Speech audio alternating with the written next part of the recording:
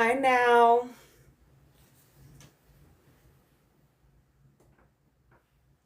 Hi Millie Mae. Hi Birdie. Hi Rachel. Hi Kiana. Hi Lace. Oh wait, Lace, you was in here tripping last night. Hi Petro. Hi Ones. Hi Kat. Hi Taylor. Millie Mae, I be remembering. Maybe because you're like maybe you either registered or you followed my page unintentionally. All I did was share it to my story. Hi Oman.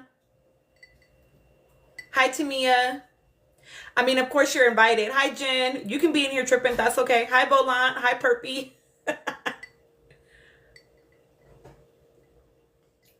Lace, you did something to be connected to me, boo.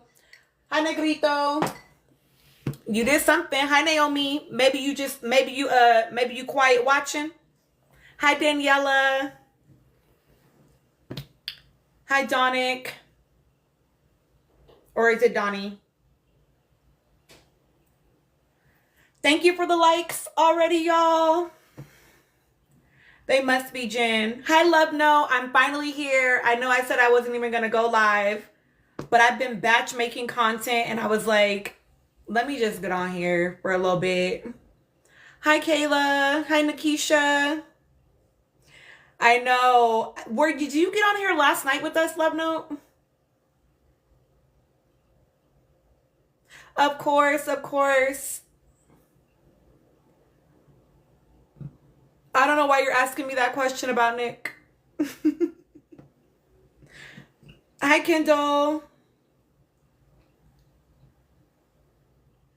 Hi Daniela. Another Daniela. Hi Terry. I attacked her for it. Tell me where you saw that. Y'all just be saying anything. Kiana, they be saying anything. Hi, Franny. I didn't, and I'm not. They say anything, Kat. They love to come in and like, I don't like your content, but I'm gonna come engage with it. It's like they don't understand how to curate their algorithms. Hi, Dr. Cecilia. I know, Nikisha. What it is that one person Lace shared the live. We weren't talking about you, Laced.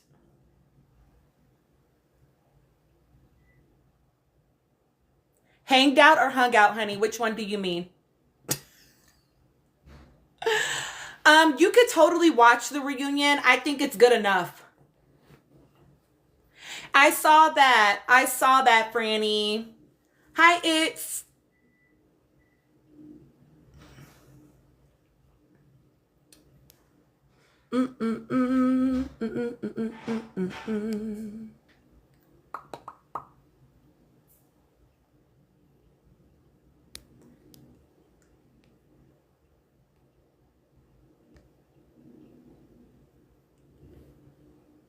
It's funny. Hi, Siobhan. Nothing much. Hi, Tammy. Hi, Brianna. I literally just came in 5 minutes ago, probably. Nikisha, don't even engage because they're saying all that as if I don't actually have a video on my page for Nick. They just be in here talking. They got out of school and now they in here. They need to go do their homework. Hi, dark skin lover girl. Thank you for the roses. Hi, Amina. They in here acting up. Mod.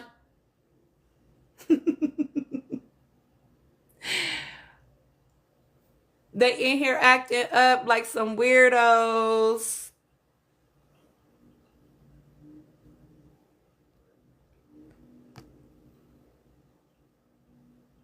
I'm good, P. How are you? Hi, Renice. Thank you, Amina. Yeah, Laced is in here, and Laced probably I need to just go to their page and block them completely because they're a fan. Right, Carmel? Just look at her. Look at her.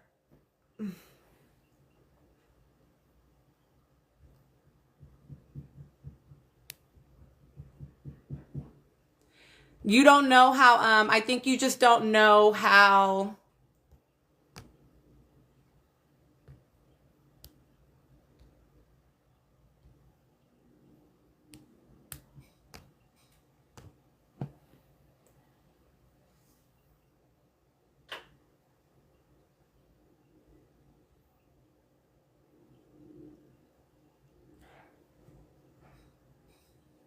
Hi, Chicken Shawarma.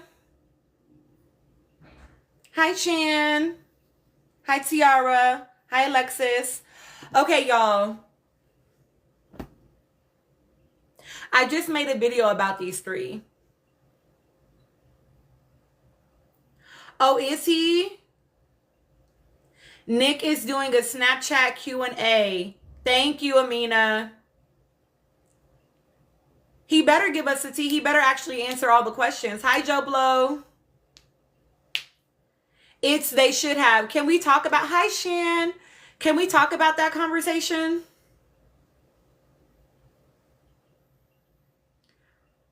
I made a video only for subs. I posted one about Shelly, and I have another one about Shelly that I think I'm going to make sub only as well. But yeah, I had some feelings.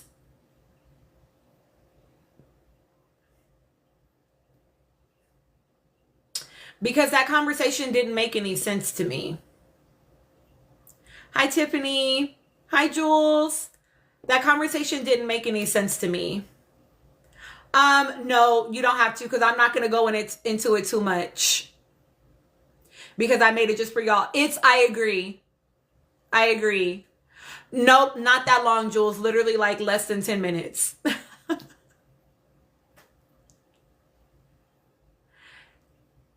Is it Karen or Kareen? How do I say your name? Zach sleeping was hilarious. Hi, Keita. Hi, Shanika. Hi, Davia. Hi, Nish. Okay, you think everything that got aired at the reunion, mute them for the whole live. I like when they can watch, but they can't talk. Hi, Janie. Put a muzzle on it, bitch. Hi, Jay. Hi, Mimi. Jules.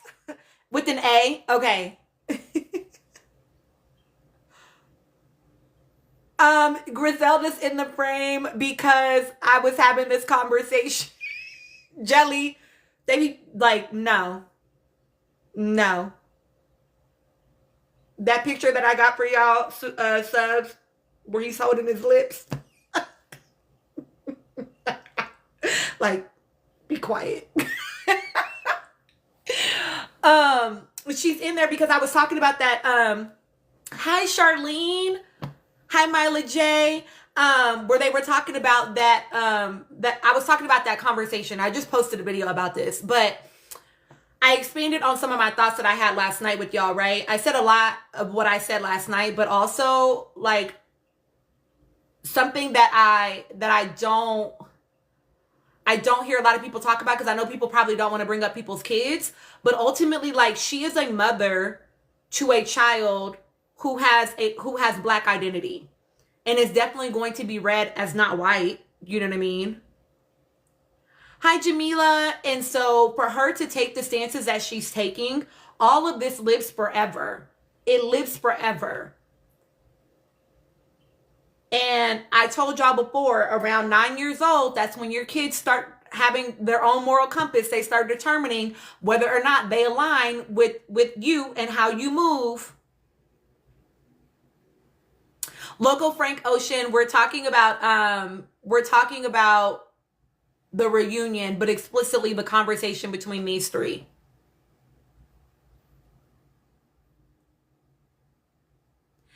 And so, child, that next split comment was,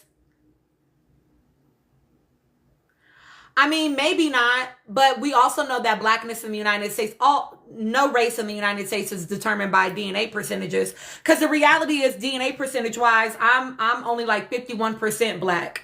But both my parents are Black. All 4 of my grandparents are Black. All 8 of my great grandparents are Black. Like, the way that we do DNA is not, race is subjective based on phenotypes in the United States.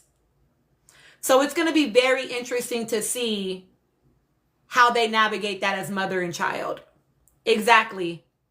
Because it's all made up, right? Like it's socially constructed, right? But so is money. I used to teach my students that, right? Like, yes, race is socially constructed, but so is money. You're not going to go into the store and be like, well, money is made up, so I'm taking this shit with me if I feel like it, right? Like, you still going to pay. So even if it's made up, it still has power and weight. You know what? A lot was left out, apparently. Mish, I think, yeah, it depends on how she raised, but that's as far as like how she identifies her blackness, but it's not going to mean anything about how she's perceived by the world. Mimi, I did hear that Jeremiah said that a lot got cut out explicitly, things about Nick defending Alandria. And someone told me that also Vanna apparently did a lot of defense of Alandria, like defended Alandria a lot. I heard that he's doing a Snapchat Q&A. Hi, Rochelle.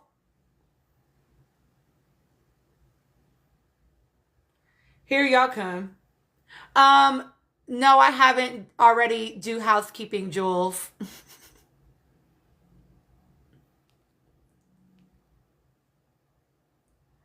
They just be saying anything, y'all. It's because her face is up there. They be like Google searching her or something. I don't know. It's weird.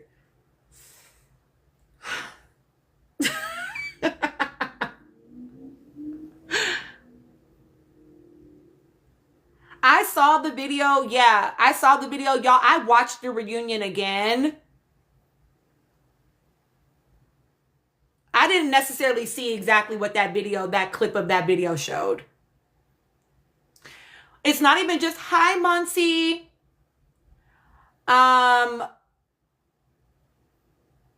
Is that a real question, Olivia? Hi, Gigi. Are you feeling better? They must. I'm gonna have to take her off because no, we keep it very cute in here.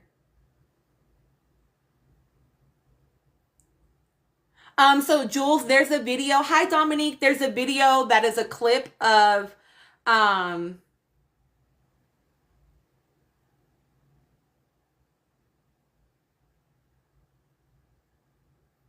there's a clip. Sorry, there was a clip of, I was reading y'all's comments.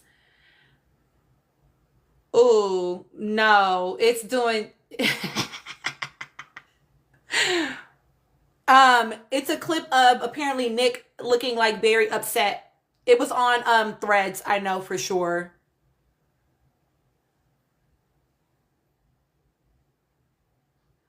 No, I don't care enough about y'all to read y'all. No shade, but I don't. Um, yeah, during the reunion, Monsi. But I think something to name, I really just don't be hearing y'all like they can say whatever they want to say. I'm too old. Like I think they come in thinking that like I'm their age, like people are their age, and so they're gonna act like how they act with them. Like I don't actually give a fuck enough. Like I'm too old. I don't give a fuck. Like even asking me, like no shade. I'm not Team Shelly or Team Alandria. I'm Team nobody. Like I'm not on their team. I'm a grown up. I hope the best for them and I like them, but I'm not on their team. I don't tussle. That's weird. Again, I'm a millennial. I grew up when we was tussling in real life, not on the internet. I'm not going to tussle with you in the comments.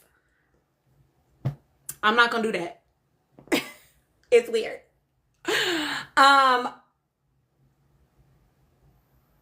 Did he say that Ace and Nick cried for her or that they just defended her?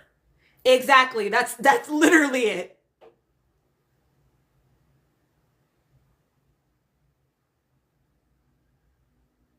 Yeah, Ariana could have kept that little comment she get, girl, just be quiet at this point. Nas, please let them know it's two different timelines. It's two different timelines. Healing with Darcy, absolutely. Absolutely. I see. Okay. Yeah, I want to see what Nick says on his Snapchat tonight. It was such a weak ass apology. I feel like this person just keeps coming in under new profiles. Yeah, exactly. The Queen of Reeds. It's like I don't have any thoughts. Just like I don't have any, like I'm not on anybody's team. I just have thoughts. So he had thoughts about Hilga and got emotional. Yeah. It was very much barely an apology from him. Somebody on my live last night, you might be in here again, was like, basically, he was like, here, damn. Like, since you gone big.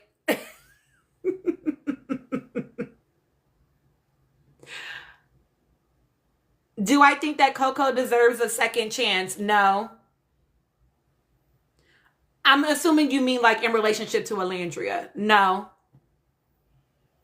In life, like sure, whatever. But like in relationship to being in a relationship with Alandria, no. I barely know you. And if you barely know me and that's the way you choose to move about me, then like I don't need to keep investing time in a relationship with you.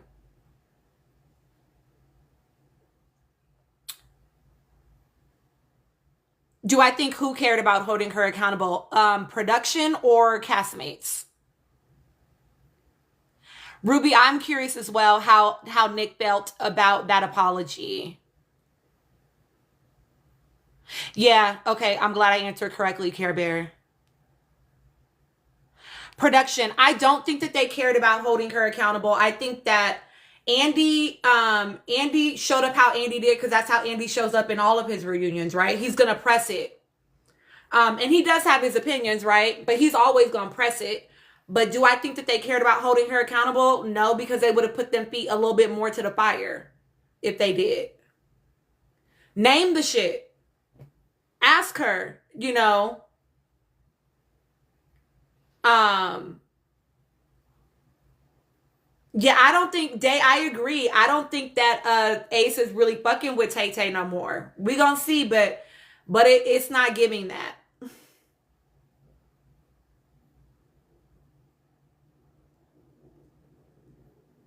Why didn't they hold Taylor more accountable for ...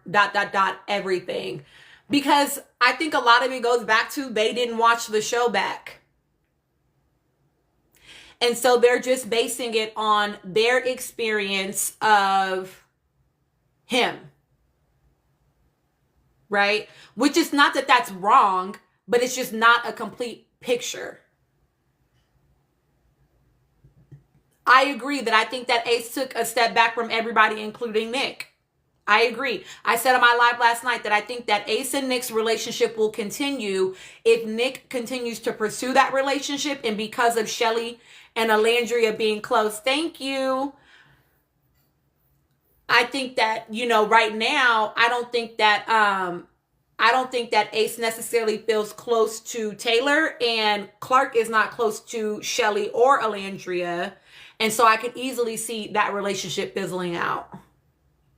As far as like what I think about Ace saying, do we clap? I think it was like a way to try to break the tension because Alandria was giving nothing to him as she should. She was paying him fucking dust as she should. And so Ace was like trying to break up the tension by being the funny guy, right? As far as Hannah saying that she didn't see anything with her and Charlie, I'm pretty sure that that boils down to what she now knows about Charlie. Because she said that she wasn't fucking with TJ based on some of his views. And Charlie is, he's also down some of those same pipelines. And so I'm pretty sure that was once she got out of the building, she learned those things about him. That's why she's not really fucking with him. Dark skinned lover girl, Charlie was keeping it very real. Hi, Ebony. And I loved Luna that he clocked Taylor. Now that Taylor should have gone home because we now know that yeah. Okay, what did y'all notice? Now y'all know I like to talk about the peoples. I am gonna put They kissed? When did they kiss? I am going to put a video up about these two. Hi, Miss Suber.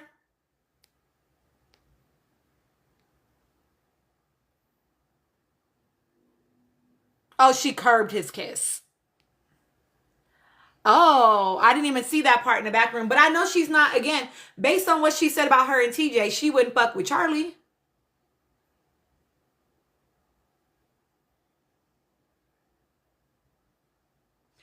Clock it, it's Amaya was overcompensating when she was talking. It was so fucking awkward. But I'm going to make a video for y'all about the body language. I have one in my drafts right now about Iris and Pepe because these are two couples that we know are broken up. But this was filmed before they officially broke up, right? And so you'll get to see, and I'll point out some things for you about how their body language was already telling you a story anyway. I've been talking about these two and their body language for a couple of weeks.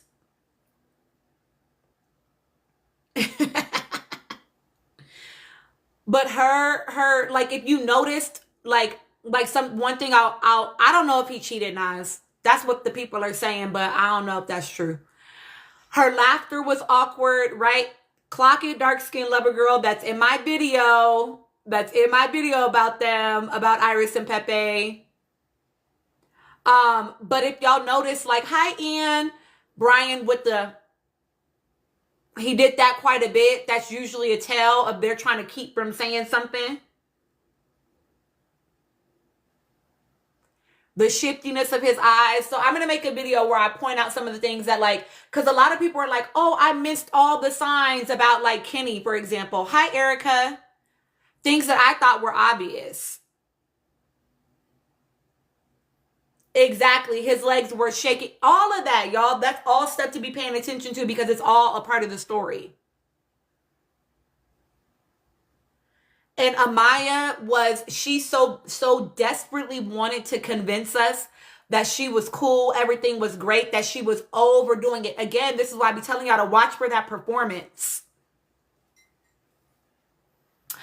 Thank you so much for subscribing. All of that is about performance. You have to be watching for the performance. Same as Hilga, Shanika. Clock that, right? That's why she was laughing at everything. Maybe she thinks it's funny, but more so she was trying to show, oh, I'm so unfazed. I'm so over it. You know, like it was, I'm so cool, girl. Love you too. Yeah. Luna, when she said that, do I think Brian played Amaya? I think that Brian and Amaya were more in the game together than people like to admit.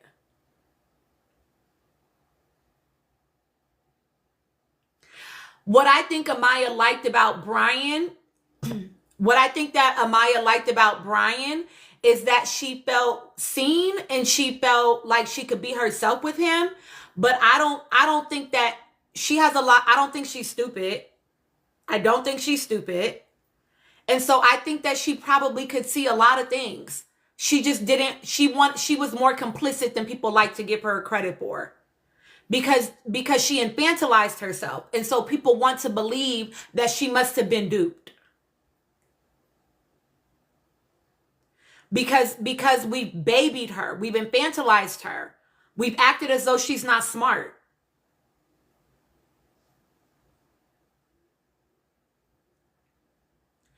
And so I think that she knew a lot more than she let on about. Kiana, unpopular opinion. I think that, hi Tata, I think that Zach was a better fit for her.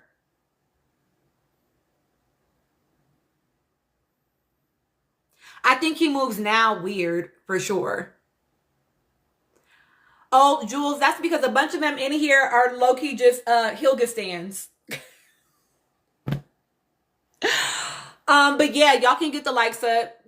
Y'all can get the likes up, period. Okay, so the reason why, nope, I'm actually not being funny. Let me tell y'all why I think that Zach was actually a better fit for her.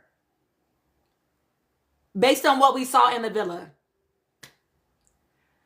Zach was the only boy, the only man that we watched where she would come at him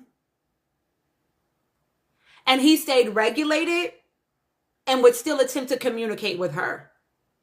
Exactly, Jules. He tried to get her to regulate her emotions. He was the only man that did that in the villa. He was the only man that when, I don't think they actually need to retry, because I think that she needs to sit down and talk to somebody. But I will say that every time they had a disagreement, Zach would come back and talk to her again. He was the only man that we saw do that with her. And as someone that is so high, she dysregulates at such a high rate, she really needs somebody that can keep the calm. So in that way, I felt like he was much better for her. Perpy, I hear you. And I will say this about Ace with her, right? Is that Ace was definitely doing it in like I'm going to like control this conversation sort of way. Whereas I feel like Zach was more so trying to meet her there. He had a lot of accountability. He used a lot of I statements. He took a lot. I shouldn't have done this. I this, right? And she didn't have really any men that she didn't get. A lot of them tried to make it a her thing. And he was one of the only ones that did not do that.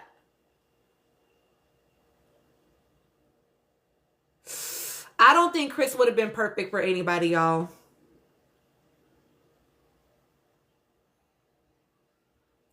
I agree, Day, about Ace not doing conflict well. I think that's an area for some strength development. Do I think she provided to Helga in that villa? Wait, hold on.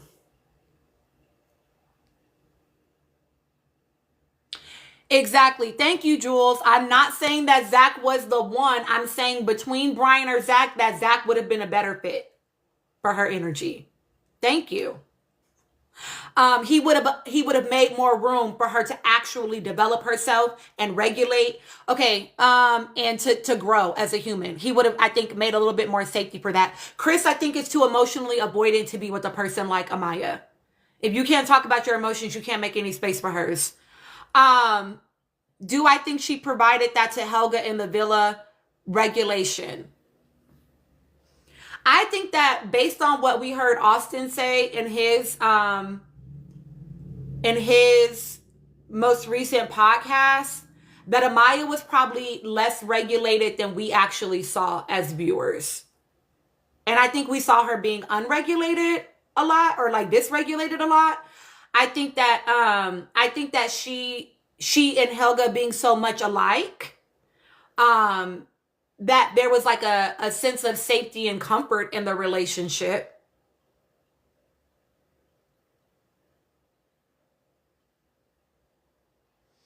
I think so too, Shanika.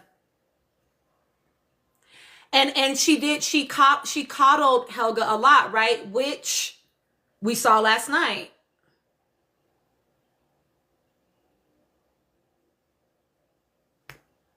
She held that girl's hand almost the entire reunion and affirmed, yeah, that was mean. But when the anti-Black racism got brought up, she was on mute. She didn't have nothing to say.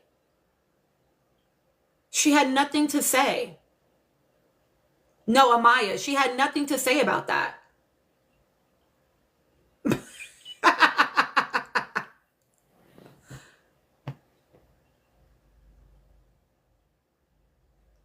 And so for me, that's weird. And that goes to like what people have been talking about with how sometimes Dominican people will identify only with their ethnicity and not with how they're perceived racially in the United States.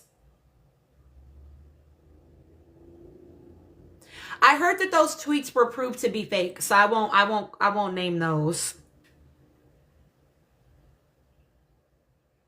Exactly, Day. Dark Skin Lover Girl, you think they're both gonna go? Does she healing with Darcy? I don't know if it's like real or not, so I don't typically comment on it unless I know it's like actually real.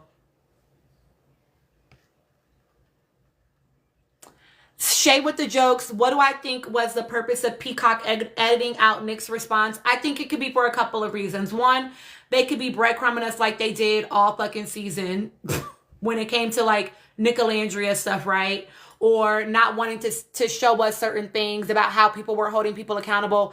I also do think it's very potentially possible that production did not want it to look like men were ganging up on her and to further the bully narrative. And so they may have let that conversation only be between the people that were impacted, if that makes sense. Miss Subber, do I think Amaya presents / is perceived as a black woman?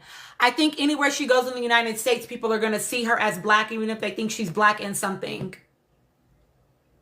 I definitely think that Brian's body language gave guilty for something. Shame and anxiousness. And he was definitely trying to, again, I talked to y'all about, right, that he was doing. He was definitely trying to suppress something. He was trying to keep something down. Yeah, Beatrice, I wish that they would have shown that at least. Exactly, Jules. She's definitely going to get the, yeah, I know you black, but you black in what? You know what I mean?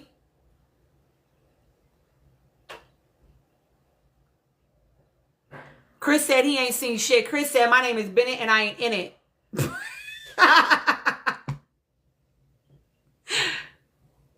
That's wild, Healing with Darcy, because on her live she said that she was Afro-Latina. But I guess this furthers people's narrative, right? That ultimately she's going to do whatever she thinks is going to get her the most support.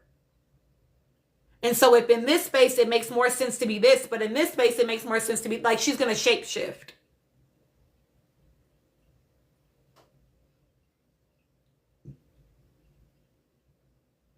Did y'all see? Okay, this is what I don't think a lot of people clocked. Is last night, did y'all notice when Shelly and Hilga were having that first conversation about Chris coming back to the villa and Chris was shaking his head, nodding his head in agreement with Shelly? Did y'all notice that?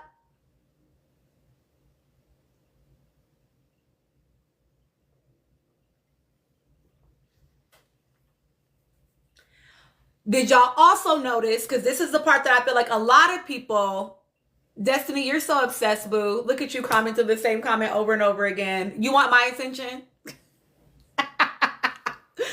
Did y'all also notice when they were having the conversation about racism and the anti-blackness, Meech, because I play all day. And Hilga was saying like how, oh, I'm against that. I'm never for that. I'm not da-da-da-da-da. Exactly. I know. But like, when she was saying all that, did y'all notice? I just want to know if y'all noticed. He went. It was given, why are you lying?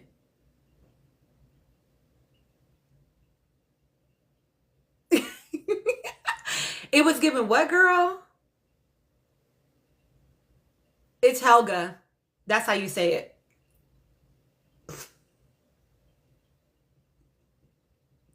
And so for me, it was given, oh, I wonder if they've had conversations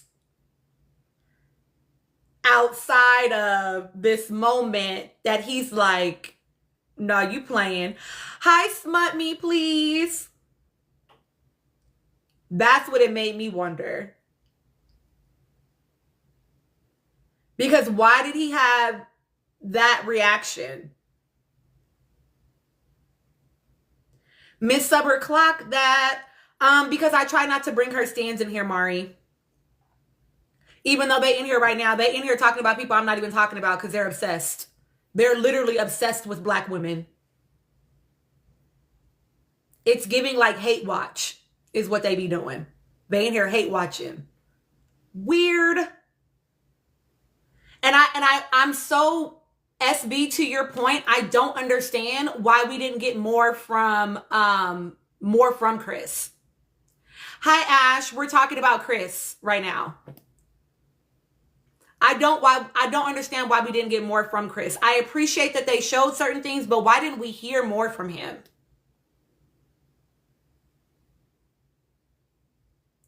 Thank you, The American Dream.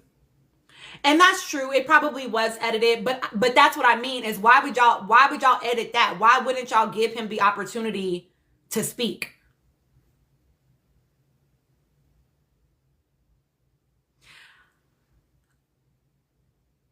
Hi, Eva. Yeah, like I agree. They gave Austin so much camera time, and he gave as much at the reunion as he gave in the fucking villa. You could have kept it.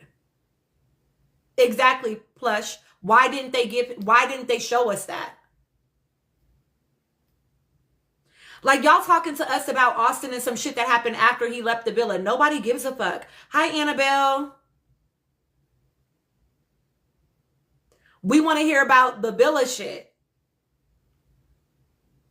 I know, Jules.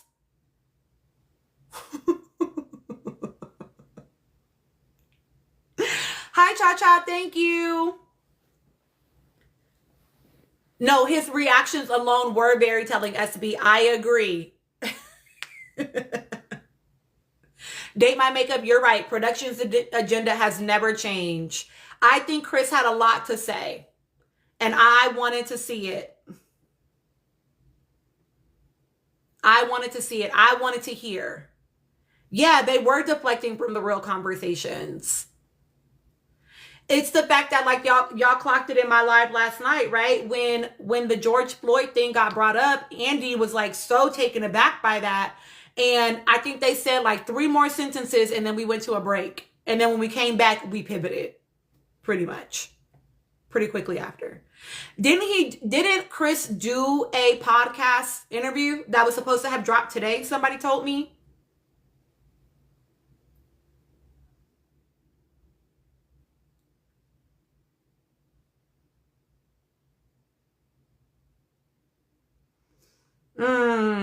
Ace is sitting down with Speedy. We'll see how that goes. It's on Patreon. They think I'm about to pay to watch that interview?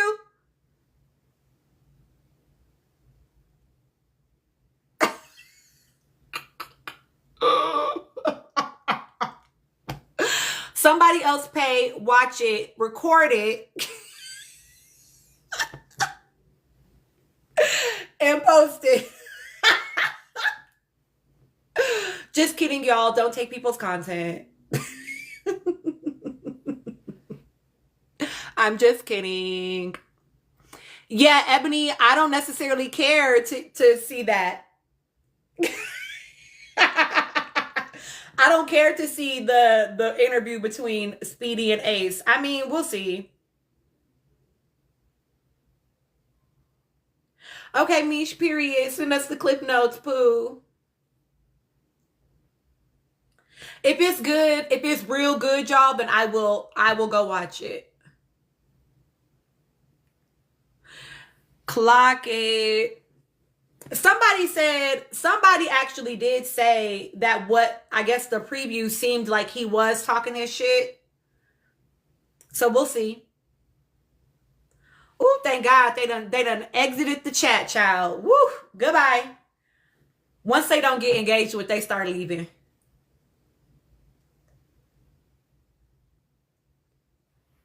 We'll see, Love Note. We'll see. I haven't liked all of his takes this season personally. Like when I was watching his videos, I didn't love all of his takes. And I'm gonna be honest, when he had Andreina on there and he was like trying to help her get on, I wasn't really fucking with the way. No, it's okay, Siobhan. I wasn't really fucking with the way that he was talking to her. I didn't like it. Period, Amina. Okay, you want to talk about Iris and Pepe? What about them? Beautiful gowns.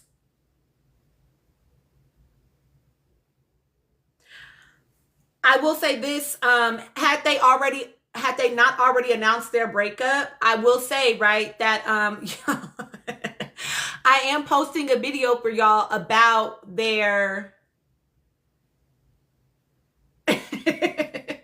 I I am posting a video about like their body language. The rumors, Asher, that Pepe cheated, but I don't know if that's true. I try not to dabble in like rumors. And exactly, she tripped over what they are. They did not come united. And I don't know if y'all clocked it. I'm sure y'all did, but him saying they're very different. Like their views on dating were very different. And then her saying, well, not very different.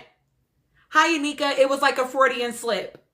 And I'm like, what are y'all putting on? Like, I think that they just didn't want to admit that they were just cool in it as a couple. And I don't know why. Like, why is that a negative thing? Why can't it just be like, we just having fun. We cool in it. We gonna see what's gonna happen, you know?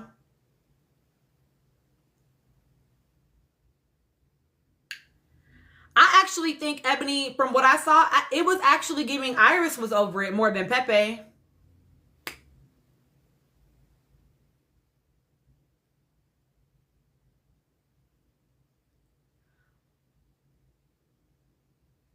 Mm-hmm. Anika, yeah, I watched it for a second time earlier today. Ash, I listen. Listen, when they asked her about her and TJ, she was so clear on what that was, but she was struggling about what was happening with her and Pepe. She could not get them words out.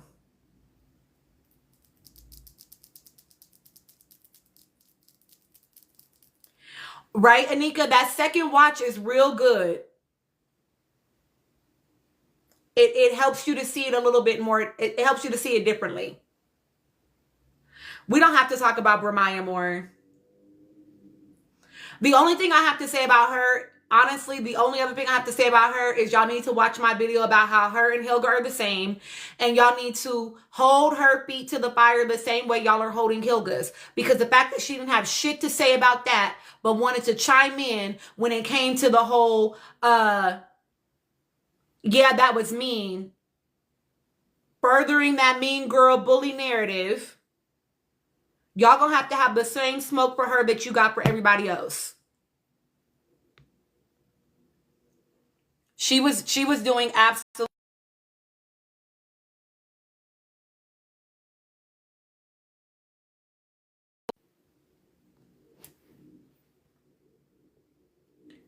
She has been weird. She has been weird. Pepe is a grade A cutler. It tricks folks into thinking the connection is stronger than it is.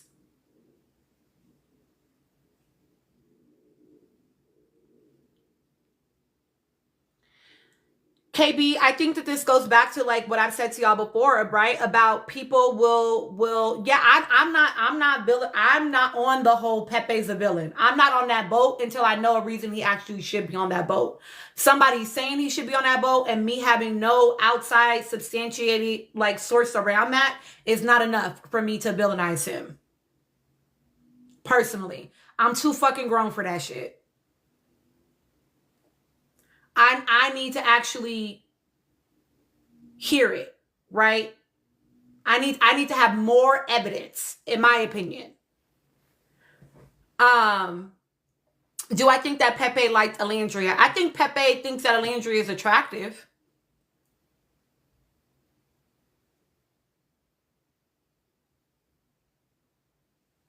Yeah, until I hear it from Pepe or Iris, I'm not going to get on that boat that he cheated. Yeah, again, to Jules's point, if he liked her, he would have stepped. I think he thought she was attractive. That's not the same thing as like wanting to be with somebody, you know what I mean? I think that a lot of the men in there, I mean, all the women in there are attractive. They're gorgeous. Right? They wouldn't be on the show if they weren't attractive women. Iris's best friend confirmed it. What did she actually say?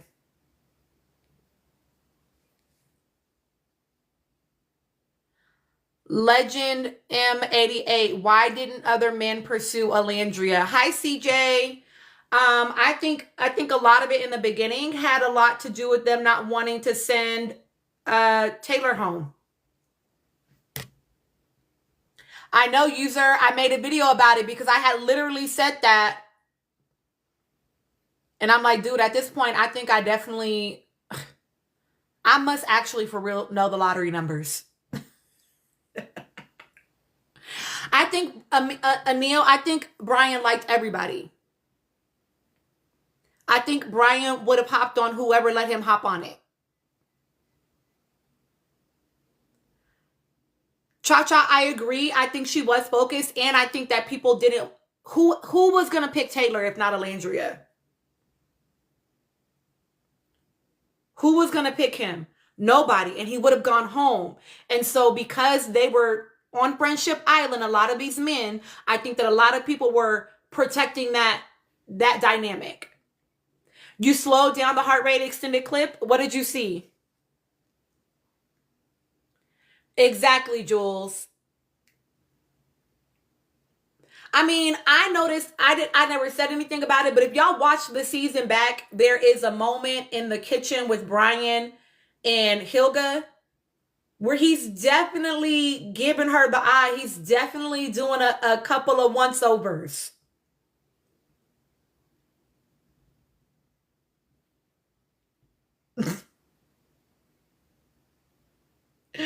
Aspen, you're so corny.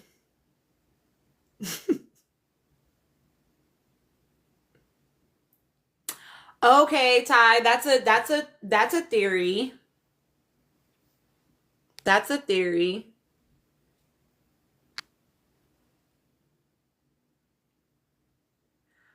Okay, y'all, okay, Chris used whipped cream between Shelly's legs and was licking it as he should.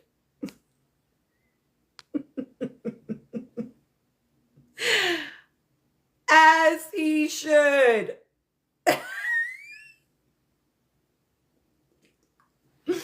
I actually hated the fucking heart rate challenge this season.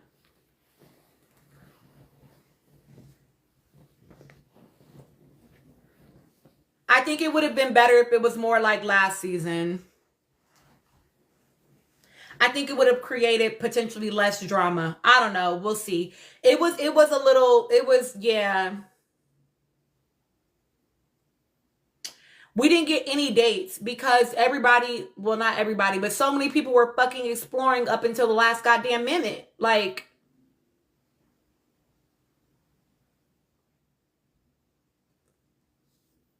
Janae is still undefeated.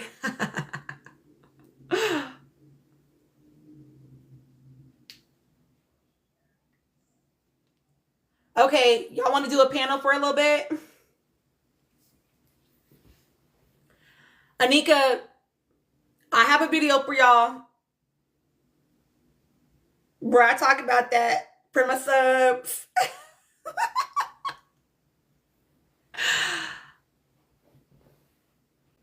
Wait till all those people leave.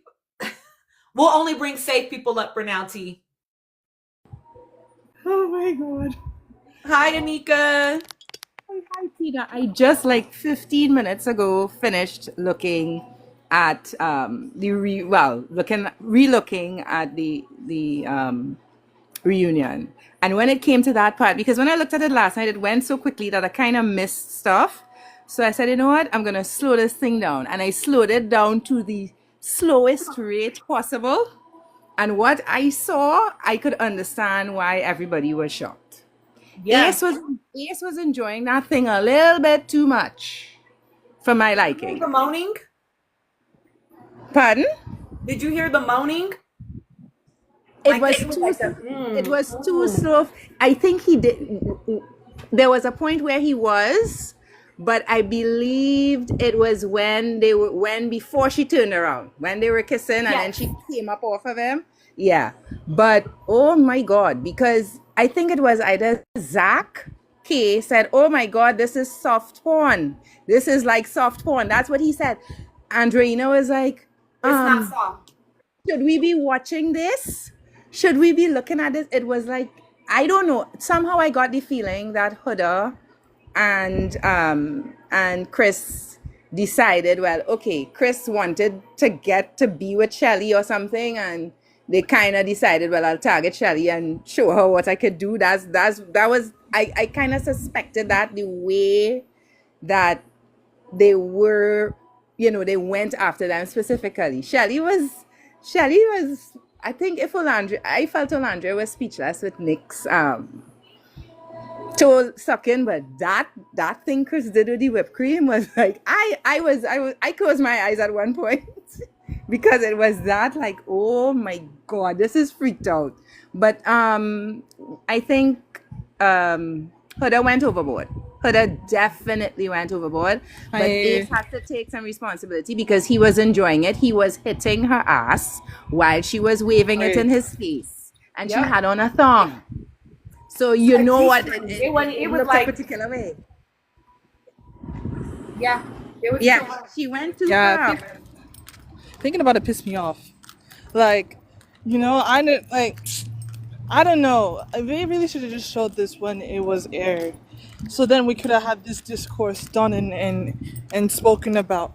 Because I'm not saying like, oh, it's old shit, like we shouldn't be talking about it, but it's like, how do we contextualize this now, knowing what we know post They Villa? they couldn't have shown that. They could not have shown that as is for the show. That's crazy. They could not have shown. If they showed that, I think the network would have been flagged because that to me. I mean, Zach K said it. We watching soft porn. That's what was going Yeah, on. yeah, that is crazy. I do think that Ace didn't get enough flashings. And he won't get enough flashings because it's post the moment, you know what I mean? Like, most people just come up with their mind. But I'm not saying like, oh, I feel bad for Hilda, because I don't. I really dislike her, as you guys know. But I do think it's unfair that she received all the lashings when Ace was definitely egging that shit on. And I Yeah, he do was. think that they're both culpable. Now, I still do think that Hilda is more culpable in the sense of Shelly's anger, because again, Shelly said that it's not necessarily the action of what was done, but the principle, in the sense that when, Huda was stupidly, locked in with Jeremiah first week, God forbid anyone look at Jeremiah, let alone attempt to kiss him like they normally would, because it's Love Island and it's a challenge, or even put it for a chance, because it's Love Island and that's the point of the show, to pull people for chats, you know what I mean? God forbid they show any interest in Jeremiah. She crashed out calling people, swear words and whatnot, right? So again, I think Shelly's point, in the sense that it's the principle, because I didn't even touch Jeremiah. I And respected you on that, even though it was crazy. P, to add to your point, if you all noticed, when Huda was asked if Jeremiah, if it was a case where you were with Jeremiah and Jeremiah was the one that was happening to, how would you feel? She totally neglected to answer that question and focused on Chris. And she said, well, Chris was wrong and he was doing a thing and I was cheering him on. They didn't ask you about Chris Hubcap. They asked you about Jeremiah for a reason. Why are you not? Her whole thing there was toxic positivity. And when I looked at it with I don't hate anybody. I dislike her ways, but looking at it again, I dislike her even more. Because what she did was diabolical, not only to that issue with Ace, but she did it to Olandria, she did it to Shelly, she did it to Grayson, she did it to Jeremiah, Iris, Amaya. she did it to everybody. Yeah. And I know, last night I looked at Blue's live after, and she was talking about something that Huda did with regard to Shelly when they were showing that clip, and she called it fawning. Now, when I read up what fawning was, it's still not fully making sense to me how Blue put it across, because what she is saying is that Huda really wanted Chris for herself, but she used Shelly as the buffer to say, well, I'm doing it for you, but it's really for me. Now, when I read up on phoning afterwards, my understanding, and I could be very wrong, that fawning is a strategy to appease somebody as a trauma response Yes. in order to kind of stave To off avoid danger. harm. That's how Yeah. I saw it. So I don't know what quote unquote danger Huda was in. I saw it as more of a selfish move that she was making, but she was layering it by saying, well, I'm doing it for you too, but the selfish intention was that it's really for me. Yeah. That's how I saw it. Yeah, I'll speak to that real quick, Anika, and then I'm gonna have the whole panel share thoughts.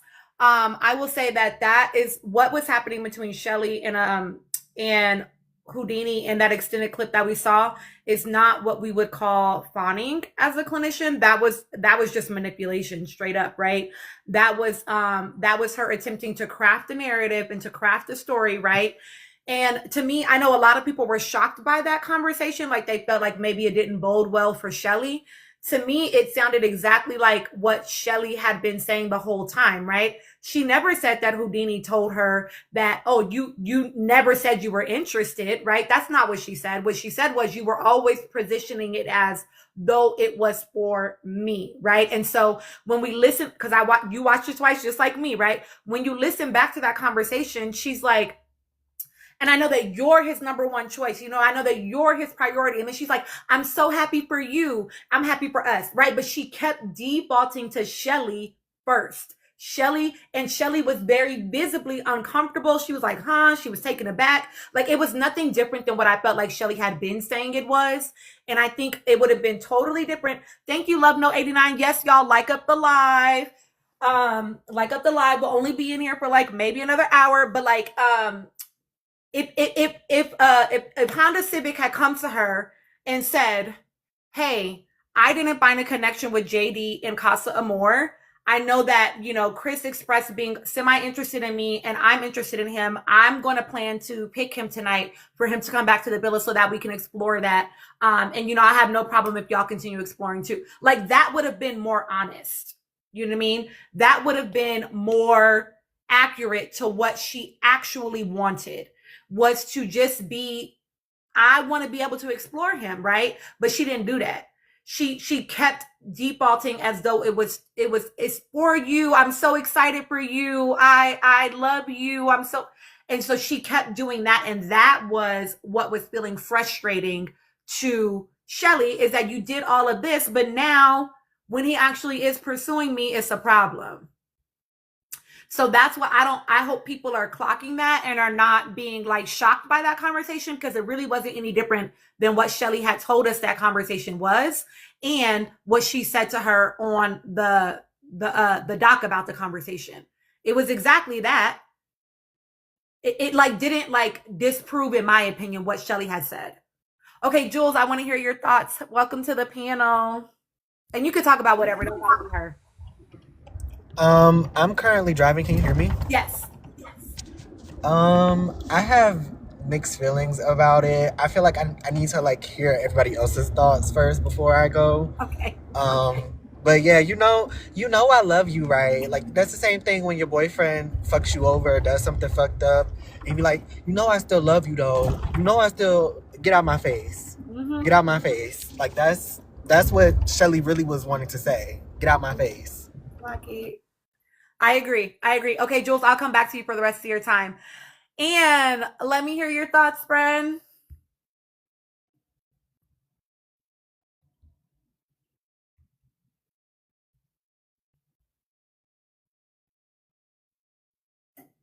Exactly, Ash. If Honda Civic was true about her intentions, then why was she? I'm here. Sorry. No, you're fine. Go ahead. I'm in the bathroom. Anyways, here's the thing. So did you guys see how Honda posted about she wanted to speak to her relationships on her own terms in that story that got deleted? However, you went on a public red carpet, which Andy said. So how you not want to talk about it, but y'all literally went public. You kind of hard launch your relationship because you both are, how do you call this? Well, mostly him. He's a Miguel hater and he's a cloud chaser. So why not get with the champion of, well, not the champion, the most polarized character of season 7 trying to remake Leah and Miguel. You could never. Here's the other thing that kind of bothers me. It's that, let's tell the truth, I did call Shelly a hypocrite for getting mad at Ace. Hear me out. Because now what happened between her and Chris is way worse. I thought I saw sis double back, but apparently Chris was between her cooter cat and licking on her thighs. So I think the Leo in Ace felt challenged and he got her back and he was feeling petty. And then we're like, oh, Huda went above. Here's the thing. Shelly is still justified in her feelings, one, but two things could be true at once. Where is the line?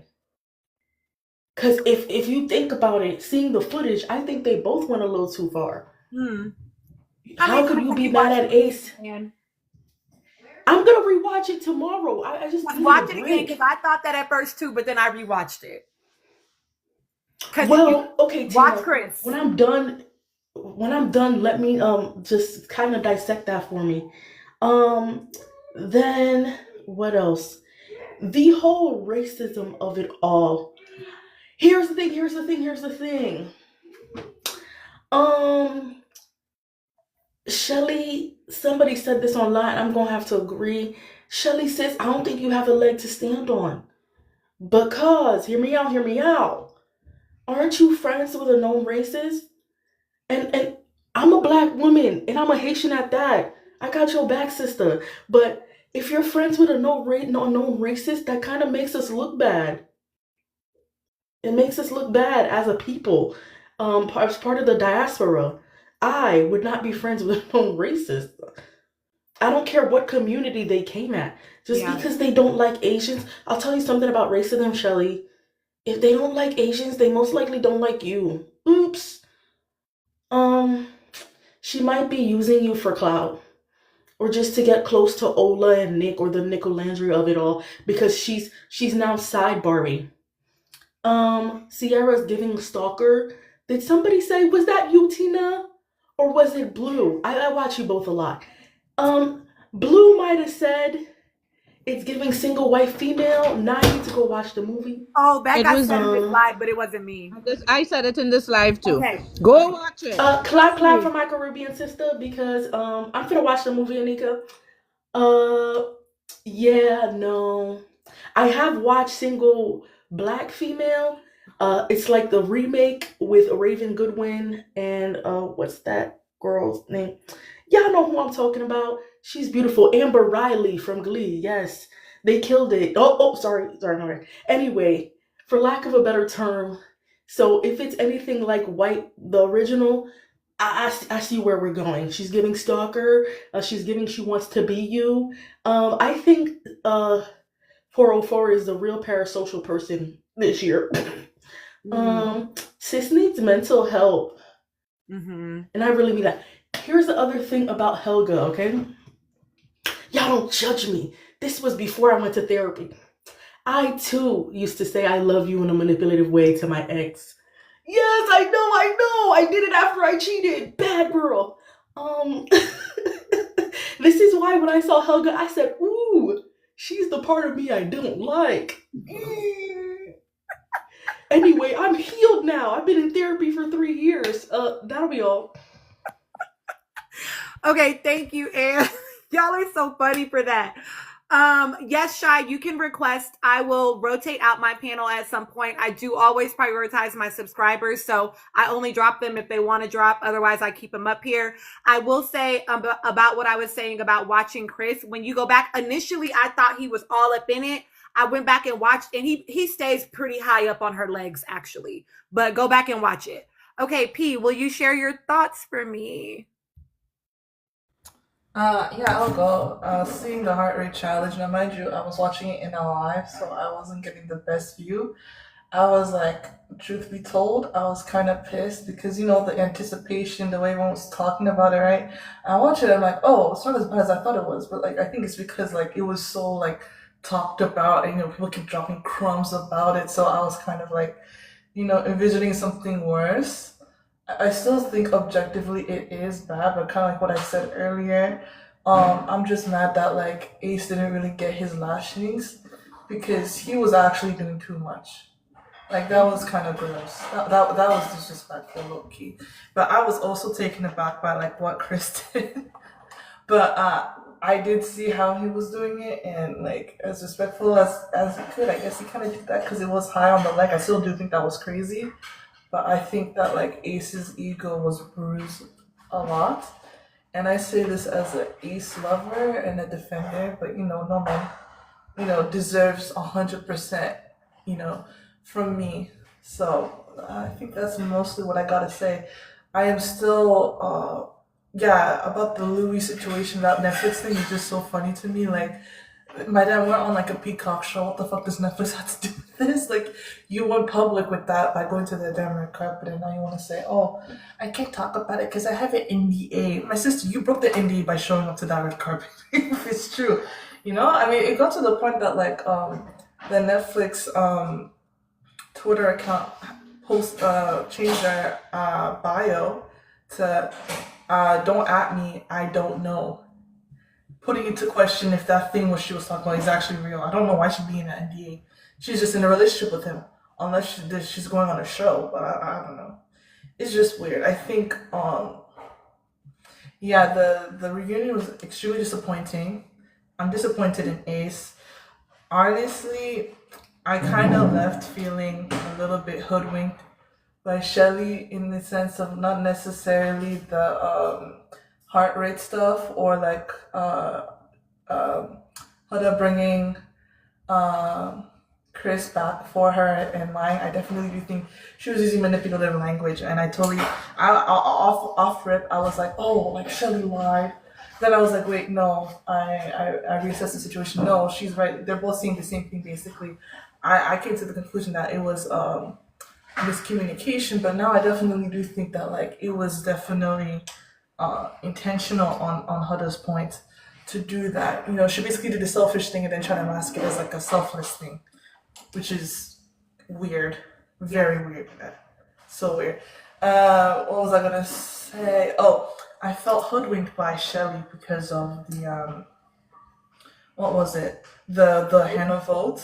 I thought the way her explanations were really dumb and too, I won't say vapid, but like vapid in the way that the show has been very vapid. Like it's not even about like, oh, actually finding love or finding couples.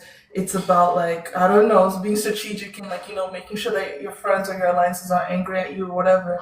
I think that her reasoning was like unserious. And it really made me disappointed because I think that like that on top of everything else we've seen when it comes to her and her relationship with Sierra, I'm like, oh God, it's just one thing after the other. You know what I mean? When I'm okay with her, then it's something else. You know what I mean? Like I don't know. She's still like on my client list, but it's just frustrating.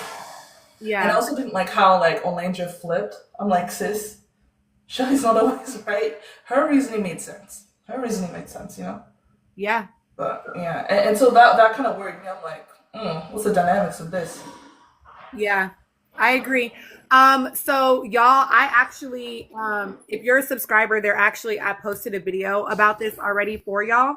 But I will say to someone, Cha-Cha, you said, Shelly was parroting Ace. It definitely gave that they had already had some conversations about it, because to somebody else's point in here, nobody had that conversation for Nick and Sierra.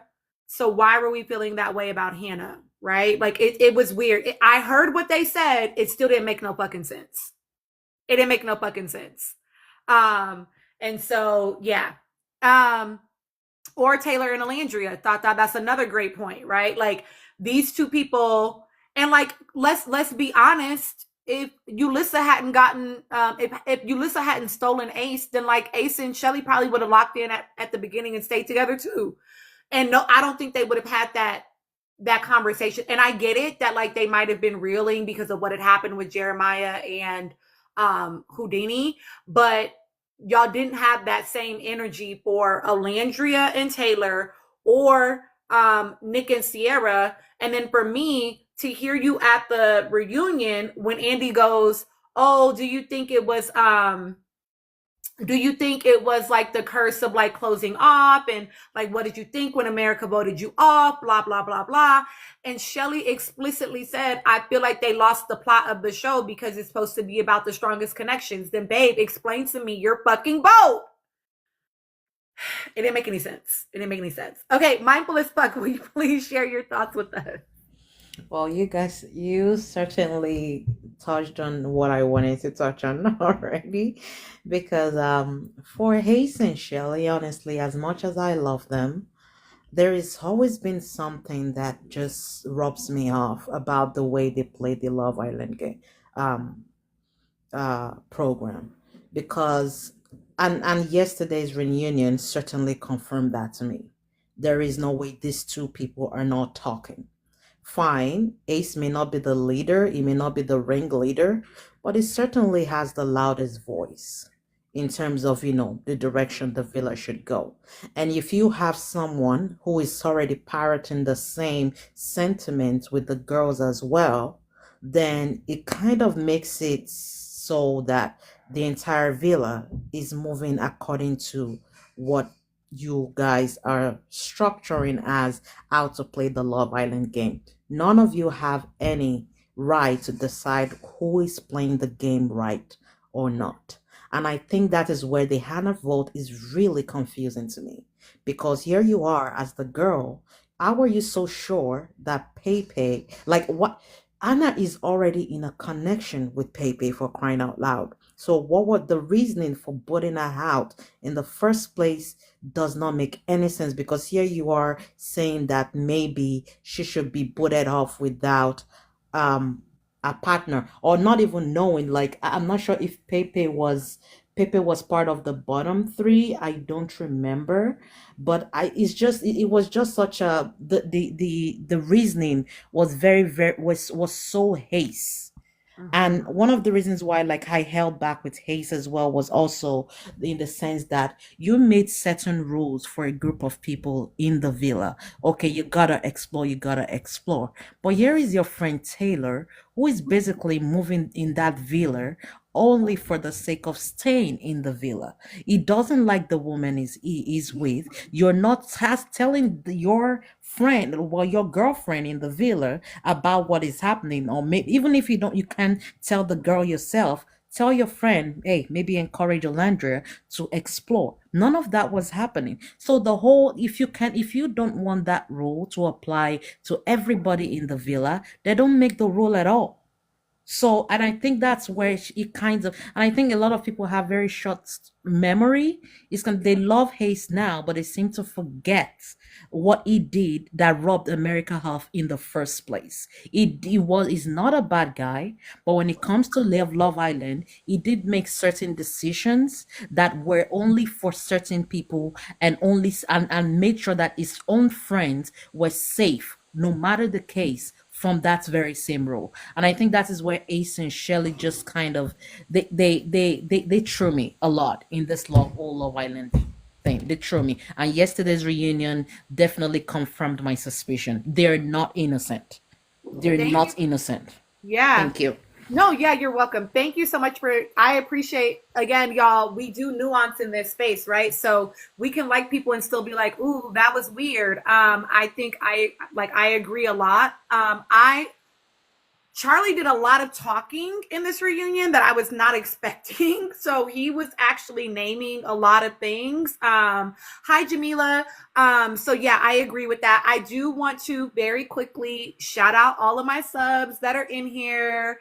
So thank you so much to Kiana, House of Seven Goddesses, Ty, Love Note, Miriam, Jules, Kay, Trini, Mila J, Shanika, April fucking Flowers, Shayla, Deidre, Alambia, Cha-Cha, P, Amina, Monet, Jay, Tata, Doreen, Ann, Jamila, Denise, my new sub, welcome in, M, and I think that's the only ones in here right now. Thank y'all so much for subbing. I appreciate y'all. Okay, Tata, go ahead and share your thoughts, friend. Y'all, first off, I've been crying all day, partly because I popped my fill-in cap off and I'm in extreme excruciating pain. and partly because I'm just at this Love Island situation has made me so emotional and so triggered. I can't even put into words like my emotions. And I did say, like, I made a video today. I did say I didn't want to like make videos to like criticize the black folks because I know it's not a safe space here to criticize them. So I was like, I'm gonna wait for a safe space to do it here. Um, I feel like the thing that's making me the most angry is watching the black community flipping over backwards to rewrite history for Ace. Mm. I can be the first one to say watching Ace has a lot of ego. So to watch Ace say my feelings are hurt, it tore me up. Because I know it he's really hurting and you could see it, you could feel it. However, my mom always says sometimes like the simplest answer is often the correct answer. And I feel like we're all forgetting that gut feeling we all had towards Ace. And it's like we're all trying to make it sound like it didn't happen. And the reason why people felt like Ace and Shelly were scammers or playing a game in the beginning is because you couldn't put your finger on it, but you felt it. And I felt like watching when Nick said, I know you guys feel strongly about Jeremiah, so I'm going to let you all talk. You could tell that he was not in on the pact that Ace and Taylor had and how they felt. When Ola spoke up for Anna, you can tell that she was not in on the pact that Sierra and Shelly made. And you could tell the way the looks Shelly often gave to Ace is because they had been talking. They had a game plan and they moved on in that villa from the jump. And you can't convince me otherwise. I'm not saying that they cheated their way in the game, but they had a game plan and they stuck to it. And that gut feeling I had, now I don't like Austin, but that gut feeling I had thinking Shelly was just playing in our faces, trying to act like she liked her connection with Austin is because she and Ace had a game plan and they were on a timeline where they were gonna come together. And everyone else's reactions were fucking up their game. And that's the reason why Ace was feeling so strongly towards Maya, towards Huda, because they couldn't be regulated and they were fucking up their plan. You can't convince me otherwise. Now, the next thing that hurts me is I love Nick, and I said that like I've always been in white spaces, so the way Nick is moving doesn't shock me one bit, because I know a few good white people, right? But I'm thinking there were 5 black men that I can count on Love Island. And we can't have the same conversation we're having about Nick for not a single one of the black asses. And that shit is tearing me up. So watching us flipping backwards so we can make safe space for Ace while he didn't do shit, and he moved slimy behind both of those black women on that show is pissing me off, because I can't understand how we're having a conversation about how black men are not showing up for black women, moving for black women, but we're perfectly fine justifying flipping and reversing so we can give a safe space. At this point, I'm thinking, fuck his feelings. Because Ace and Taylor were ready to dump Olandria the second Taylor's preference showed up. And we're forgetting that we're trying to talk about Ace's feelings. Fuck Ace's feelings. How you calling Olandria your sister? Is this the way you move about? I don't understand how we're okay with 5 black men getting on that show and not one other black asses did anything right by these black women. Meanwhile, we watch 4 white men speak up for. I'm so angry. I'm so angry and I'm so frustrated. I feel like the younger generation is listening to us having these conversations, and then the way we're moving about these, and we're okay with these black men, and we're asking these black women to still find it in themselves to make safe space for black women after we watch them in 4K move the way they moved. I'm confused. Yeah. Thank you, Tata. I totally get why you've been crying today. Welcome in to my subs that just joined. Welcome in. I totally feel that. Oh, and Robert, thank you so much for subbing. I totally get that, right? Like I hear you completely. y'all know me, I do always think that two things can be true. Like, yeah, to your point, he is clearly obviously very hurt. Like that's obvious. And I agree. I don't like the way that he moved when it came to why are you coaching this man in some respects around how to be in a relationship. Like if he don't know to do it, just I don't, yeah, that part I didn't like, you know, like I just feel like let him figure out, like it shouldn't be about gameplay to the point where you're willing to let somebody be played with. You know what I mean? Like it shouldn't be about it to that point. Like I get it, that's your man's, that's your dude, that's your homie, I get it, but like not to the point where you have to coach this man on how to just show up. You know what I mean? And if he don't got that in him, then like just let him not do it. You know what I mean? That we saw, no, I will say maybe he did it with no help that time. But that also like only furthers the point, right? It's like, why did you need help with the Landria but not Clark? And that just go like, cause you wasn't fucking feeling her. And they should have let Alandria move around. They shouldn't have tried to ramp up when I don't think she was ever gonna choose Jalen, but they still should have not. Don't add pressure when you know you're not really fucking with her like that. You know what I mean? Like, don't do that. But it's because motherfuckers wanted to stay on the island. And I get it. Shit. Hey, I get it. And it is whack. It is slime ball behavior. Like you didn't have to do that. You know what I mean? Cause I feel like Helga should have been like, I ain't got no connection leaving Casa. I'ma go home. Go home. You know? Okay, and I know that you wanted to add thoughts to that, and I do see another sub. Hi, Gigi. Hello. And did you want to add some thoughts to that real quick? Big Mom. Yes, I do. What happens is, you know what? I'm mad at myself. I gaslit myself into, downplaying my feelings about Ace. Here's the thing. I do believe Ace had the villain edit.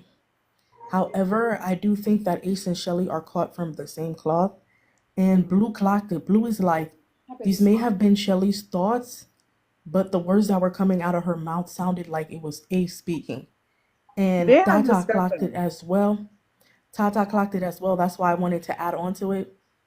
Hey, Chris, my Sagittarius twin.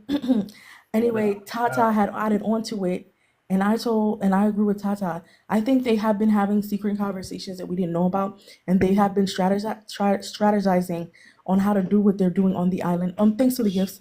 Here's the thing. I don't how do I say this? I think him strategizing the way he is, being the Leo that he is the reason why they lost. Because the precedent that he set for the island, if you couple up too early, you leave. And see how the minute he got coupled up, he left? Then he set up Amaya as the sympathetic character. You set up Amaya for the win, dumbass. Here's the other thing.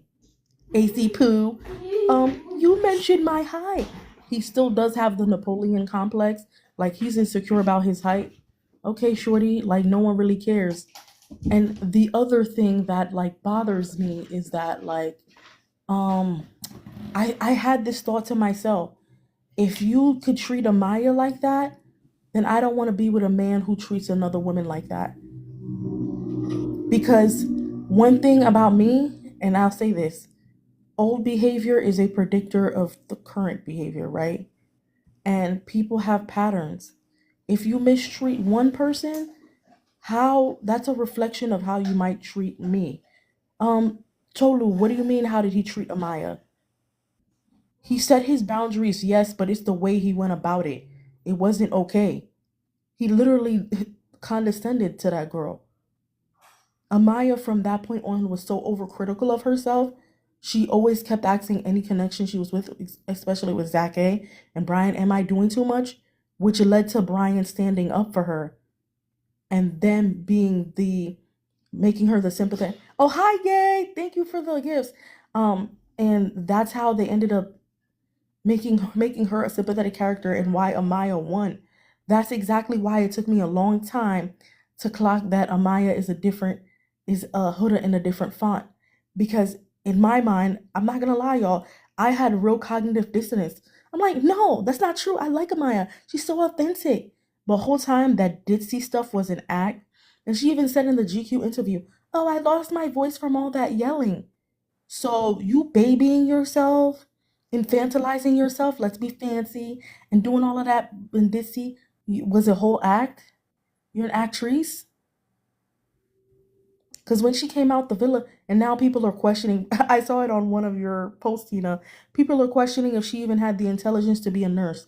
That's how good of a job that you're doing at playing Ditsy. And I'm not coming for you, sis. I'm in the medical field. I'm not coming for you. But your act was so good, people are now questioning your career. You did that. Yeah, so Ace and Shelly deserve each other, and the both of them are the clash of the egos. It's a matter of time before they destroy each other. That'll be all. Anika, fantastic point. If y'all know anything about Paris Hilton, listen to what her regular voice sounds like versus the voice that she gave the public in the early 2000s when she was building her image. And she speaks explicitly to that.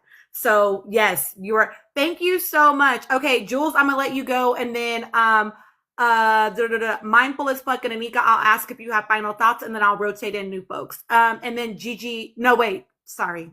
Let me say it again. Jules, I'm gonna let you go. No, Rosaline, there's no hate for them in here. Are you new to my live, Rosaline, before I say anything else? Yes, love, no, absolutely. Just request, babes. Okay. Yeah, there's definitely no hate for them in here.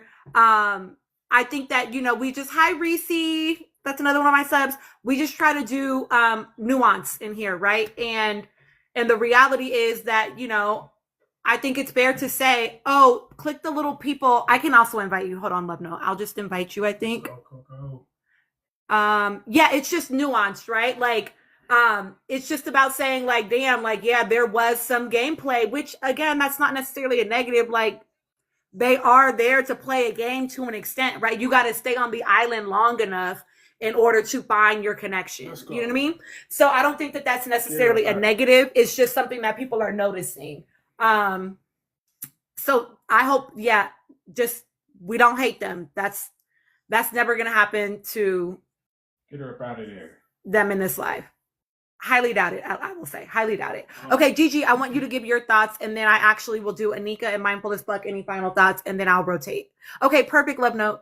1 or 2. Oh, it's me. Hi. So just to be clear, there's never any hate in this live. Just a quick housekeeping. We are at 58K, 59K now. When I logged into here about an hour ago, I was stuck at a open house and we were around 50. So I think that we need to be tapping this screen and getting it up because this is a very engaging live. We have very engaging panelists that come up here. So we need to tap the screen and join the subscripts, join the subs. There are 2 tiers. Y'all hit up the tiers so that you can know what's going on. There's the yapping that's happening. We have sub videos. If you get the other subscription, it also includes a Discord. There's a YouTube channel. There's also going to be a book club. So you need to join. And if you can't, that's okay. Make sure you're tapping, making sure you're sharing this out. Now, moving on to my thoughts. Let's see. Ace. I don't have a lot on Ace because I am a reformed Ace hater, I have to say. So, but the one thing I will always hold him for is the fact that the way he talks about Elandria and the way I feel indifferent about the way he treated the way he dealt with the Amaya situation, right? But the way my smoke for him is the way he treated Elandria.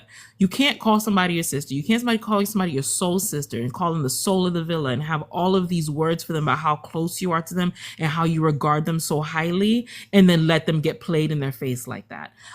That's my biggest issue with Ace is you knew Taylor didn't see it for her, but you prioritized your brotherhood with him over protecting Elandria, which is a dark-skinned Black woman. Black women are the least protected demographic out there, of all colors, and most of all, the dark-skinned Black woman. And you let this man play in her face.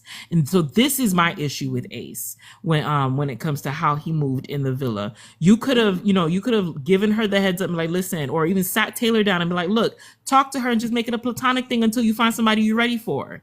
Even if you didn't approach Elandria, you could at least told Taylor, hey, don't play in her face like that. This girl is really building something with you. You had enough to tell You had enough to tell Nick that Sierra throwing her flops everywhere was gonna change things. Why you couldn't tell Taylor that? Why you couldn't tell Taylor in his little lanky behind dreads that you playing in this girl's face is not a good look, especially as a black man playing in another black woman's face. That really irks the hell out of me. Like like that. But then you want to be mad at shit. But I'm going on a tangent. But yeah, if there's any smoke from me between me and Ace, that's the smoke that I have for this man. Because there's always constant conversations about how black women are so heavily unprotected, and for you to be such a black man who always who puts yourself in the position of this leader, you led yourself to go ahead and lead that girl astray, and I don't appreciate your participation in that. And what else were we talking about? I was stuck at open house. I had okay. And then this reunion, let me tell you. Okay, so my favorite part of the reunion, can I say, is when Andy asked Alandria how she felt about the journey. And she was like, ooh, the journey? And he was like, the journey. And then Nick turned around talking about, well, they don't call me Big Belgian for nothing. And oh my God, the scream, I scrumped. I loved it. And you know what? Another thing I love about Hubcap is her commitment to working out and staying in shape. I do appreciate it because the way she goes out of her way to run from accountability is really astounding. The girl is a track star and I appreciate her for it because I need her leg routine because the way she be running from accountability is insane to me. Insane. Because for you, and it has to click to somebody at some point, because for them to ask you a direct question and you just dodge it is insane to me. It's like, girl, you missed the point like a limp dick flapping you in the forehead. Like, what are we doing? What are we doing? Like, what are we doing? But, for everything that they cut out, I have to give it to Chris. I don't like the Hobo sapien. Not you, Chris. You're not a Hobo sapien. So, but the Hobo sapien, Chris. I don't like the Hobo sapien Chris. And for much I can't stand for it, he understood the assignment last night because this man was serving face for every bit of bullshit that came out of Hubcap's mouth. And the cameraman who understood the assignment as well deserves a raise because he knew they were going to cut shit out. So every time that girl answered a question and gave some bullshit, he cut to Chris's face expeditiously. And I was here for it. I am absolutely pissed that we didn't get the proposal that they kept teasing. I'm absolutely pissed we didn't get to see the two people who walked out that they kept teasing about. I'm absolutely pissed that we didn't get to see people cry. I'm sad that they cut out Ace and Nick defending Alandria against the racism. So, just a whole lot of things. Bravo. Peacock owes me money. Clock it. I will say that me personally, I actually did not love the journey question. It felt random and weird and like invasive because they have been such a private couple. It felt like a weird question to ask them. I felt like I knew they were gonna breadcrumb us and not give us too much, so it was a little something to keep us fed, especially because, and yes, and I sound like a hypocrite because it does feed into the sexualization of Alandria, right? And I do feel like a hypocrite, but also I feel like a creepy old guy because I did stare at her boobs all night, so it's kind of a thing. Because those boobs are perfection. You can't lie. Like, even my husband looks at me and is like, "What the hell are you looking at?" I'm like, "Look," and he's like, "Okay, I can see that." I'm like, "You see it?" I just want to say I agree with Gigi. They were sitting right. I was like I'm seeing right. Okay, girl. Because I want to know. I gotta know I'm not the only one. Thank you, Messi Ann, because I knew I couldn't have been tripping. But I know it feeds into the sexualization of Alandria, right? And it is. So it makes me feel a type of way, but at the same time, I feel like it kind of came full circle because we all know now why Nick was up so early in Greece talking about go out and make love and make money. And I'm just like, yay, my girl is getting somebody. It wasn't by you, Taylor. Ha! Yeah, Ebony said that O says she doesn't use tape. I think she has what me and my sister used to call them PBBs, which are perfect braless breasts. I used to have them before I had kids too. I think that's what right? She has. Yeah. I know it exists. I once upon a time had them before the first boy child came along and ruined it. But I used to sleep in a bra, so even when I took it off, they just sat up there. So I wonder about what her routine was growing up. No, seriously, because she truly is God fed. Boy, you owe me a pair of boobs. Okay, Jules, I want you to share your thoughts. I did want to say my favorite part was actually when Andy asked her, so it's been a month and you are completely different. That was my favorite part. Okay, go ahead, Jules. Oh, the way I wasn't even ready. Well, I'm ready now, but I wanted to note that her dress was made by the same designer who makes all of Mariah Carey's like red carpet and tour looks for like the past 5 years. And one thing about That explains Mariah, it. her boobs always sit perfectly as well. So I think that's a lot to do with it. But Shelly, we have a question for you. How do you feel about black men? But let me tell you about my black king. Let me tell you about my black king. That who I don't know who it was that was talking about like the whole like rebranding of Ace. Black people love to do that. They love to like take villainized black men and like be like, no, protect black men, protect black men. Like that. That's what that moment was. That's why Rolling Stone did that interview with her and asked her that stupid, silly ass question. I don't understand why we're still asking black women about how they feel about their black men. Ask these niggas how they feel about their black woman. Like, what are we doing? Like, we know how we feel about black men. It's enough is enough. Um, I feel like this is gonna be all over the place because like it was just a lot to digest. I feel like the only person that stood on business all night was Alandria. Charlie, he shook me. I was not prepared for him to talk as much as he did, but I wasn't mad at it. So I'm not gonna give him like too much, but you know, it was cute. Um, Jeremiah, he did what he had to. I'm not gonna give him his tens because I needed him to do what he had to. Like he had to do that. I'm glad he came in there. He worked the room, honey. Like he lined them niggas up one by one and said, "So you said this, I felt this way, and that's what it was. What do you have to say now?" And that's how you handle shit. I like that. Um, More so, this is going to be like a surface level kind of observation because I feel like I'm not done with my thesis paper yet. I need to do more research. But Ace definitely gives me red pill alpha man vibes. The way y'all say that he loves Shelly so much, he does everything for Shelly. Ace was only stepping his game up because he was pressured to. He didn't like the fact that men started stepping about her. So y'all got that little community on Twitter talking about, oh, he don't play about Shelly or whatever the fuck it's called. Yes, he do. That's the reason he's still following that Cookie bitch.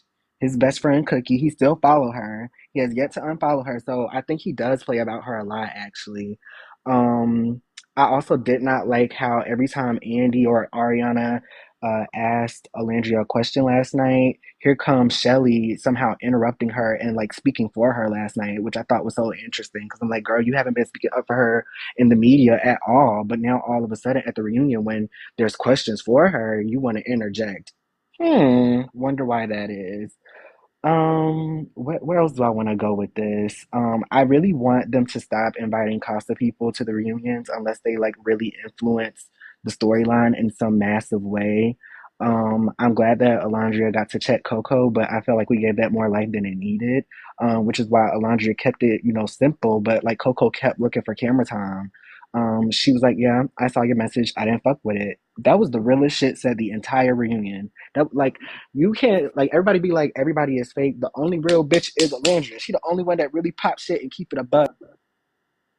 Uh, um, Brian and Amaya. Ooh, mm. Amaya, girl, like I don't even know. Like let's just eat unicorn shit and blow pixie dust. I don't know. Like I'm just I don't even have words for that to be honest. But the racism didn't shock me. I don't know why it's shocking the rest of America. This is what Huda has been doing. I don't know why y'all expect it different from her, but I mean, I'm glad y'all are waking up, I guess.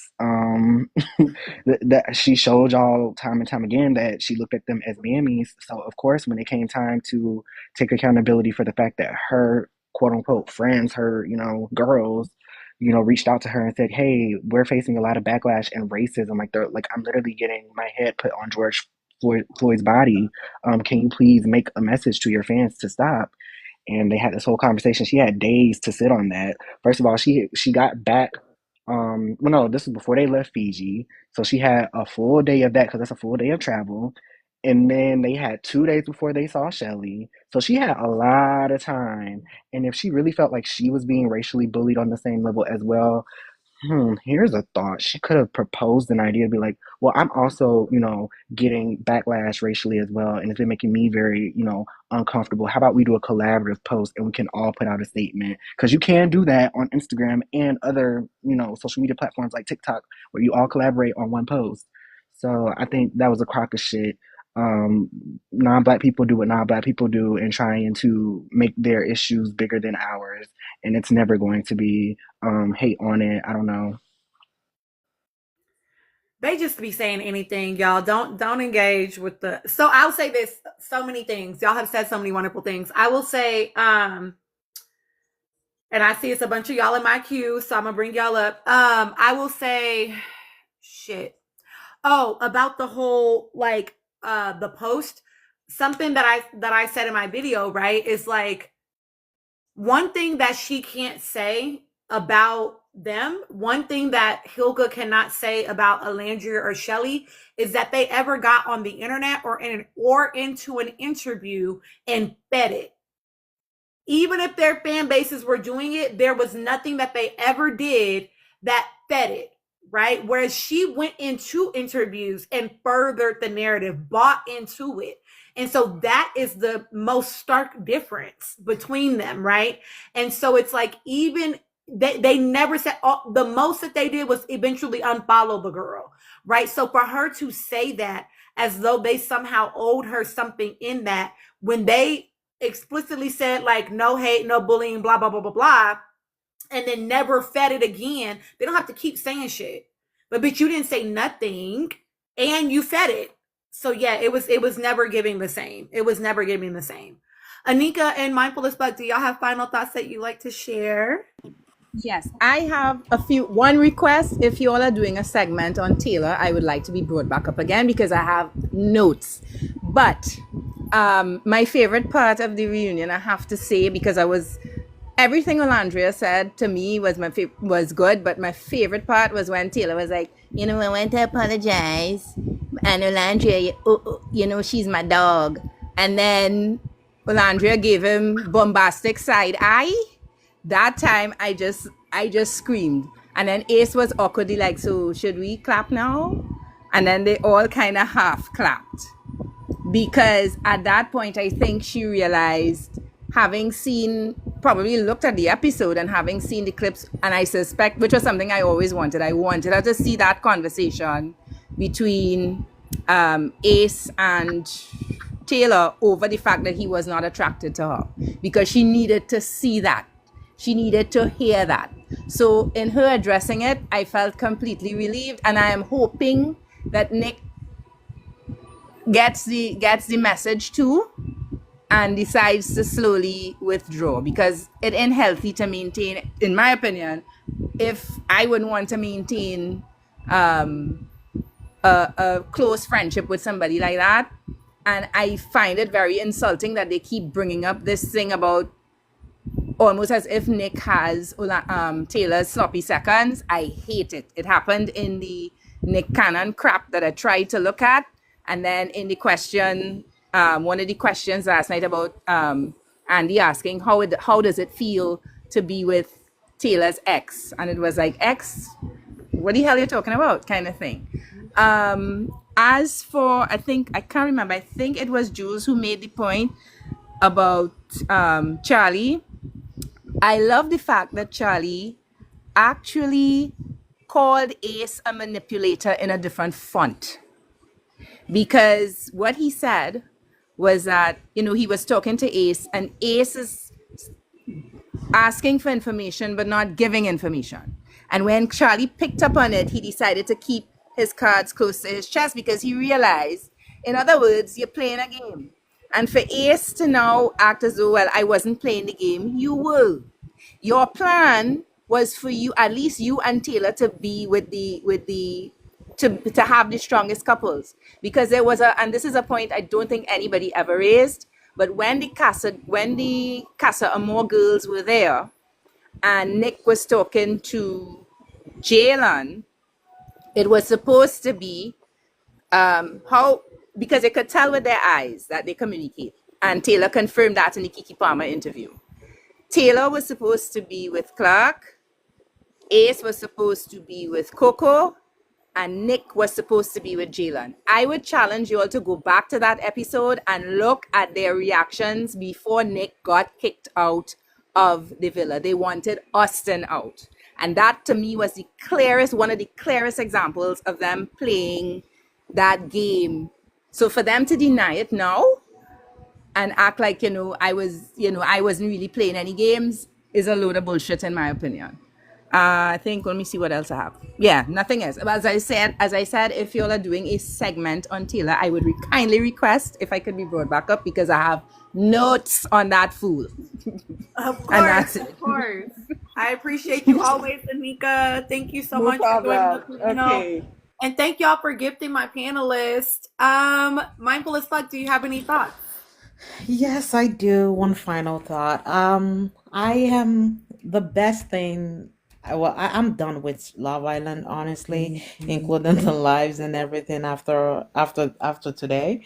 But like the best thing that certainly came out of this Love Island season 7 was Olandra and Nick's journey, and I'm so happy that even with all of the strategy and the games that were being played behind her back unknowingly, she came out on top at the end of the day. So when something is for you, it is for you, no matter what. So I am really glad that even post Villa, she's able to still move with grace and compassion. She might be cordial with you, but that doesn't mean she likes you or she wants to be around you. So like I am certainly like I'm hoping that now that the reunion is over, she can begin to get those people because she's chronically online.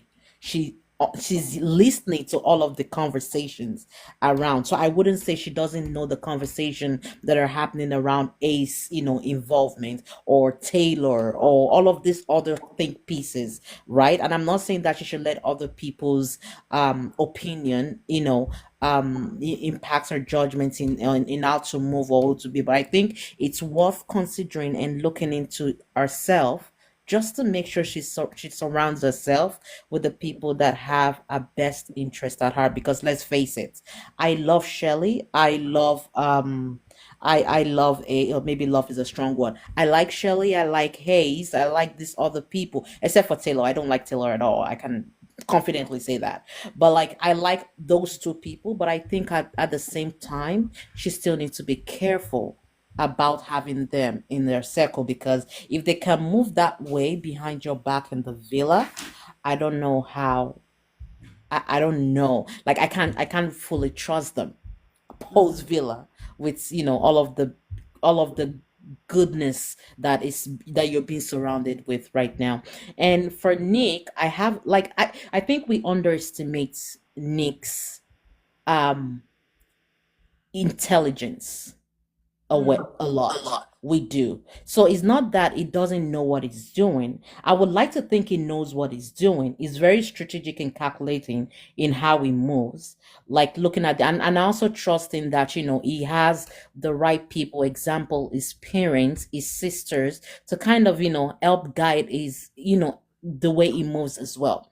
Like this is a guy that I can certainly like. I am normally not a parasocial person, but I would certainly love to continue to watch how their journey goes, and hopefully it does end up, like you said in the reunion, with marriage and kids at the end of it. So that is just my own thing. Thank you very much. Thank you so much, Mindful as Fuck, for sharing your thoughts, y'all. Thank you for gifting them, and thank you for coming to the panel.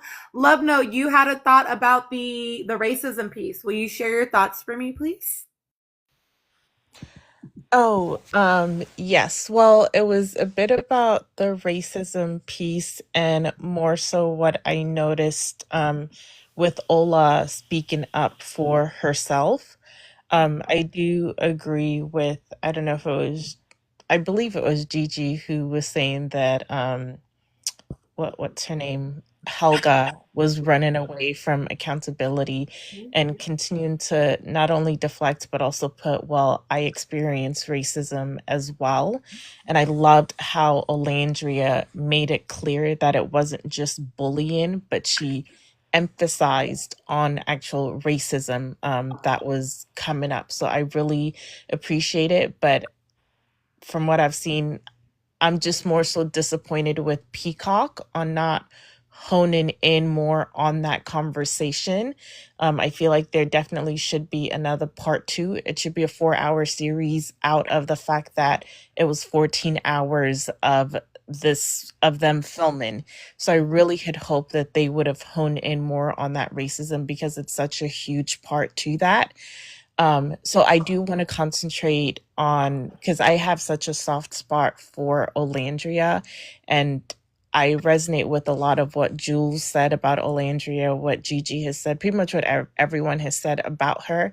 What I am finding, she is, I'm noticing she's getting a lot wiser in sticking up more so for herself and not blindly just following Shelly. Because even from the clip of them deliberating, I noticed that as soon as Shelly switched it over to, well, maybe Hannah, she's like, yes, I agree.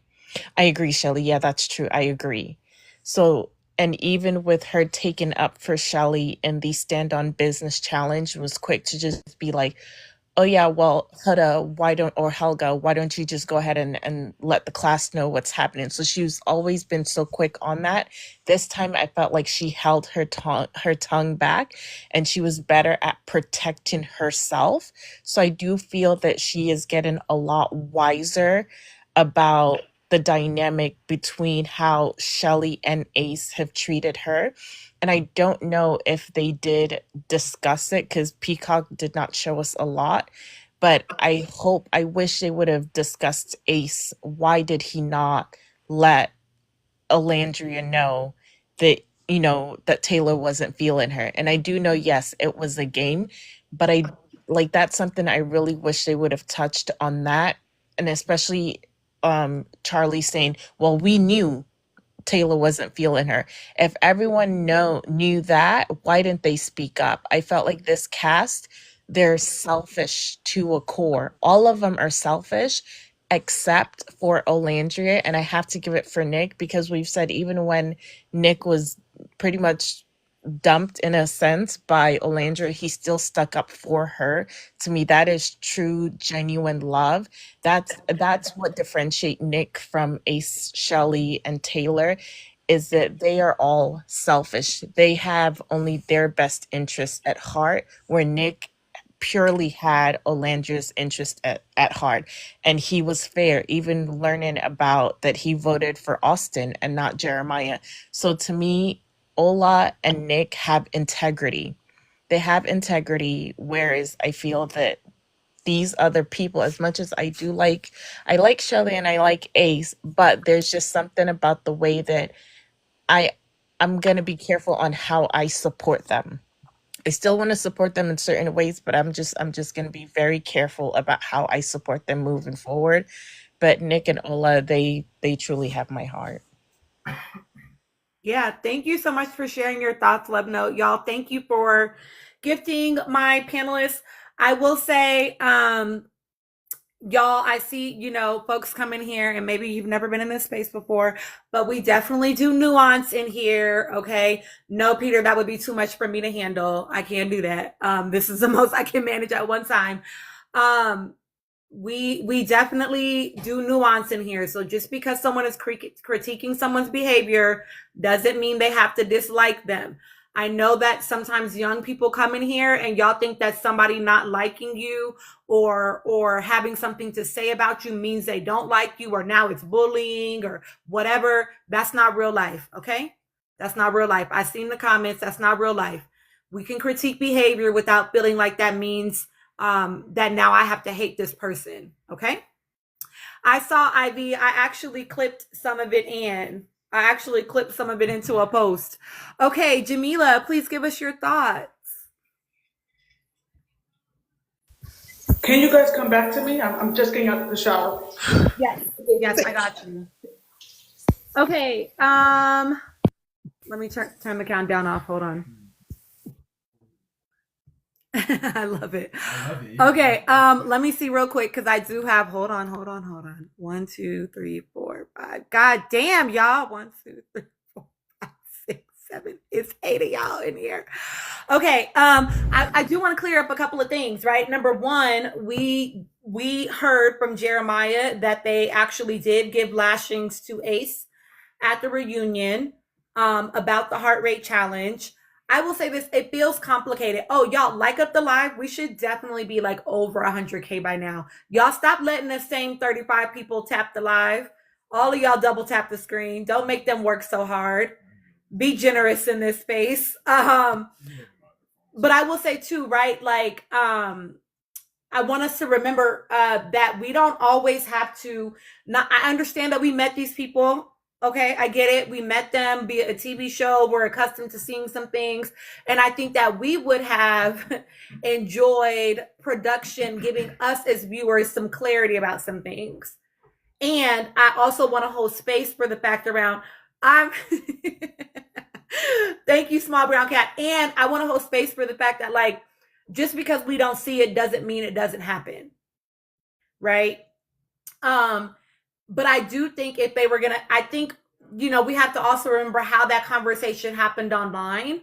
And so I will say that because that heart rate challenge conversation centered so much around Shelly and Hilga, it doesn't shock me that production didn't show Ace being held accountable, because not a lot of people were putting Ace's name in the bucket. There were some people that were, but not as much as Hilga and Shelly, and whether or not Shelly was valid in the way that she felt regarding Hilga. And so I think that is why we have to remember, like, they ultimately have to make decisions, right? I think we should have gotten more, right? We get a Real Housewives of Potomac. They have way fewer episodes. They have like 20 something episodes, and we get usually 3 hours of reunion. I don't know why we couldn't get that. You feel me? Hi, Rhea. Hi, Camilla. Thank you for coming in. Can I speculate on why we didn't get that? You said what? Can I speculate on why we didn't get that? Yes, speculate. So my speculation is going to go towards why we didn't get that is because of Hubcap. We see how immediately when she came out of the villa, I don't know if you guys know, not the villa, when she came out of the reunion, after the reunion aired last night, rather, she had posted something about Andy being a Zio. And him, and this is the reason why he was so hard on her, but which is really, really funny, because even though he is in support of his people, he's actually passionately spoken out in support of Palestine. Oh, really? Yes, he has. He actually was one of the few Jewish actors who signed the accords to free the Palestinian hostages, and who has been very vocal about it. And NBC actually came out and was like, not too much on our boy, you need to step back. So she actually deleted the post. So I feel like she immediately went this route, and it would have gone a lot worse had they released any more footage. And because from what I understand, according to Jeremiah and Vanna, Nick and Ace went in on her about the whole racism thing and the fact that she didn't address it. So I feel like had they aired any more of that, or she definitely would have spun that angle and left it there. Another point I do want to make that I think is very, very telling and disturbing at the same time is the fact that her management team is a Black-owned team. She is managed by Anglo-Blacksons, which because they are Anglo-Blacksons, I feel like it speaks to the issues that Black Americans have often had when discussing race and race politics and race issues with British Black people, where they don't see race as the same, or they don't see our experience with racism as the same. And I think that it doesn't do her any favors. And I think this also speaks to why she hasn't spoken out about it when we talk about her having known, what's going on with the George Floyd meme. I think it's very, very it's very, very telling, and it speaks to a different level of the diasporic conversation that we've been trying to have with them. But yeah, I do think, going back to it, I do think that this is the reason why we didn't see more, because she was very quick to push the Palestinian angle right afterwards. I knew that she would. I'm to y'all's y'all are funny, Jules and Chris. To y'all's point, about her being like basically shut out of the industry. I think that that is a very real risk that she is running. Subs, y'all know that I made a video weeks ago predicting some things about her. We gonna see. I think I wouldn't be surprised if we see less and less of her. Not only because Andy has like power and influence in the community, but again, like just yeah, I would just keep watching. I would just keep watching. Okay. Also, y'all, I know that Nick is doing the Snapchat. Do we know what time he's doing that? Does anybody know that? He didn't say a time. He just said he was doing it. Oh God, he's chronically online. That could be any time. Exactly. Same way he said they were gonna watch the little Nicolandria film edit. They still haven't done that. So like I'm just paying it. Ty, He's waiting for his Twitch, like to have a home, and he waiting to get a place to set up his Twitch and have his whole setup to do that. You know what? I'm in college. We find homes quicker than this. Like, come on. Like, you tell me the housing system It's down. not. We Listen, find it's easier when you in college. I'm gonna speak from it. It's easier when you in college to be able to just post up anywhere and do it. When you grown though, it's a whole different thing. When you out that college realm, it's a whole different thing. Your bones ache different when you out of college. well, stop, because he ain't been out of college but I for swear, 2 you days. get that paper, you walk across. right. Listen, you walk across that stage, your bones ache different. Every little thing you think you used to do when you in school, you be like, "Dang, I really did that." And sometimes it be like 6 months ago, like, "Dang." Mind you, he's only 24. Like, He swears. I will say this though, like he is in LA, right? And I think he has a realtor looking for him rather than looking for himself. I mean, that could be it too, Ivy, because she did say that she was planning to come out there in a couple months, so he may not want to find somewhere permanent. But the reality is, she says she don't want to move in until she's married. That she don't want to do that until it's a ring on her finger. He probably he trying to be in gonna the move same next complex as her door. though. He But Y'all right, gonna I move just said next that he probably door. gonna be the same complex. Yes. So he's having people submit questions, and then he's gonna answer the questions like how hi Shrekhan, like how Brian be doing all day, and who else does it all day? Brian does it, Pepe does it a lot, but like you'll submit questions and then they'll go in and they'll answer them. So you can go watch it at any point, but he's gonna post it and it'll be on there. What's up? Jeremiah does do it a lot too. Yeah. Okay. Jamila, you just joined our panel. Will you give us your Yes, I'm ready now. Sorry, guys. No worries. Great per usual. Live is always wonderful. And I was on live last night with you right after the reunion. I was taken aback by Ace and Shelly like everyone else. I completely agree. I think what we forget though is that this is a game. I'm not saying that what they did was right because it clearly bit them in the foot. But if anyone watched last season, we saw Liv and Rob team up in a friendship couple just to stay in the game. That happens. That's why Hilga also was looking for anybody just to stay in the game. I'm not saying it's right because I think they thought that America couldn't see through them, but I also think we should remember that aspect and the aspect of what the producers were trying to do. They wanted Ace to look like the leader of the pack. They wanted they wanted them to look, the black people to look a certain way. They could have shown us a lot more of Taylor too, so we could have seen that how he was acting with Olandria, but they purposely didn't do that. And that reflected itself also in the reunion. They purposely made sure we didn't see Nick and Ace stick up for their racism because they want to paint that picture. What I've learned with this reunion in the last season one is they don't want to make a stand about anything because then you don't have to appease anybody. So it keeps the conversation going without putting any justice on the actual people who need to be held accountable, which is Peacock and production company. Because sometimes right is right and wrong is wrong. Huda didn't realize who Andy was and how not every Jew is a Zionist. There's two different things. And some of them do stick up for what is right. And Andy was one of them. So you thought, and all her supporters think that you can throw the genocide that's going on there in people's faces as if the same people who are supporting fighting back against the genocide can't also see what Huda is doing. You can't do that. And then the Hispanic and Latin American community as well questions why we also don't fight their fight all the time as Black women. Well, we were the 92% who told y'all then, hey, wake up. These people are not for you. We also were the same percentage that said that Brian and Amaya are I mean, she may have feelings for him a little, but he definitely does not. And we were being told that we were haters.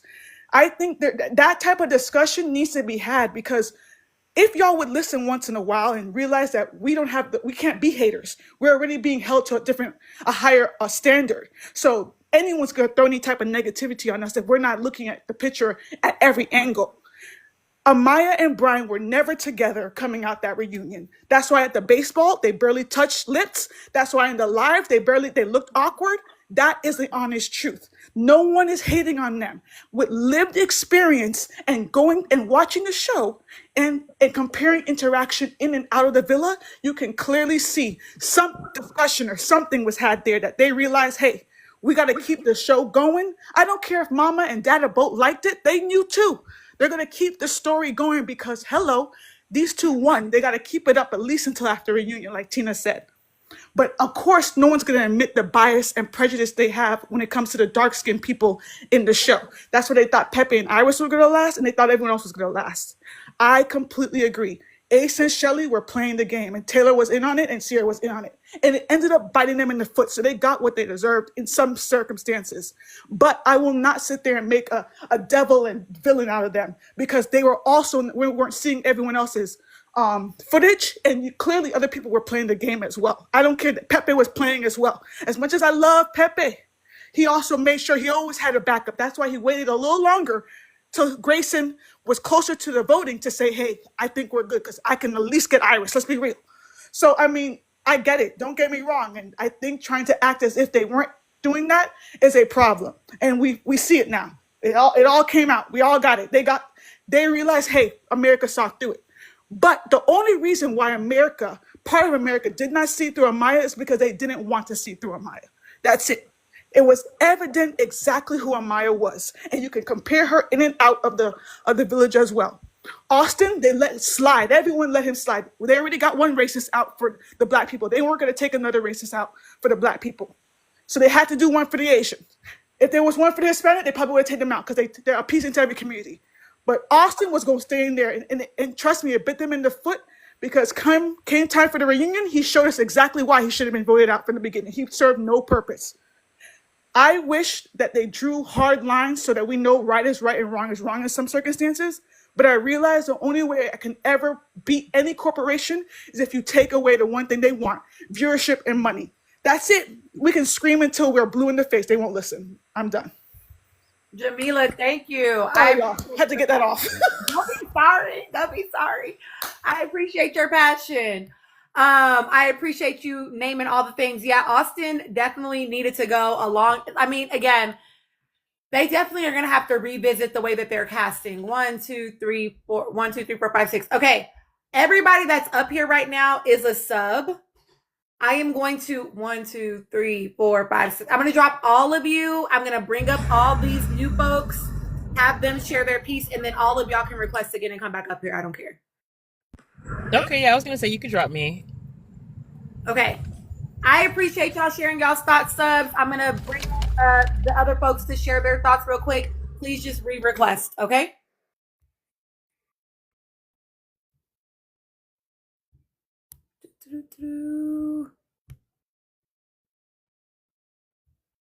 Yeah, I think great, fantastic points. I had to mute the weirdos that came in here. Okay. All right, I'm going to pull you all up in the order that you requested. Oh shoot. Hold on. And then we'll go top to bottom, y'all.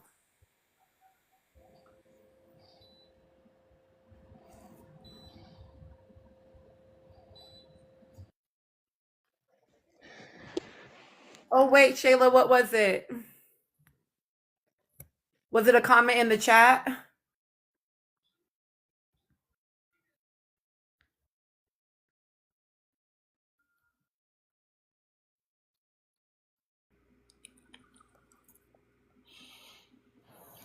Hello, hello, new panelist.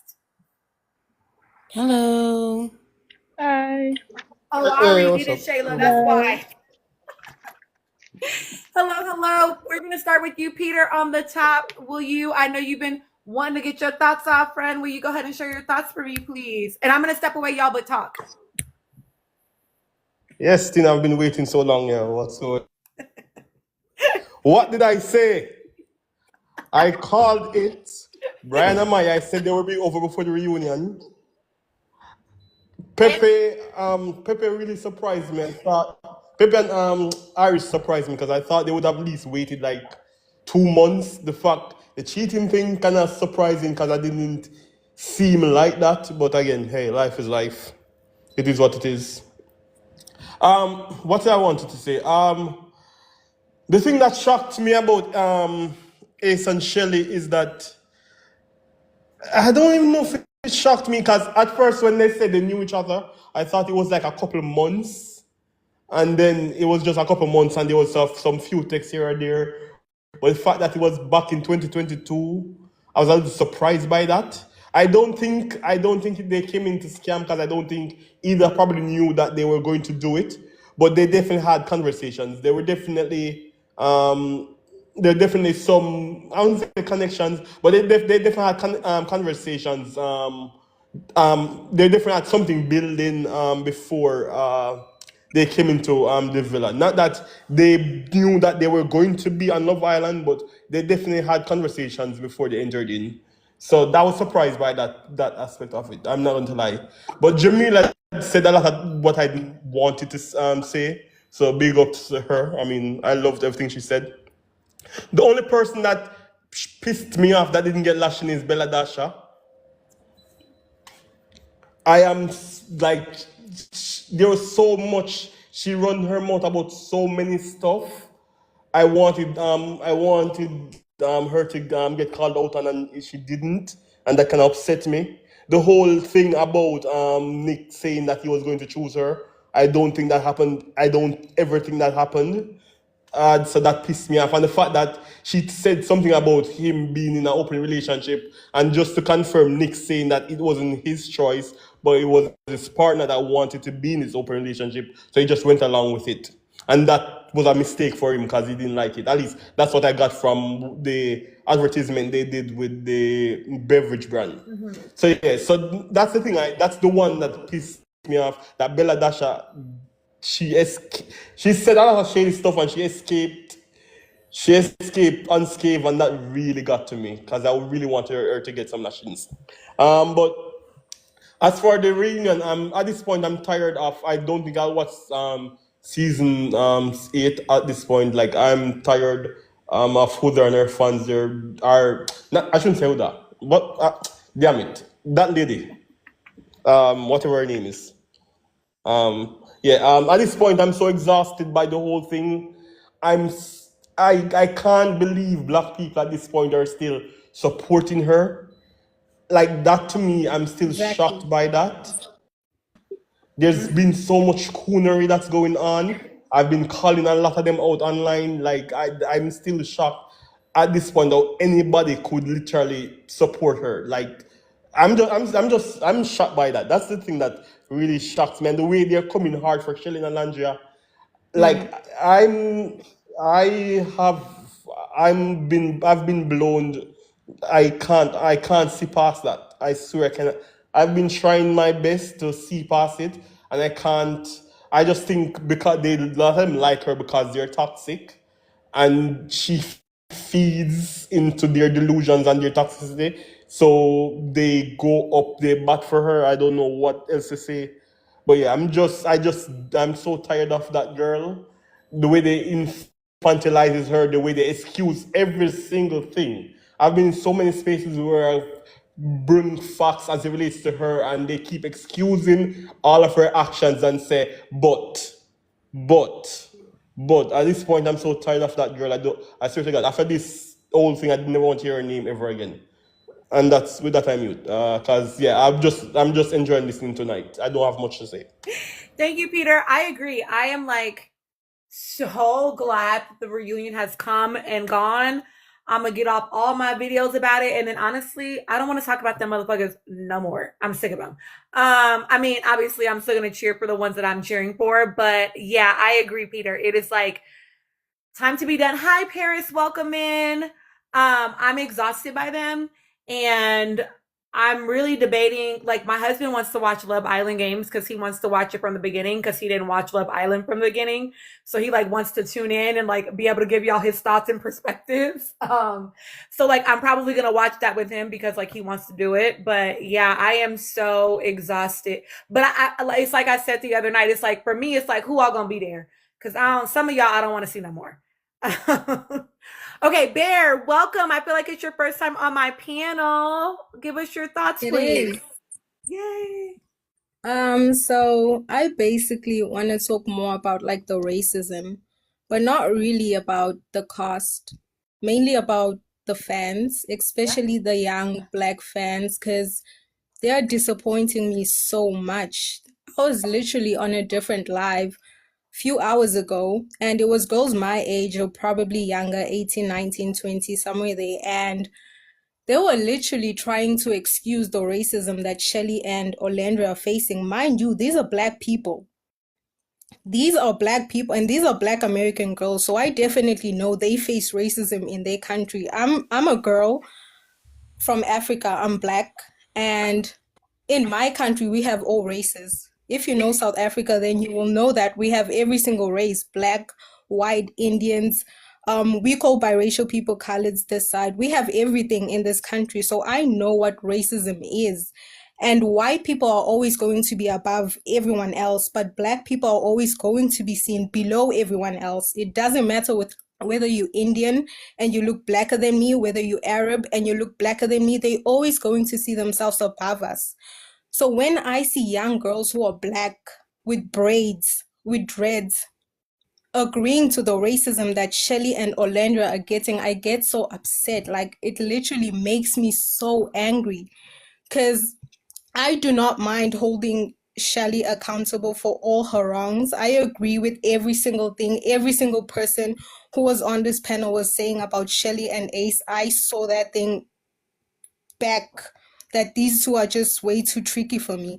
But I won't allow people to be racist, especially to my black sisters. I'm sorry. I cannot allow anyone to be racist to black women. It's just unacceptable. And I really think the black youth needs to do better. I understand you're a fan of Huda and you're trying to defend your girl, whatever the case is. But if someone can be racist to a person that looks like you, what makes you think they won't be racist to you? You are definitely not above the system. Just like what Huda thinks, she probably thinks she's above the system because all these kids love her, but you're not. So black young women need to realize that defending racism is not going to make you special. It's not going to make other people like you. They won't. They really won't. That's the only thing I really wanted to say. I don't care about anyone else. I don't care about Ace and Taylor, whatever that boy is. I care about black women, and I'll always care about black women from African countries, from North American, Brazilian, European countries, and I will forever defend them because obviously we might fight, we might argue as black Americans and black Africans, but you're always going to be my sister and I'm always going to defend you. So we really need to wake up. Like, it's so embarrassing. It was so embarrassing listening to those girls talk and pretend as if racism is lightly. Like, we really need to change our ways, guys. Like, come on, teach your daughters that stick up, always be with your sisters, always defend your sisters. It doesn't matter. I know Shelly was wrong. I 100% know she was wrong because I'm not stupid. I'm not going to excuse the wrong things you do, but I'm going to defend you. When someone says you're ugly, when someone says you're a monkey, hell no, Shelly's beautiful. She's gorgeous. So if someone can look at that girl and see a monkey, that's crazy. That is crazy. So let's just do better, please. When it comes to that part, teach your young daughters to be wiser, please. I appreciate you saying that, Bear, and I think that that's like the whole vibe of this live, right? It's like, y'all, we can critique their behaviors. We don't have to resort to racism. Even when we be in here yapping the very few times that we like, but when we bring up Hilga, when we bring up Austin, when we bring up Charlie, these, I can critique your behaviors and your actions without ever having to resort to xenophobia, racism. I don't have to do any of that in order to get my point across about your behaviors. And I agree. It is so sad that they just resort to that. And yeah, it is, unfortunately, and I said this in a video that I just posted actually about the three women, Shelly, Alandria, and Hilga, is like anti-blackness is also rampant in Black community. It's not like we're not unable to dabble in it simply because we are Black. And so it does boil down to, how are you being parented, how are you being raised, how are you being taught, so that you can make sure that you don't engage in certain behaviors. Like, y'all know we talk about colorism a lot on this page. As a light-skinned Black woman, I have an obligation to make sure that I'm not letting my light-skinned Black daughters think that they are, above somebody because they're light-skinned girls. Like, we started that education very young, because again, if I just send you out into the world and let the world raise you, because of the way the United States is structured, you're gonna be on some fuck shit. So I gotta do my job to make sure that you're not.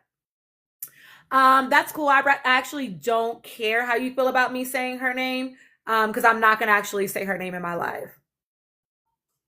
My space, my rules. This is not a democracy.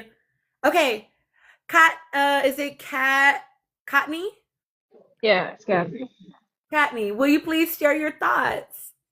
Yeah, I agree with Beer, what she said about the racism and everything, and that black people are also supporting Huda. But I'm not surprised, because in every group of everything, because I'm also African, there were also African that was also supporting Huda too. But the more I saw people supporting Huda, I also saw people 10 times black people, 10 times more black people supporting Shelly and Orlando. That's how I'm like, there will be a cause, and I know that not everybody will be for that cause in the same group. There will be outliers that will be like coons. That's what I would say. So that's why I'm like, at least I know that the majority of people support Shelly and Orlando. Majority black people and majority African people support Shelly and Orlando. So that's why I'm happy about them. To talk about the reunion, I guess the first I wanted to say was Honda. Like, she came to the reunion trying to do like PR queen, but she was failing. She was failing at it because of, she was like, oh, Nephew, let them, and Nephew was like, don't ask me. I don't know what she's talking about. It's like, you're trying and failing to do it, and everybody's like coming out and saying that's not how it was. But she was very, very infuriating. Amaya, everybody's like, oh, Amaya, I don't like Amaya, and I'm like, you people did not notice that Amaya was always acting. Like, every time she's crying, like, not every time. I think in the heart rate, not heart rate, sorry, in the stand on business Charlie, I think she genuinely cried. But every time during that Charlie crying, she was like, "We don't want to do that." I didn't believe her. I thought people were buying it, and I was like, "You are not saying what I'm saying, but okay." But now they're, at least it's better late than never, I guess. But people are like, "Oh, like, she's not talking about racism, but she's talking about the first thing she said that was mean was the Huda thing. If that was mean, then Huda, what Huda did to you is also mean. But okay, we're not gonna talk about that. I guess I don't know. The next thing I want to say is the heart rate challenge. About, I think I was here when someone was saying that Chris did the same thing to Shelly, so Shelly shouldn't be angry. But there's the difference, because Chris is also interested in Shelly. Huda have never said she's interested in Ace. You understand what I mean? So yeah, so that is the same thing with that happened with Huda and Shelly, and I think Shelly is in the right side, because of, you're my friend. I'm not supposed to tell you not to do that thing to my couple, because when Jeremiah was there, I never did anything to you. Sorry, I'm going to go for my time is running out. You're okay. Okay. I didn't care about the Hannah and Jeremiah dumping. People want people to care about that so much. I don't care about that. And someone had to go home, so it's either Jeremiah or Hannah. You know what I mean? So I didn't care about that so much, to be honest. And also, even though I like Shelly, I like Ace, but not that much. Even though I like Shelly and Ace, they really got the taste of their medicine when they got dumped. They got the taste of their medicine because of, they were like, oh, you're in a cup, you're not exploring, you're not exploring. They were trying and failing to control the narrative of the villa. But in the end, it came and beat them in the back. Even though I like them, it still beat them, and then they failed at everything, I guess. I don't know. But they're still together, which is nice, I guess. Um, and I wanted to say, okay, about Pepe and Iris, Pepe breaking up with Iris. I really didn't care about it because people were like, "Oh, Pepper and Iris will last more than the Calandra." I see where we are now, but okay. And also, I didn't even care about Pepper and Iris because of Iris really didn't do anything in that show. To be honest, she was just there. I don't. She was there giving us nothing. That's what she was there for. And I even saw her in the Victoria's Secret. I happy for that. I'm happy for her for that. But it's like you were there giving us nothing. But okay. And also, I'm not. Oh yeah. Oh, last thing I want to say is the Shelley and Orlando friendship. I really, really, I don't know about the friendship. I like the friendship, but I am in the mindset of I think Orlando should start not standing up for people more than herself. Yeah, so that's why I think also Shirley should start being friends with Sierra. Not like she can be friends with her in private, but not bringing it in public. If you're talking about racism, start being friends with Sierra. She's like, because that is going to be a bad publicity for you, and you're a dark-skinned black woman. Criticism is on top of you more than any other, even black woman, light skin, anything. In a black, as a black woman, criticism is more on top of you, and then on top of that, that you're a dark-skinned black woman. And I really want Shelly and Alandria to make it, to be honest. But Shelly's not making it things easy, to be honest with you.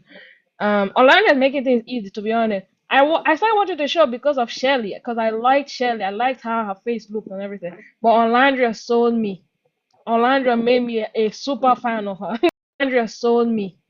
Orlando made me a super fan of her.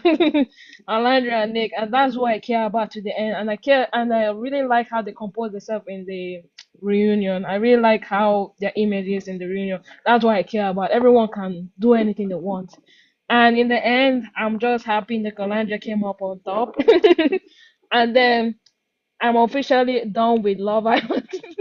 I am not watching next season. I'm tired. Like this is the first time I'm watching Love Island, and this is the last time I'm watching Love Island. I cannot do this anymore.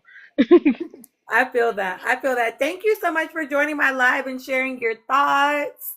Okay, Anne, will you please give us your thoughts?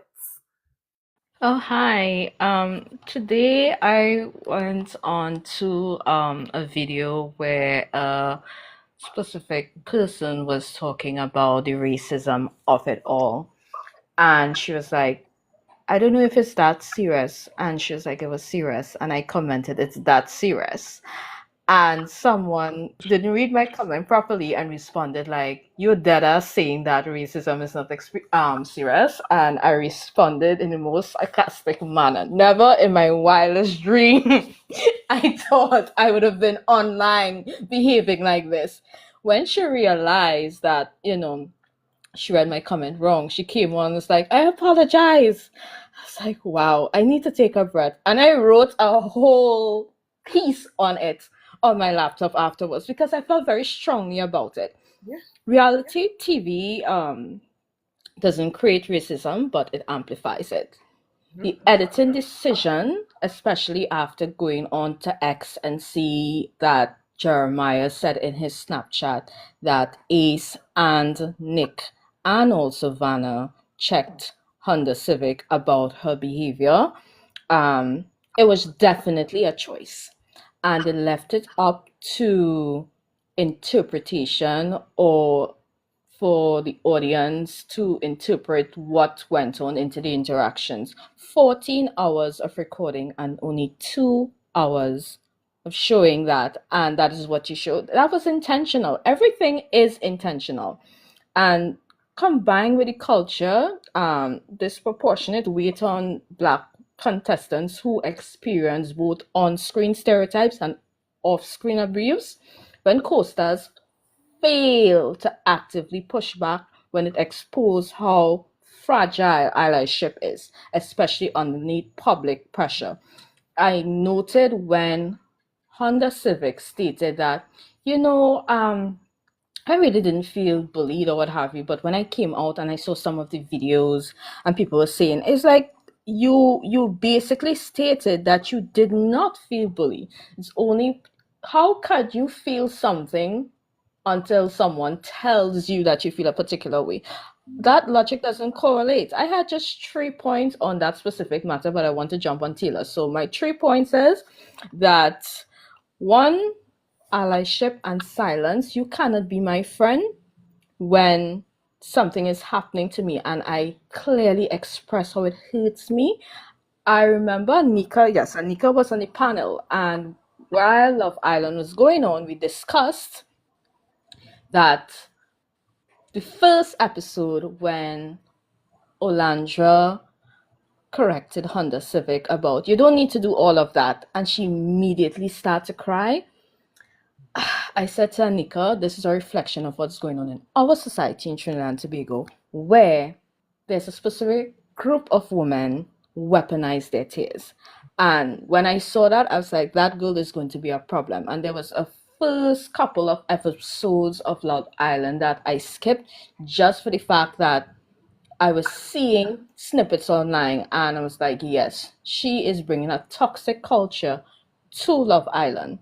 Even so, people didn't realize that only until Meg Thee Stallion showed up and they separated her from Jeremiah that the villa started to feel lighter, right? The reunion just demonstrated how silence in the face of racism can be a fracture in interpersonal trust, even amongst close friends.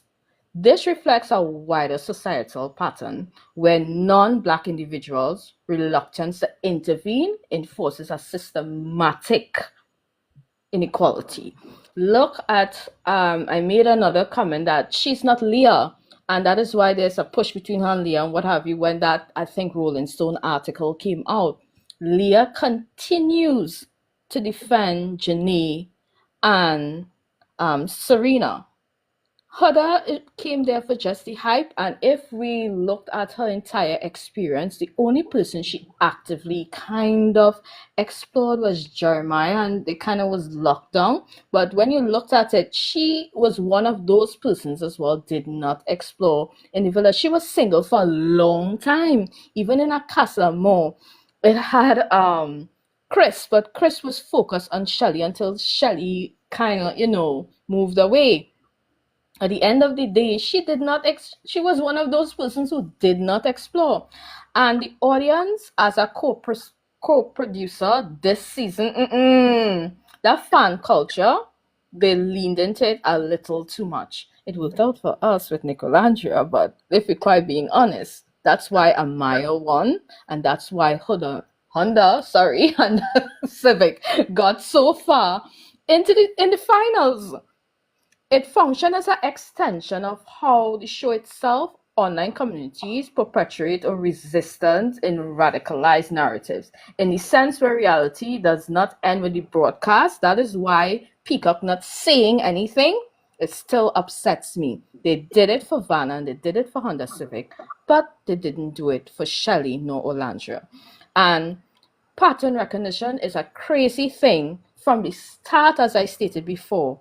Huda's sharpest conflict seems to land on Shelly and Olandra. The disagreements with them often escalate, while non-Black contestants receive a softer response. Remember when Nick was being stern with her and told her that I voted you off twice, tried to vote you off twice, and she took it with grace. She laughed. She laughed in the mailbox camera. Yes, it's true. A label that Shelly and Olandra later said felt racialized. After all, the similar behavior for other islanders. Yeah, I agree. Thank you, Anne, for your thoughts. Viva. Viva, please share your thoughts with us. Okay, I was trying to figure out how to take myself off mute. How are you? Good, how are you? Thank you for joining I'm good. You see, I've been harassing your lives. I've been tapped into you, Tina. So I appreciate what you talk about, not just the show, but mental health as well. So thank you for what you do. So I just wrote down random stuff. The reason I feel like with Shelly and that whole reunion, because it was really disheartening for me. I feel like because I really was rooting for her, and a lot of things kind of just changed my mind. But I think it wasn't really fair for her to use the like racist thing when talking to Honda during the reunion. That Olandria, I feel like Olandria had more of a valid argument in saying that, because it's just like, I feel like Shelly could have gotten on that and I would have totally supported her if she did not have such a close relationship with 404. But because she does, I feel like that automatically just makes people naturally question if she understands the gravity of racism and choosing to be friends with certain people regardless. I feel like Brian is the equivalent to Zach, so him trying to call him out was really hypocritical.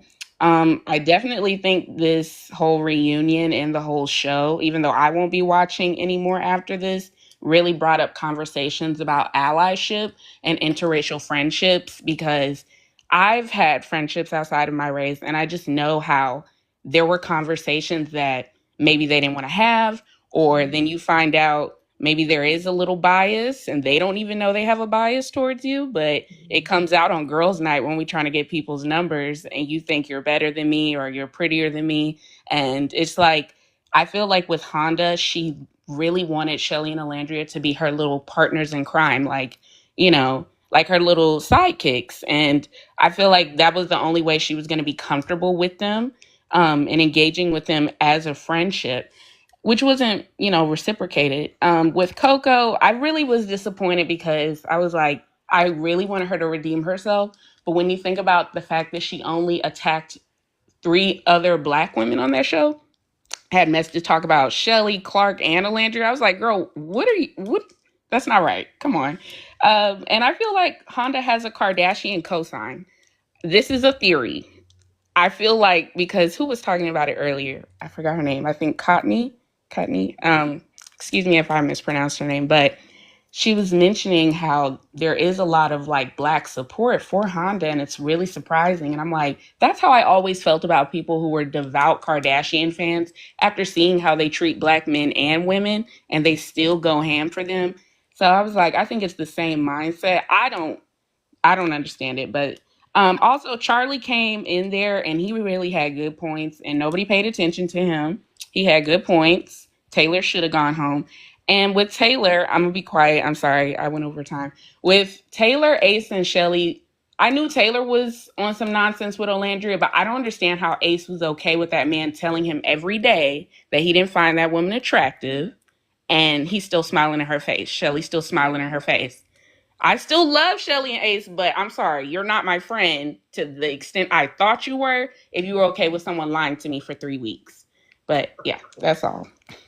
Thank you, Biba, for sharing those thoughts. Gigi, welcome back. You're funny for that. Shrekhan said that the suit was louder than Charlie's voice. LOL. Y'all are crazy. Thank you so much, Courtney. I love y'all being in my life. I will say, yeah, I think too, right? Like, it's so many thoughts, but like, yeah, like Honda is palatable in a way, right? She has some level of endorsement around the KK clan. I didn't mean to say it like that, but y'all know what I'm talking about. She has some endorsement around them, right? Working with their hairstylists and all of that, right? So it's going to be really interesting to see how things play out when it comes to y'all. I didn't mean it like that. When it comes to like her moving forward, and I've said this before. That I do feel like, and I said this like back when they were in the villa, before I even like really like disliked her, because I wasn't holding her responsible for her fans. She was still in the villa. You know what I mean? I'm so sorry, Ebony. As far as I was concerned, she was still in the villa, so I couldn't. Her fans are her fans. I don't have nothing to do with her, right? But when they were in the villa, I said she really strikes me as a non-Black woman that is accustomed to being able to be favored in Black community by Black men. And I would not be shocked if the type of Black men that she had been in relationships with simply chose her because she was not a Black woman, right? To somebody else's point in here, she like wants the Black features. She wants to like use AAVE, right? Like she wants proximity and access, but absolutely holds herself to like this belief that she is somehow above Black women, and could not believe that she was going to not be the favored person in the villa, right? And I think that that is, Hannah, we're talking about hubcap, and I think that that is what like contributed to her moving the way she did, which is so weird because she didn't have to do that, you know what I mean? And she could have come out of the villa and acted like Leah acted, right? And then she would have had the support of Black community. She would have had, you know what I mean? Like, I think that it would have been so different had she just moved differently. And really what that boils down to is that she doesn't appreciate or value the power of Black community. She just wants access, right? She doesn't realize what she gains, the fact that, you know what I mean? Like, she doesn't understand, and she thinks that she can do it without being in relationship with us. And so that's just very, very weird. Oh wait, what is Deborah saying, y'all? So that's just very weird. It's gonna be interesting to see, because she could have made different choices, and I think that she would have had a different outcome. And I agree with y'all, right? Like, the fact that she came for Andy, like, that's just not going to bode well. And I think she just doesn't, what's the word? I'm trying to find it, y'all. Let me be kind in my speech. She doesn't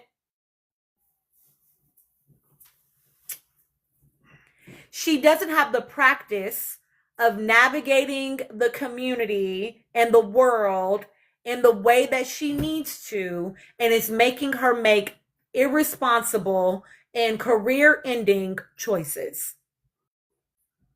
That's the way to say it. Okay, Ra, will you please give us your thoughts? Welcome to my panel. Thanks so much for subscribing. Oh, hello. I was trying to figure out how to get off of mute. First of all, I want to say thank you, and thank you for having me up. Obviously, I'm glad I found your basically came across, because there have been some very unhinged stuff that I've been seeing on Love Island. I'm not a fan of Love Island. This is the first season I've actually saw because of my niece and nephew, because they were like, oh, I heard them talking, and so I was very intrigued to wanting to try to watch it. So I went back and I watched season 7 all the way through. And I went back and watched season 6 before the reunion came on, which another panelist had referred to. And it made me see why some of them had behaved the way they did in season 7. Because in season 6, if some of you haven't watched it, there's a character called Kyler, where she was the crying queen. She was the crying about everything, and everybody loved her. And they were surprised that she didn't win, because in the end, what was it? I can't remember who actually won, but they really, and they're still together. But it's like, I think a lot of them are trying to get that natural play on her being completely unhinged, because the girl she's going through a lot, and she's completely unhinged as far as her behavior and how she doesn't know how to interact and talk to other people in social interactions. That's why I've been watching a lot of the other shows, like the Beyond the Villa in season 6. And that's why I want them to possibly get that same thing as a spinoff and everything like that, because then you can see how some of it played out. And then I don't like, also, I would honestly say, how Peacock does not talk about the mental health of all of these characters and all of this. And I really wish they would speak up more to it, because I really felt sorry for some of these kids, because they really are kids at this point, where they're living their lives, living their biggest mistakes in front of everybody. And some of these people on the internet are so unhinged when it comes to their hatred for some of these people and how they go after them. And I'm just like, you can dislike somebody and their behavior or how they behave, just like I can dislike somebody's comment on somebody's panel without be like, oh my God, I hate you, and all that, which that's I feel like that is completely uncalled for. And it is, I went through, like, even after the reunion and seeing so many people, they were just looking for an excuse to hate on Shelly. Like, they just didn't like her as a person. I might not like how she moved. I might not like how she answered some of the things during the reunion, but I can't be like, well, I hate her. I'm like, hate's a very strong word for you to say about somebody that you never met a day in your life. And so I'm just like, I'm like, you need some help with that when it comes to that? So I'm just like, so I wanted to speak on that. And I also wanted to speak on the Love Island games. And it seems like I have plenty of time on my hands, because I am retired from the military. So I'm just like, I just try to understand, like, how Peacock edits and then portray certain people certain way, and how they pair up people and stuff like that. Love Island games. So I started watching it. It's very interesting, where they vote them off basically strictly of how they play the game. But it's still the same way about playing the game and how people are very strategic. And I think they do like more like kind of like Olympic styles, like you have the British people, the American people, and then I think they have an Australian team or something like that. So they're kind of coupled up that way, and they could pick people off of that, but it's a kind of a different pairing. But all of it is like, I still want to watch to see how the next season of how they're going to play it. Because as the seasons go on, it's like they're becoming more strategic, meaning the people that they cast, the people, how they interact.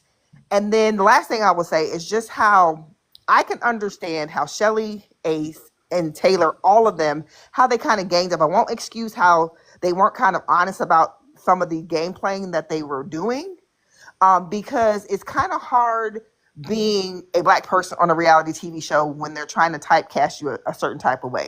And then they want you to be absolutely perfect. Even though I really feel like Shelley, she tried to redeem herself in the reunion when she was kind of apologizing for a little bit of Honda's experience. But then in the end, I don't think you have to apologize to her, because I really felt that Honda was more the bully out of anybody in the villa, just because how she would go after people when she didn't get the reaction that she liked, or if she didn't get the person she wanted, or if the guys didn't react the way that she wanted. That's why I was like, man, they're letting this unhinged woman on here intentionally, either because they're keeping her because of ratings or whatever the case may be, but then she doesn't really take full action or accountability for her actions. And that's why I kind of had a problem with a lot of different things. But I also, that's why I tell people, and I implore, just like another panel has said before, they really need to watch season 6 to understand kind of why they behave. Even though I thought season 7 was overly sexual, overly over the top when it came to a lot of things where they just were going out of their way and completely going ham, because they realized the heart rate challenge was from season 6 too. And a lot of the things they did in season 7 was completely over the top, because in season 6, they did a lot of stuff in season 6 too, which I was like, but season 6, it was more funny. It was over the top, but I was laughing more. Like season 7, I was like, I need to go take a shower because I feel dirty. I was like, what are we doing here? So I'm like, I get you're trying to win a challenge, but only reason why I do not agree with how everything went down when it came to Honda, because if this is my girl that's in this villa, and that's supposed to be my man, and you kind of know that's kind of my man, there's supposed to be, I would say, a line drawn, and you basically went overboard, even though she should have said something to Ace, and I'm pretty sure she did, about his behavior. But then I'm like, he is a 22-year-old man, where they kind of, a lot of the lines were drawn, and a lot of them behaved badly when it came to giving them freedom and a lot of things that they did. As far as like the same thing with season 6, the Casa Amiga, like every single dude went ham, even though they were quote unquote coupled up with somebody.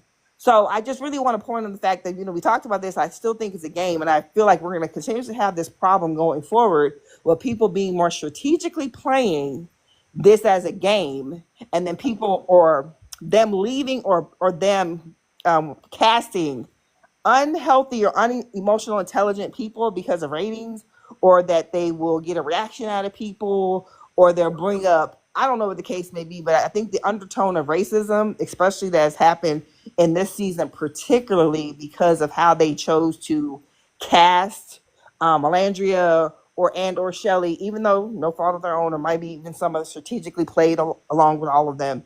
But I do not like how, even though I've seen a lot of podcasts of all of them, they talked about how they kind of had to be a certain way, or they had to feel like they had to play a certain part, because I don't even, if any of you guys talked about, and this is probably my last point, about how Shelley had talked about how she decided she wanted to braid her hair. And she braided her hair the day before they left out of the hotel. And then it ties into last season's winner, Sierra, because she got casted and they didn't want her wearing braids. She was supposed to have been wearing wigs or straighter hair.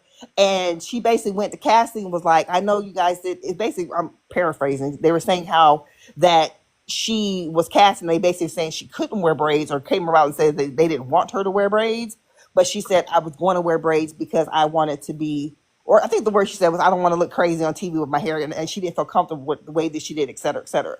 So I feel like a lot of undertone microaggressions are being played when it comes to Peacock, and how the production kind of either can step in or kind of step out when it comes to how they want to portray different people. And that does come into play when it comes to different people. And I think that will be a continued problem going forward when we come to how they're casting and how cast members are behaving and conducting themselves. And I would say Huda, I think she's getting a taste for her own medicine, because we all know Andy Cohen is messy. If you haven't watched some of his show, he's very, very messy, but he's also very thorough when it comes to being thought-provoking and also bringing ruffling people's feathers, because that's his profession. But I think that definitely we will continue to have this problem with the show as a whole until they fix it, or they fix the casting going forward. So I just want to say thank you for letting me on, and thank you for your content. Of course. Thank you so much for being here. Thank you again for subscribing. I always appreciate when y'all sub. I tell you all the time, I put a lot of intention into the content that I get to. I mean, sometimes I'll be fucking around, but a lot of times I put a lot of intention into the content that I give to y'all. So I always appreciate when y'all appreciate it and you choose to sub. That means a lot to me. So thank you for that. Okay, I want Nikisha and Smut Me Please to share your thoughts. I'll start with Smut Me Please. Go ahead and give us your thoughts. And somebody asked me earlier, they were like, are the lotto numbers on the sub? I don't know, y'all. I'm gonna have to tap in, because I really do feel like I must be playing myself. I must be tapped in more than I realize. I'm gonna need them numbers. I need to retire. I might have to share them. I'm gonna let y'all know. Smut Me Please, will you give us your thoughts, please? Hey, girly pop. So I have a couple thoughts. So I've been seeing a lot of rhetoric, not on this live, but on other lives, and people giving their 2 cents about the Shelly Hood and Alandria of it all. And I just find it weird, because now people have like moved, because I've seen numerous people say this, like, oh, it's so sad that Alandria, Huda didn't defend Alandria because of Shelly. So they keep going with this narrative of trying to like separate Alandria and Shelly, of like, oh, well, Huda didn't speak out, not because she's racist, it's because she didn't like Shelly and she didn't want to speak up for Shelly, which it doesn't matter. Even if that was the case, let's say, yeah, she doesn't want to speak up for Shelly, right? I don't like you. I think you bullied me, blah, blah, blah, blah, blah. She still could have made a post and said, hey, my girl Alandria did not bully me, because you could have just singled out Alandria and said, she wasn't my bully. I don't stand for racism. Because maybe if somebody was saying I was racist, I'll be all over that. The fact that you're like, it's okay if they think I'm racist, I don't really care, because you are. Like, let's keep it $1.50. Like, please miss me with that. So I've been seeing that Discord going on today, and it's been irritating the hell out of me. Also, Andreina is who Amaya people think Amaya is. Andreina, baby, standing on business, and she doesn't play. I love that. My real Dominican. Also, a little tidbit on Amaya. I am Dominican and Puerto Rican. I'm a Black Latina as well. I am lighter complexion. I don't like the term Afro Latina. That's a whole discussion for a whole nother day. I say I'm a Black Latina. Like, okay. But besides that, I honestly never saw her say that she was a Black Latina, or it's not in her socials, it's not everywhere, until because people started saying she was a Black Latina in the villa. So people put that narrative on her. So when she came out and people are like, oh, you're a Black Latina, right? She's like, yeah. Like, I feel like she just went with it. And as, once again, a Black Latina, I'm in certain spaces. I grew up in the projects around Black and brown people, so I know how people move. I was sent to DR, and I know how people in DR move, especially with Haitians, and how they're very anti-Black. So I know, especially, we saw it yesterday. We saw it in the reunion when you just saw a compilation of Huda calling you all types of crazy, and you sat there, and just to go and just to spite Shelly and Alandria, you're like, that was very mean. Shut the fuck up. How about we do that? But you just had to say something to defend Huda to spite the other girls. Let's keep it $1.50. And you trying to now be like, oh yeah, I'm a Black Latina. You're claiming that now because other people are claiming it for you. You never claimed that, baby. Because that shit is on my profile. My username is Smut Me Please, because I read books, smutty books.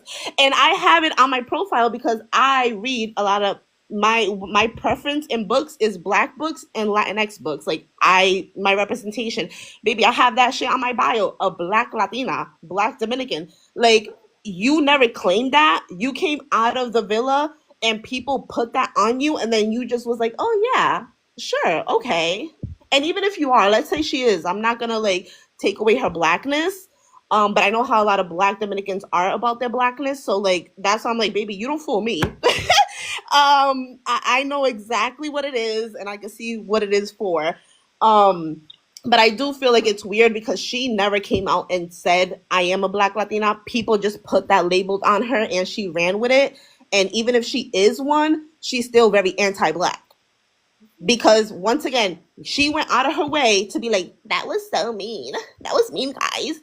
Just to spite. Like, baby, we're talking about racism. We're talking about some crazy ass shit. And you're over here talking about, oh my God, that was mean. Shut up. Even if it was mean, who cares? Like, Can we also clock? I haven't said this yet in here, but somebody mentioned it. Can we clock the fact that she wanted to crash out so bad when Ace was about to clock her shit, and she was trying to hold it together? This is why I be telling y'all. I told y'all on my live last night, right? Like let me find it. She doesn't do accountability. She does apologies, right? Because accountability requires change behavior. And what Amaya would do is apologize and then go to the next person in order to do it, right? So she didn't change any behavior. She just changed the victim, right? And so last night she was about to get worked up again, right? But she, again, now she's the winner, right? So I just need us to remember that the woman is who she is. She told us she and Hilga are two peas in a pod. Stop infantilizing people and not taking them at their word simply because they're your fave. Believe them. Y'all be on that when I know not none of y'all in my life, right? But like when somebody shows you who you are, believe them. She's literally telling you who she is. Believe that girl. Believe her. Stop trying to bend over backwards to make it something that it's not. Hi, Chocotella. Welcome in. Okay. Thank you so much, let me please. It's the first time I'm coming up here, right? I feel like it's your first time on the panel, even though you be in my live a lot. Thank you. Okay, Nikisha, please give us your thoughts. Okay, this is my first time doing this, so bear with me.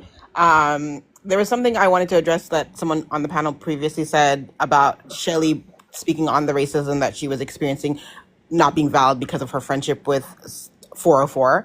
And I think that bothers me. It's a little bit dangerous because I'm going to give 404 some grace here. She said a racial slur. We all know that. But I don't think anything has come out saying that she has done anything beyond that. I think she had a moment where she needed to learn from that. We don't know if she's done it. I'm going to give her grace and say there's time to focus. And the way she's moved after bothers me. So it makes me think that she's not genuine, but I don't necessarily think that she is a vile racist. If you know what I mean? She has things to learn and she needs to grow, and prioritize that growth instead of the fame that she's clearly seeking. But to say that Shelly couldn't address what was being done and said about her is crazy to me. And I don't think they correlate because what's being said right now and the reasoning for it is so insane. And the fact that Huda shouldn't address that because, well, Shelly's still friends with 404. I don't think that tracks, right? That says something about Huda's character. Why would you want to be associated with something like that? You have a Black daughter, biracial, sorry, and you are going to have to stand on this in the future. She's going to ask you questions about this, right? The internet's forever. And the fact that nothing in her mind is like, yeah, this is something I don't want to be associated with, that's crazy. Like, so I don't know while I don't like that Shelly still talks to that girl, that's for her to unpack herself. But I don't think that's valid to say that she can't address that because that's her experience and it was really bad. We've seen it. I've been in those Huda HQs and it's crazy in there. It's like a cesspool. I also want to address that it's very clear that Huda, like you said, is used to being in spaces where Black men prefer her. And she's allowed to act a certain way with Black women. She's used to them as her accessories, her girls, her bitches, as she likes to say, but she doesn't respect them and she doesn't see them as equals. She got triggered, and you can tell by the way she moved with the fact that Shelly was a hot commodity. The guys were on her body heavy, if we're being honest. And she felt like she should have been that person. And that triggered her. And that is why she moved the way she moved. That's the why she picked Chris to bring him back. She did not want that man. But she knew that he wanted Shelly, so she wanted to show Shelly that she could have something that she wanted, even though I don't think Shelly wanted him either. But like, it was intentional, and it wasn't so shit Shelly could explore. And if we're being honest, and I think that's what Shelly wanted to say but couldn't verbalize, be for real. You wanted to one up me, let's say. Yeah. Anyway. Thank you, Nikita. I will say this, y'all. One, Biba, I saw your request to come and clarify. Happy to have you request to come up and do it. I will say this. I think this is I'm going to say a couple of things. Number one, I've always been super, super clear that as a Black woman, and this is, Nikisha, this is not me like shitting on you. It's just about me trying to make sure that I have certain messages go out in my life. I'm never going to be in this space to feel like I can give Sierra grace around it. I feel like ultimately that's not really like my lane, right? Because I don't want nobody that's out of my community giving Hilka grace. Nah. I don't want nobody giving her followers grace. You don't get to speak for me and my community. I get to feel however I want to feel about it, right? So I will say that part. What I will say also too is about Shelly, right? I think that more than, y'all know this, right? I feel like more than one thing can be true at a time, right? So I think it is fair to say Shelly is allowed to speak to her experience. And I think it's also fair to say, and girl, do you hold the same standard for other communities that you're wanting to hold for your own? And so are you also taking seriously the things happening in other communities, right? Are you also understanding the levity and the impact of that in other communities, right? So I think it's again, y'all know we don't do black and white in here, right? So like it can be both. It can be, yes, you deserve to speak to your experience because your experience is yours and that's valid and that's real. And don't ignore what this person has done. Like Shelly giving grace to her actually is a little bit crazy to me personally, because it's like, but that's not your community to be trying to give grace to. You know what I mean? Like it feels like an overstep. And I think that she would be able to easily recognize that if like, you know, for example, some of the stuff that has been retweeted and reposted and all of that by some of the cast members, right? If somebody was like, oh, well, I'm going to give them grace for doing that, even though it's really harmful to your community, she would be like, the fuck? You know what I mean? Well, maybe not Shelly, honestly, because she's very diplomatic, but she might be able to see it a little bit more clearly, you know? And so I think that both of those things that we don't know whether or not she's expressed these thoughts to Sierra, but all we know is optics, right? She talked about Sierra in the interview with Kiki, that, you know, she understood that, you know, Sierra was trying to change and blah, blah, blah, blah, blah. Right. And again, y'all know that I'm not even on like Shelly. We ain't seen nothing with Shelly and that girl for weeks at this point. Y'all have been very clear about how I feel. Ultimately, I don't give a fuck. She's gonna be friends with whoever she wants to be friends with, right? But if we're having the conversation as to whether or not she can speak on her experience because of the company that she's keeping and how they have moved, and let's keep it a buck. Sierra has not only moved weird with Asian community. She used that slur in relationship to Asian community. She has had questionable questions and requests about Black community, and she actively outed her bisexual ex. She has had lots of marginalized communities be part of her growing experience and has caused harm to those communities as part of her growth experience, okay? So Sierra just has questionable character, period, okay? Exactly, Cha-Cha, right? And so I think it's okay to say, that's like a weird person to want to be friends with. And she is friends with very known vocally racist people. Like, so like, again, I think it's okay to say, girl, why is that okay for you? And it's also okay to say, and she gets to speak to her experience. Like both of them can be true. Yes, IB. Somebody sent it to me a while ago when I was talking about her on live. They sent me the clip of her on a podcast where she outed her ex. And then basically she's telling the story of how she outed her ex as a bisexual man to her platform, by the way. She outed him to her platform as an influencer at the time. And what she took away from that was there were some people that wanted to focus on the negative of me like outing him. And then there were some people that were like so kind and gracious. And girl. So she is just problematic in general. Like in general, she's got questionable actions. You know what I mean? And so I think that it's okay for both of those things to exist at the same time, though. Okay. I feel like you have not been up here yet. I want to hear your thoughts. Yes, can you hear me? Yes. Hi, love. I just want to say, first off, thank you for your platform. Because this has truly been like probably one of the safest spaces to discuss the Love Island fiasco going on. So when I found it, I was like, thank God. I can't. Like, I can't. My first point, because I have a couple, but I'm going to hurry. My first point, I want to encourage everyone, but particularly Black people right now to really, who's engaging with Love Island and all this discourse, especially online, content creators, even if you're a viewer, to really take care of ourselves. I don't watch a lot of reality TV, but I got sort of enthralled in this. And I'm a person, I like to analyze things, question things, and look at things from like an objective perspective and see like, what is this really doing to our psyche? What is their purpose? And me personally, I'm going on a detox after this. I'm done with Love Island. I'm going on a detox because some of the images, especially, throughout the season and in the reunion, gave very rage bait towards Black people and even trauma porn in some circumstances, especially at the end with Alondria getting emotional. It just, certain things definitely triggered me personally because I think people often forget that, like, yes, this is a TV show and we could talk about this online, but some of us, this is our identities, right? We've lived this experience before. We've known Hudas or other people in real life.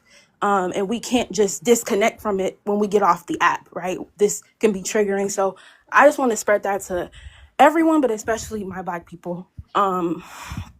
And then it got me thinking deeper about the producers because it was a leaked photo when they got out the villa of all the producers, and one, it's full of white people. I found it on Twitter. It's full of white people, and it's mostly white men, right?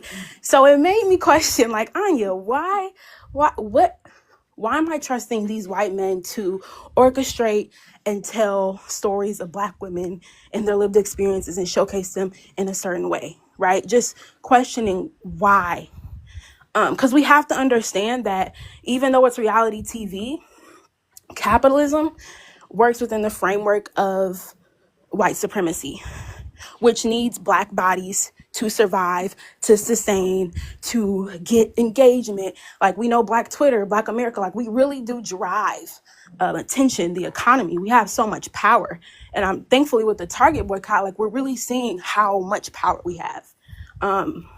And I want us as Black women just continue to capitalize and say, hey, do we want to continue engaging with Love Island? Like, how do we want to engage? Like, really set these standards.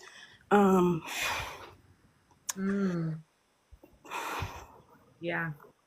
Particularly with hearing that Ace and Nick defended Shelly and Alondria. And then I also heard that they even cried or got emotional. And how we did not see that. And that really hurt my heart because I saw Ace really try to open up and be vulnerable and speak his truth. And thank God he's going on Speedy's platform tomorrow and dropping something.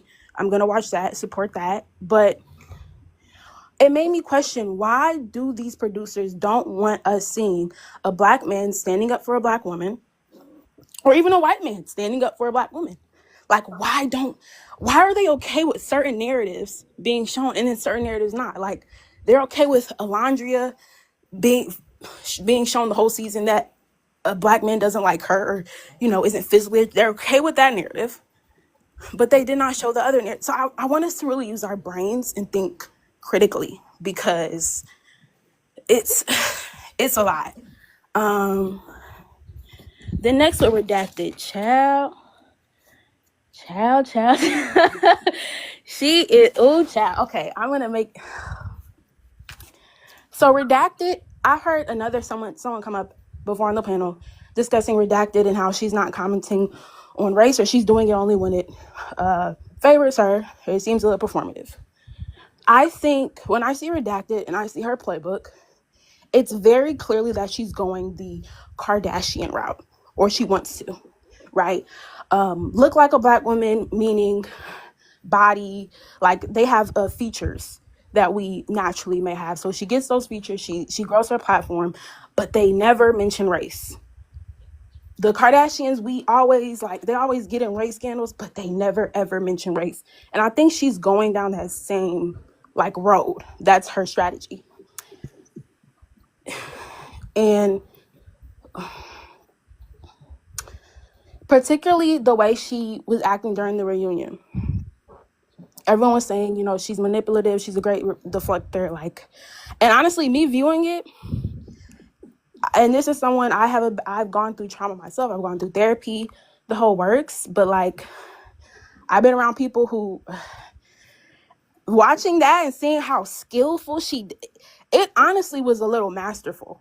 And I saw it and I'm like, people who can't be wrong were raised by or saw people who couldn't be wrong, or they just never could be wrong. So she definitely was raised by someone, I'm just assuming, because due to her Call Her Daddy interview, by someone who couldn't be wrong, or because the way she just naturally just deflects, she literally will yell over someone, talk over them.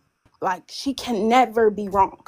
That's something that was ingrained in her very young. She saw that because it's just so natural for her.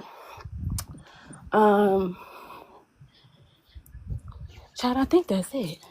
Okay. But yeah, everybody stay safe. Please take care of ourselves. Thank you, Tina. That was the girl. You can hang out up here for a bit in case you have more thoughts. I'll probably do one more round of the entire panel. Let y'all say thoughts one more time before. I do want to say, I actually don't think that I know people are saying she's PR trained. I actually think her training was to pander to young people, because I don't think anybody with a fully developed brain was interested at all in the way that she was showing up, laughing, smiling. I'm sorry, of course I'm working on that. I love you. You're amazing. You're just anybody with half of a fucking brain is bitch, you are avoiding all accountability. You are completely avoiding the conversation. I am unimpressed. So I think that she actually did a terrible job at it, unless again, the intention was to pander to children, young people.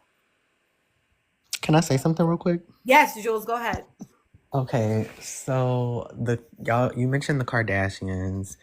My guilty pleasure is Kylie Jenner. I will admit, I love her. I'm sorry, I love her, but I don't think that was good. I don't think that's gonna work. I don't think it's gonna be her trajectory for Griselda, because the Kardashians have never faced someone in their inner circle trying to check them about racism that they were facing. So they've never had to really outright come out with a statement. And ooh, y'all was mad at that.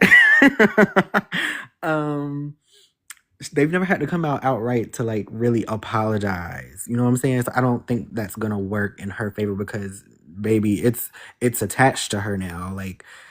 She can't escape that. But that's my little 2 cents on that part. I'll let someone else go. Thank you, Jules. I had to mute because Chris is watching the U.S. Open. Yeah, I'm watching Coco. He watching Coco right now, so he over here loud as hell, y'all, cheering. Sorry, y'all. It ain't picking me up, but sorry, y'all. Okay, let's go from the bottom up. Tata, will you share your thoughts, please? Yeah, so I had to check myself today. Like I told you, I literally I've been crying all day. I've been crying last night too. Hold on But real quick, Tata. She won, y'all. Coco won. That's why he was cheering. Okay, go ahead, Tata. who's Coco? The Coco, tennis never player. mind. Yeah. See you, wrong Coco.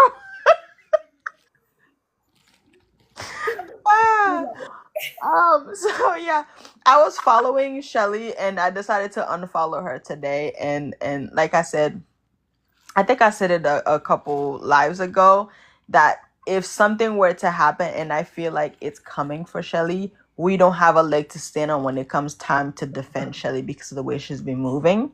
Now, Sierra is problematic, but one of the things that is really bothers me because I'm not okay with Shelly extending grace to Sierra on behalf of another community or acting like she didn't see the post or whatever the case may be, right?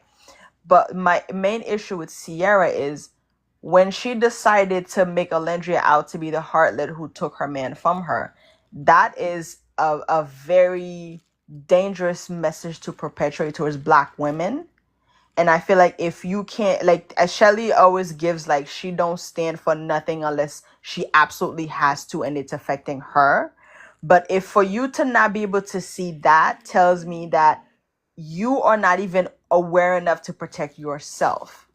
And I feel like as a dark-skinned Black woman, watching the world move towards Black women and watching Black women being vulnerable and open about what they're facing in the world, and for you to be a dark-skinned Black woman, and Shelly does, I said it before and I'm gonna say it again, Shelly does give me the type of person who moves in white and Hispanic spaces. The reason why I can clock is because I'm someone who's always in those spaces. I can pick up on the cues as to the way Shelly behaves. I said that Shelly behaved a lot like Sierra, not in a manipulative way, but in the cool girl kind of way, go with the flow. That is something you adapt when you have to be around Hispanic women and or white women. You either have to be very cool, very chill. You don't have a chip on your shoulder. You don't really see color. It's not that deep. And I called it out. Shelly is able to be with Sierra's because of these commonalities. And that has a lot to do with the way she was brought up. So one of the things I was like upset about was the fact that the Haitian community have not really stood up or represented for Shelly, right? But I can't even say anything because of the way Shelly is moving. So it's like, I'm just thinking if Shelly were to get a really big brand deal, right? And the Asian community all decide, because these people do not speak up on shit. So for them to stand up and speak up the way they spoke up, that was deep for them. For you to not see that and see that that's going to come back and bite you, I feel like I don't want to be watching her and be upset with her because I don't want to have any hate in my heart for Shelly or can it dislike. I don't want like hate follow kind of thing. So I was like, let me just separate myself because I'm seeing that you moving in a way that's not protecting you as a dark-skinned Black woman, which makes me feel like I'm not protected as a dark-skinned Black woman. And I feel like Shelly needs to take a stance. And I get that it's not gonna be easy for you because then it's like she's moving in a way where as long as she's cool with these people, they're not gonna put hate on you. And the one thing about these communities, I always say I'm Black first, is because other communities, people of color, do not see you as a person. They just see you as a stepping stone. So you okay with Sierra using you. You giving that lady grace on behalf of other communities. If these people were to come out, all of them come out like they did when Sierra did what she did and say, we don't want Shelly to have X, Y, Z. I don't even know what the hell to do to even defend you. Yeah. And that's going to add more hate and more harm towards Black community, especially Black women. And I just can't get behind it. And I feel like the best thing for me to do is just unfollow her and just not even speak on it because I don't want to ever have any bad feeling towards a Black woman. And right now I feel like the heat I have the most is towards the Black men. I feel like they're not getting enough smoke because how the fuck you have 5 Black men come on the show and not a one we can say a good thing about.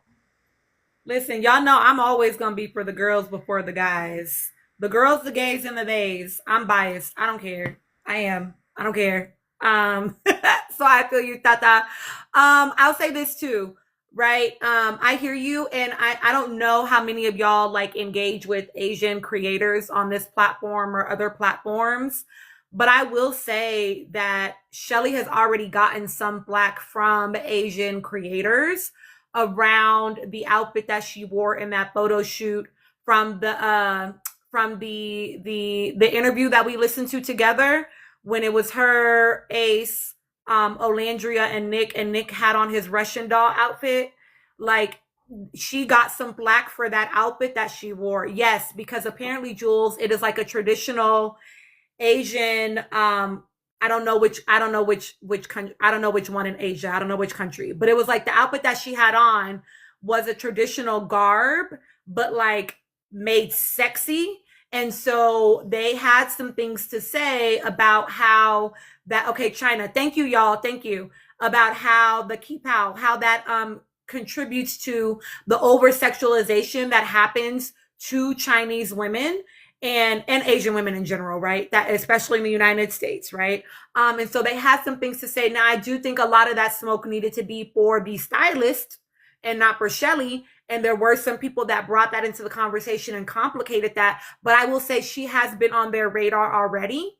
And so I do hear what you're saying, Tata, about how that might just give people more excuse to say something else because she's also in community with 404. As far as we know, y'all, again, like this may not be that deep, right? But so yeah, I will say that I can understand how what you're saying around the optics, how that might, if they already have eyes on her, this might just be something else that they add to their arsenal. I get that for sure.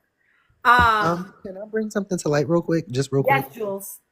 So I don't know if y'all saw this post, but it was on Twitter and it was like of Huda's like Instagram post from like her reunion look. And the caption reads, Alandria said you didn't make the post, and Huda replied, had a lot going on. And then she posted this caption right after they filmed. And Huda's caption says, I have a lot going on Instagram. You know what? I'm going to keep it cute. I'm going to control it. Thank you, Jules, for sharing. Because, girl, why are you playing? Don't be so, she's so goddamn annoying. I don't know her, but I'm just, and I said this in my video about her, y'all. Maybe I was lying when I said, I don't often prey on the downfall of people that I don't know. Now, people that be around, I might have a little something for you. But her, I truly do hope that she has to deal with the consequences of her actions. I hope that every seed that she has sown, she has to reap to its fullest fucking extent. Period. I have an unhinged take. I don't know if it would be welcome. It's welcome. It's not about Huda per se. Well, it's about Huda, but it's encompassing many things. So I don't know. Like, I have this feeling, the reason why, like, the dynamic between Huda, Alandria, and Shelly is the way it is, and a little bit of Sierra when she was there, and how it was like that tight-knit relationship between Shelly and Sierra, is because I truly feel like the reason Huda and Shelly were bumping heads is because they both came in thinking that they were going to be the it girls of the season. But also the other layered things of like Shelly getting more favor with men. Huda wasn't prepared for that. Like, she was gagging. Like, she paid for all of this damn work, and like, my money is not being put to good use. Like, she was gagging. Like, I get it. I really do. I would be gagging too if I spent that much money. And then Sierra comes in the picture, and Sierra thinks she's gonna be the it girl. So, but Sierra like does the smart thing of befriending Shelly, and like they kind of like become in cahoots, and it's like this whole like weird lesbian vibe of like, oh, like if there was anyone I want in my throuple situation, it would be you. So like it's like this keeping my enemy closer vibe. I truly do feel like Sierra is using her, but it's not working, like, because Sierra just doesn't know how to. That's my second point. A lot of these people are not meant for fame because they don't know when to shut the hell up, and that's the big problem.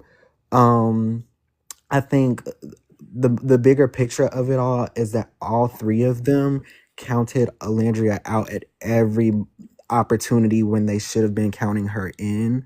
And I feel like that's why we're seeing a lot of like this, I don't know if not backpedaling, but like this random like leech onto her moment that we didn't really see in the show. Like how when they came out the damn villa and Huda was all over Alandria and Nick, and like now we seeing Shelly like, you know, all up in Alandria's face at her little birthday party, which was cute. It was cute. It was cute. But like I'm peeping certain things. But yeah, like and how you say you kind of, you know, are slightly wishing on her downfall, you know, Hood Cap's downfall. I am too, and I feel like it will come. Like I'm not gonna like put all my energy into that, obviously, because it's gonna happen naturally. I don't have to worry about that. The universe is gonna handle her in due time. The same way the universe has handled Alandria, you know, like like not to make it, you know, some weird spiritual Christian like type of vibe, but like that girl is anointed. Like she's blessed. Someone has spoken over her life in high regards. She has real protectors. I've seen a lot of people say that they think that her purpose, not that she's gonna be walking in it, you know, with that intention, but people see her as a healer, which is why so many people feel attached to her, like as this therapist mommy role. And I do see that as well. So I don't know. I just see really great things for her. I don't think anybody can block her blessings. She's on the up and up. And I think the girls are starting to recognize that, because her and Nick have been like, same thing with Nick. I think he's also blessed and favored as well, because he's been thrown so much shit that would have had other boys pack the fuck up. And somehow he's been able to like escape it completely. But I think they're starting to recognize that like they're kind of untouchable, like at this point. Yeah. Thank you, Jules. Okay, Biba, I know you wanted to clarify, share your thoughts. Yes. And then can I say Thank something you. after? Thank you. So what I wanted to clarify was, and I totally see her point, the other commentator who gave feedback. My thing is, I was just like, I really, really wanted to defend Shelly in that moment, but I was like, dang, Shelly, you making it so hard when, you know, I know who you still are aligning yourself with. Well, we all know, you know what I mean? So it was just making it harder for, I feel like, other people to see the legitimacy in her concerns towards Honda. And I just hated that we were leaving like that empty block of like assumption. And I just didn't like that. I did want to say with Alandria and Shelly's friendship, I feel like Alandria, I do feel like she is protected, but I just really would hope that she takes a step back and really analyzes these relationships with these castmates, because I feel like sometimes she gets in the mindset of like, well, she was the only Black girl in the villa with me. And there's like this race loyalty that bonds her to Shelly and aligns her with Shelly so heavily, which isn't bad, but I just want her to really open up to like maybe perceiving some of Shelly's behaviors differently, and not on the basis of, oh, she's my soul sister, so therefore she really has it in my best interest at all times, because I mean, that's still an assumption. And I did want to say with her social, who spoke earlier, and looking at the bigger picture of things, like it's intentional on the production team's part to make sure we only see Hannah's tears. Her and Charlie went on that show talking about the exact same thing, but Hannah's perspective was more validated, and she gets like, I don't even know how many minutes worth of airtime crying. And I'm like, why are her tears shown? Why do we shut down Chris's whole like segment? Like I knew they weren't going to talk about the coercion. Like I knew that was never going to happen. But it's like, I see this pattern of like, okay, the network wants to monetize Black pain. And if you're not willing to give them that in the way that they want, then you're useless. You know what I mean? And it's like, people are like, well, and I noticed this with Alandria talking about racism. They cut her off instantly, like the footage. And it's like, we don't even really get to see her shed her tears, or Ace or Nick. And it's like, but why? Why are we shutting down people's emotion with the cameras? And it's like, oh, because emotions and pain humanizes people. And they don't want to humanize certain individuals on that massive a platform. It's very intentional, it's very driven, and it's dangerous. And I'm glad Andy was there, because Ariana was not going to do, and I know she was not going to do anything. I just watched season 6 reunion like the day before, and I was like, oh, I see why people are disappointed. So I'm so glad he was there. He barely saved it, but yeah, that's all. Thank you, Biba, for coming to clarify. Sure. Thank you so much for subscribing. Welcome to the fam. I'm going to clarify one thing, and then I'm going to say one thing, and then Jamila's going to share her thoughts. Okay. Trauma bonding. Y'all know I talk about this all the time in here. Trauma bonding is a bond that happens between the abuser and the abused, y'all. I cannot, as an actual clinician, sit in here and not tell y'all that is, we use it in pop culture because it feels like a really easy term to access, but it doesn't mean what people always think it means. So trauma bonding would be if I am bonded to the person that abused me and I was the abused person, I can be trauma bonded. Y'all might know it in pop culture as like Stockholm syndrome. That's how you might discuss it, right? But that's what a trauma bond is. These people are all bonded because they just are bonded. They just had a bonding experience, right? So they are not trauma bonded to each other. The only people that, like, we might have seen a trauma bond. Thank you. We might have seen the trauma bond between, what's them people's names? Well, one, Clark and Taylor. Jeremiah and Huda, if they had, if they have kept it up. They were not using love bombing correctly. It involves a level of like the only person that y'all have seen in real time love bombing is Taylor, because of the intention around manipulation, right? I'm going to give you the gift and then tell you that I'm going to take it from you, right? I'm going to do things that are traumatizing to you, and then I'll put you back into the abuse cycle to keep you connected by doing kind things for you. But then I'll always have this leverage over you, right? So that is what we see him saying, that is financial abuse and it's love bombing, right? Because he's also told us on that Kiki podcast, what was it? They were out of the villa for like a week. And he was saying that they were already using love as a word. And they had only been coupled up for a couple weeks before they left. So you're telling me in a 3 to 4 week time frame, y'all are telling each other you love each other? That's actually insane. Yeah. He might have been lying, Beatrice. I mean, he's a liar, so maybe he was lying. But if he wasn't, right? It's, I'm spending money on you. I'm isolating you and pulling you to my family. I'm folding you into my family. I'm buying you all these things. I'm telling you that I love you, but then I do this awful thing to you, but then I do all these things. So then I've love bombed you to the point where when I do the awful shit, you're like, oh, well, it can't be that bad. So that would be the only person that y'all have seen in real time engaging in love bombing behavior. I have not had a client like Houdini. Somebody asked me that. I have not had a client like Houdini. Do I think that Honda was love bombing? Wait, do I think that she love bombed? I think that's what you're asking me. I mean, it was interesting that she kept dropping that love word. I don't know if I think it was love bombing so much as I think there was a lot of manipulation and, I mean, I can't remember the timeline for when they started having Smex. But yeah, he did say she better move to Oklahoma after he bought all those gifts. So she was definitely manipulating for sure. Okay, that was day 2. So like, yeah, there could have been, how do I help a client prepare for fame? I've never had to do that as a clinician. That's a great question. I've never had to do that as a clinician. But mostly I think it would deal with like dealing with your shit. You know what I mean? Okay. Gigi, I'm going to bring you up. Jamila, share your thoughts, please. Yes, real quickly. I didn't get to hear everything, but I heard the tail end of you guys, basically karma coming for Hilda.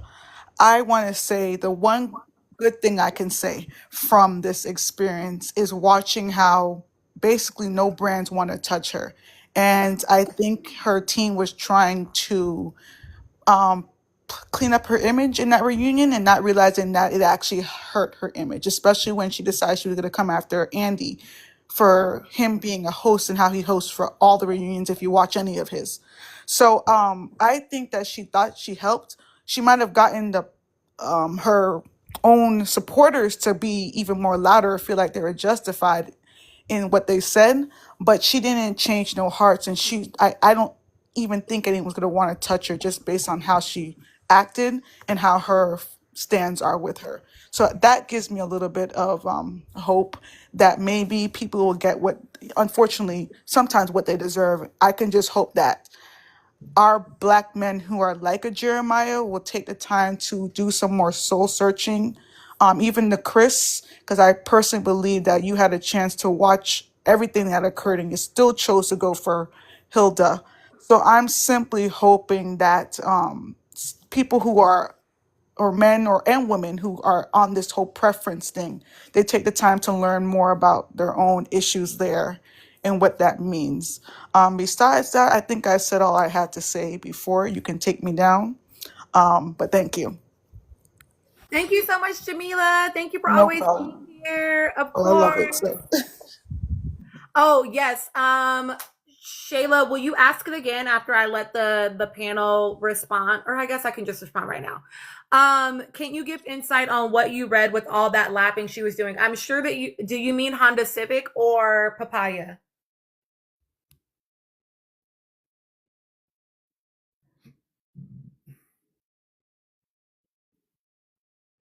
Honda Civic. It was Violet said both. I mean, both of them to an extent, y'all, were giving like avoidance, right? It was, I'm trying to put on a character. Yes, Honda Civic that is correct. Happy day. Honda, I mean, to an extent, both of them were giving, I am attempting to perform. And another form of manipulation, right? I'm trying to craft a narrative around how I feel in this moment, right? Honda was definitely trying to, I mean, actually both of them, the more that I think about it, we're definitely trying to give like oh, I'm unfazed, oh, it's not that big of a deal. I think what we were seeing with Honda as well is that Honda was definitely trying to also give us like she thought that was going to be demonstrative of her having like moved forward and grown, right? Like, oh, look, I'm not crashing out. But that was actually, if she was going to pretend, this is why she needs to sit down with the therapist. Because if she was going to pretending that you're so unfazed and unbothered that you're laughing about it is not the right response. Exactly, Yano. It needed to look like remorse and humility. If she was going to appropriately PR herself in that moment, it needed to look like, oh my goodness, wow, yeah, like looking back at that footage, I just can't even believe I acted like that. I'm so glad that I've had an opportunity to reflect and to grow and develop as a person. I really am doing my best moving forward to not engage in that way because nobody deserves that. Nobody deserves to be spoken to like that. That's what the fuck it would have sounded like. But instead she's like, oh my God, because she thinks the opposite of crashing out is being unbothered. Because there's been no self-reflection. She doesn't understand that the opposite of crashing out is emotional regulation. It is self-reflection. It is the ability to see oneself for real. She doesn't even see her own self, let alone any of us see her. Barry, this is why people talk about, right? People go into therapy and learning therapy speaking and weaponizing it. Because if you want to weaponize your therapy, you can. It definitely can teach you how to move through the world with the right language, the right tone of voice, the right diction, the right to pretend, right? But your therapist is hopefully clocking it if you're doing that. But yeah, it would have looked like, to your point, Violet, contrition, right? Amaya's needed to look like she's so busy. A lot of her laughter was about her trying to get into the conversation so that she could then control responses as well. That was a lot of what hers was about. Right? It was, I can't let him talk because he gonna fuck it up. That's why I told y'all at the top of the live, he kept going. He kept trying to suppress what he wanted to let come out of his mouth. He was trying to hold it down, right? So a lot of her laughing was about her getting into the conversation, which is why I appreciated Andy directing some things, specifically Brian. What was, you know what I mean?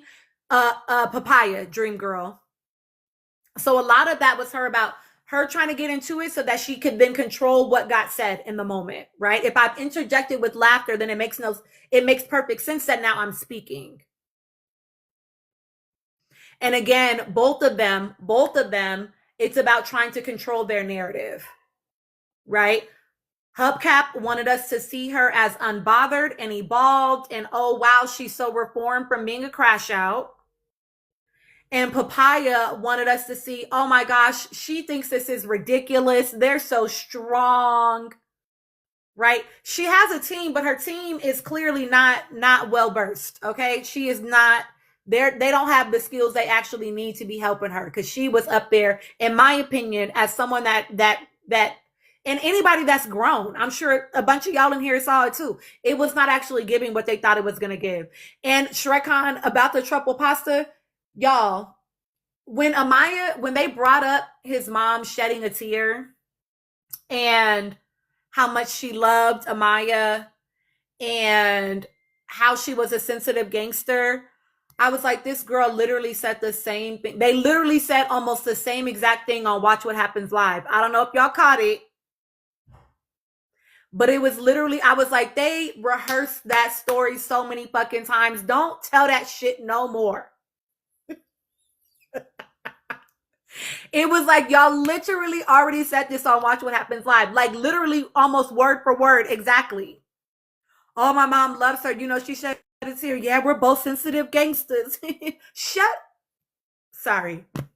But like, so yes, again, it was always about, it's all about trying to control their narrative. So hopefully that answered your question. They were definitely trying to create a story. Who asked me if you could go next? Can I go? Yes. Go ahead. Okay, I just wanted to respond to, I think, Jewel's point and then Jamila's really quickly, talking about Alondria's loyalty to Shelly. And as a fellow Black American, because I know Alondria, she's from the South, I can relate to, as a Black woman, we are socialized to not only just like support and love everyone, but support and love those who look just like us.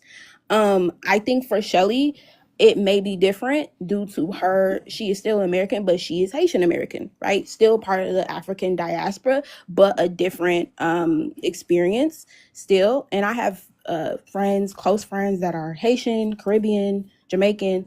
And so I can really see, I can see Shelly in a way. I'm like, oh, that reminds me of certain things that they do, etc. And I think there's just a difference of how we're brought up. I think even how Shelly carried herself in the villa, right? Everyone thought Shelly was going to be the number one pick when she got out the villa, but it was Alondria. And I think that even speaks to Haitians having really good, high racial esteem and being ingrained in their culture and just really being celebrated. And I see that in my friends who are, if you know Haitian women, they are very confident. They are just top tier. They're beautiful. I love them down. And they're just really ingrained in loving their Blackness. And it's honestly beautiful to see. It was healing to see. But it just seeing that difference, I know it has to do with that. Just the different diasporas. But particularly, people did not coin or think that Alondria was going to be the number one pick. And so her coming out and having the most social currency, similar to Serena, similar to Janae, I really want them, and I pray that they just continue to have heightened discernment.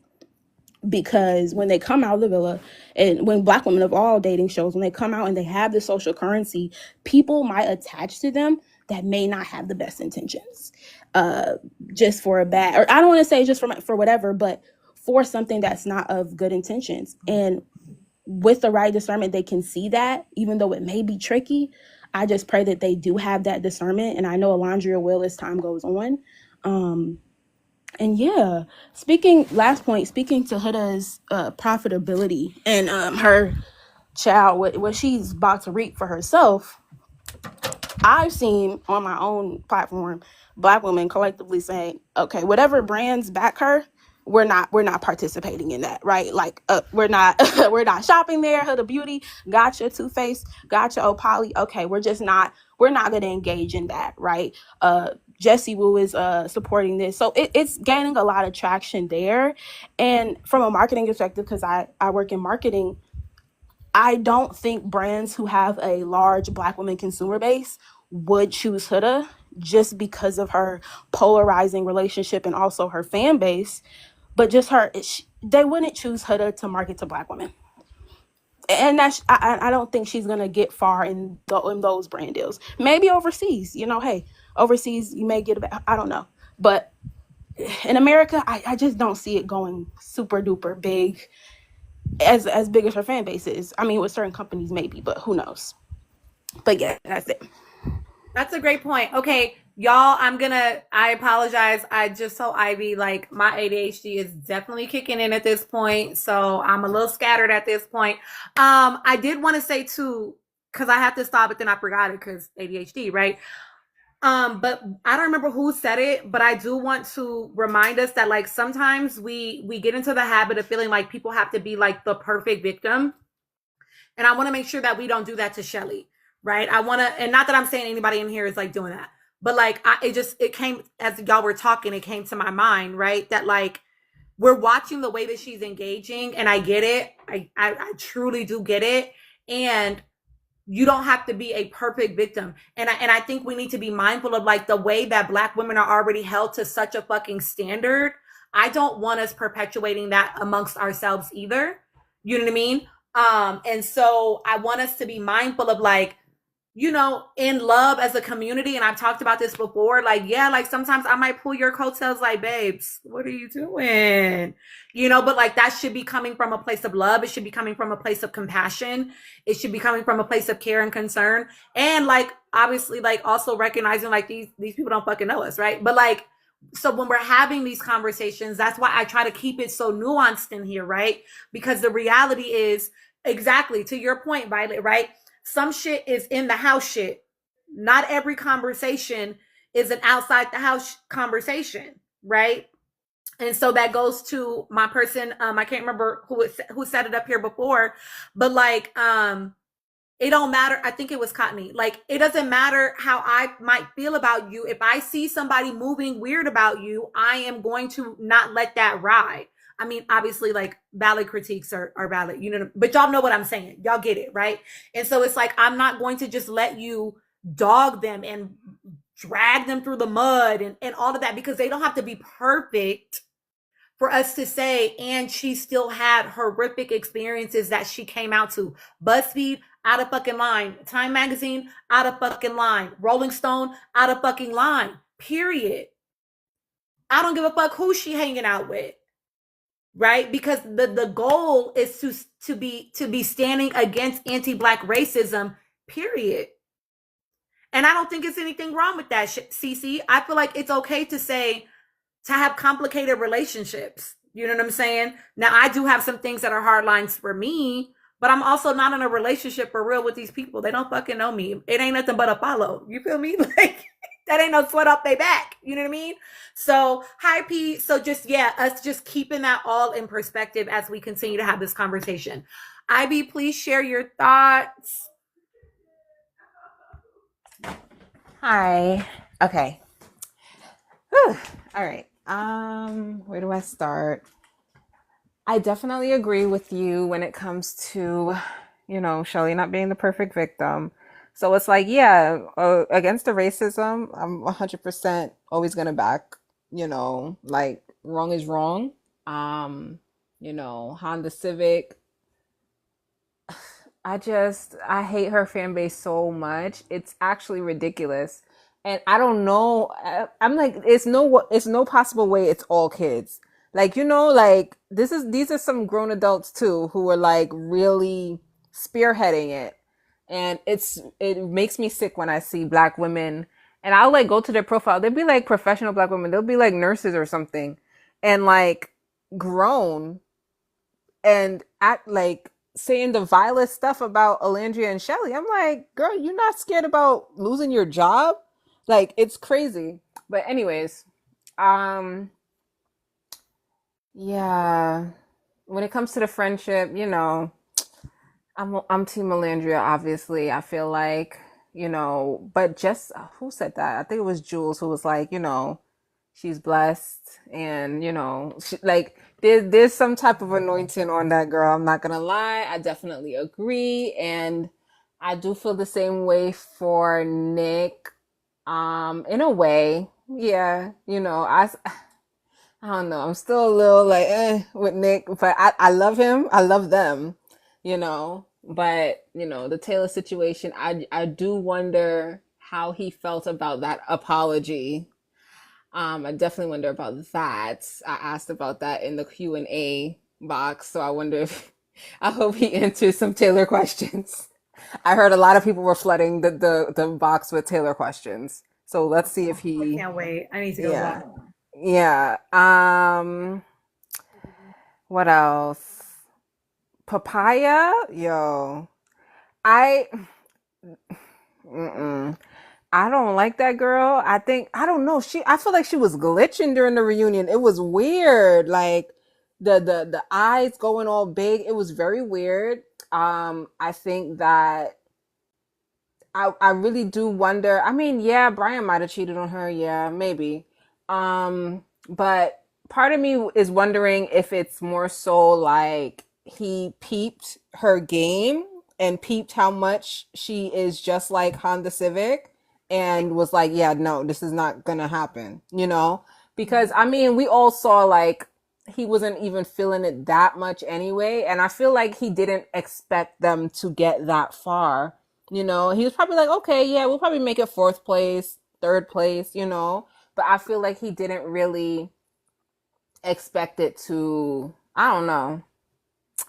I don't know. I guess maybe he did, but whatever. He got his 50K, he got his Rolex, whatever.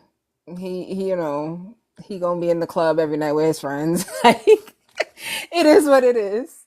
Um, I saw part. I didn't like see everything. I want to watch it, but I was like, I don't got time for this. Austin speak too slow. But I saw part of his little interview. I am giving Austin some grace. He struggled with drug addiction, so I'm like, dang, like everybody talking about he a druggie and this, that, and the third, and he really, yeah, no, people were saying that he was on drugs during the reunion, but he really had an opioid addiction. So I'm like, I'm gonna give him grace. Because I know like you don't just go into opioids. You usually have an injury and you end up getting addicted. But when he was talking about Papaya and how she was like cursing him out and cursing out Zach and really was like demeaning them, like I'm just like, and I already like I already didn't like her from the whole Ace situation and how they made him the villain. But like when she was going off, if y'all notice, even like the production, like they put music over her, so like you couldn't really hear everything she was even saying to him. Like you saw her head moving and stuff too. Like but and then her cursing out Shelly, of course. I think her and Honda have deep seated jealousy and hatred for Black women, specifically Shelly, but also, Olandria, in terms of like they did not expect her to be the favorite. I don't think nobody in the villa expected Olandria to be the favorite, including Olandria. But, everybody is just like, they're wilding. They can't believe it. I didn't like the alliance situation, but they definitely, and I'm wondering why. I'm wondering if it's because they realize like, oh, Nick is he's a little too goody two shoes for this, and Alindria's too goody two shoes for this, like why they weren't a part of the alliance. Or if it's just because like, okay, we don't expect Alindria to be the favorite and Nick is the white boy, so he's gonna make it to the final anyway. So maybe they were thinking like that. I don't know. But either way, what else? I said Papaya, I said Honda. I mean, I'm just waiting for Nick to unfollow Taylor and be done with him. But I guess it's gonna take some time. It took 6 weeks for him to unfollow Honda, so it's gonna take some time for Taylor. I think it's gonna take time for Taylor. I will say this, about the alliance thing. There was no admitted alliance, y'all. This is all speculation. This is speculation, but I believe it. There was an alliance: Sierra, Shelly, Taylor, and Ace. Yeah. Yeah. So I will say this about the potentially Nick being left out of that, is that we know that Nick told us Shrek Khan, he did that shit on purpose. Taylor hard launch was Nick today, unfortunately. He did that shit on purpose. It's giving 404. I saw that. Ugh. But I will say this, that Nick told us that initially the trio was Jeremiah, Ace, and Taylor. It took a minute for Nick to get put into the trio. And so they may not have felt like, if they did have an alliance, they may not have felt like they wanted to share with him just yet. Because this was still pretty early on in the Boogie, they're just talking about Taylor posted, I guess, a photo with him and Nick on his Instagram or something.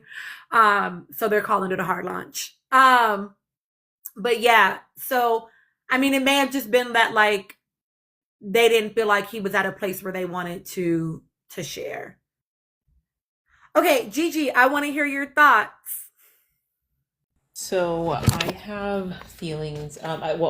Briefly, I want to touch on the Shelley aspect that Tata brought up, because I think she brings up a very interesting perspective on how culture plays a role in it. And while I'm super interested in her perspective, and I do respect her perspective, I slightly disagree, only because of how Americanized her parents are, and how her family is, and how Americanized she is. And I see the pattern, especially with kids who come in the education system in South Florida, when the kids come through, when you have parents who are second, third generation, and they are more Americanized. And there is more assimilation within Black culture in and of itself. Or when I say Black culture, I mean Black American culture, from kids with Caribbean descent.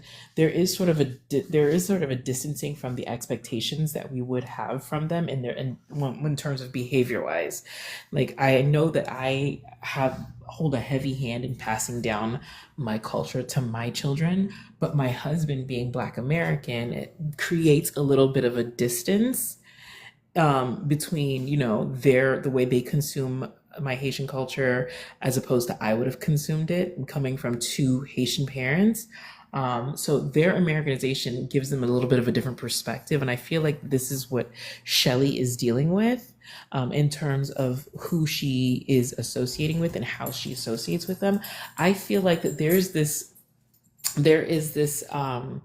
that distance creates this mindset in which it's kind of like a kumbaya moment, where they feel like they can, where the identity that the way she's identifying with Sierra is more through the lens of POC as opposed to Caribbean, if that makes sense. So it's not necessarily, because we share these aspects of us because we have, you have the Latina and I have the Haitian background. It's more so because I see you more as a POC, and we are both POC, and so I can rah-rah for you and you can rah-rah for me. So there's this kumbaya that gets created. Unfortunately, I feel like she's going to learn a hard lesson, in which a lot of us do learn, and it's that not Black people aren't always considered in the POC aspect or in the BIPOC aspect. We're not necessarily we're usually cannon fodder when it comes to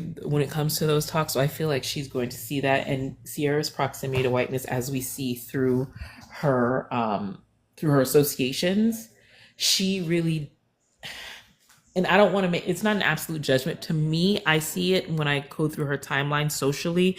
She doesn't necessarily, her being the darkest person on her timeline prior to Love Island, I feel like, she doesn't really see herself. She sees herself like a Kardashian that has more proximity to whiteness than anything else. So she's that token in that white girl's purse that she can pull out and use as, you're my black friend, so I can't be racist. That's how I see it. That being that, it is what it is. I want her to take control of her image. I don't think it's going to happen. I think the side of her that is always giving grace is going to work against her, unfortunately, unless she wakes up. And then, I would hope that Ace would step up into her corner, but it seems like Ace in and of itself is in a rebellious state against Peacock, if I can say, if it makes sense. I feel like he's in this rebellious phase where he's trying to rebrand his own image. And so in trying to do all of that, it might not necessarily clock to him to be like, yo, Shelly, I need you to wake up and do this. He may, so them being their rebellious phases of, I could talk to whoever I want, I could be seen with whoever I want. They think that they're bigger than the program, and unfortunately they're just not. If anybody is bigger than the program, and I hate to say this and not to toot our horns, but it's somebody, it's a couple that we did manifest, and that's Nick and Landria. I can see them being able to stand on their own only because of the way that they've carried themselves throughout this entire process. Any hint of proximity to controversy is something they've always stepped out against, and been able to position themselves in a way that they're more palatable and acceptable to brands. And I think that this is why you see that it's so easily to translate into commercial for them, to commercial capital. So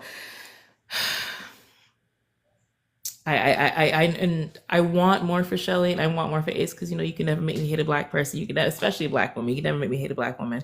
However, I just feel like I just be want to shake that girl. I really do. I just be want to shake her and just go, girl, wake up. I really do, because I hate to see somebody with so much potential just squander it just because they want to be defiant. And it's like, you can do that, but unfortunately, you're in an industry where you're going to have to take your licks. You're going to have to be able to make moves. You have to be smart about it in order to do these things. Meanwhile, until you can, I'm gonna just keep rooting for Nick and Landria, because it looks like they're not going to disappoint me just yet. And that's about it. Thank you so much for your thoughts, Gigi. Okay, a couple of comments I want to respond to very quickly. Yes, Spelling, I will let you go next. Very, very quickly. Number one, someone asked me, do I think that there's a problem with Nick doing college parties while Alandria is doing other events? I would, being the annoying therapist, I would turn that question back to you and ask why you think that that would be a problem. What are maybe the stories that you're telling yourself about what it means for him to be doing college parties? That's what I would offer to that. The other person that said, it's just going to take him a long while because, Pisces like to give chance after chance. I actually have an entire video on my page about how, as a Pisces person, it may take me longer than it should. But baby, once I decide we're done, you're like a tree in the forest. I don't talk to trees, and I ain't talking to you. You do not exist in my world. You may as well have died. I wouldn't even know. And so I can appreciate that about him as well. And then the other person that said that, what's her name? Papaya cussed out Shelly. How do you know that? I want to know. Okay. Spelling A, please go ahead and share your thoughts. Hi, thanks for having me. I've been wanting to say this since I've been on here this entire time.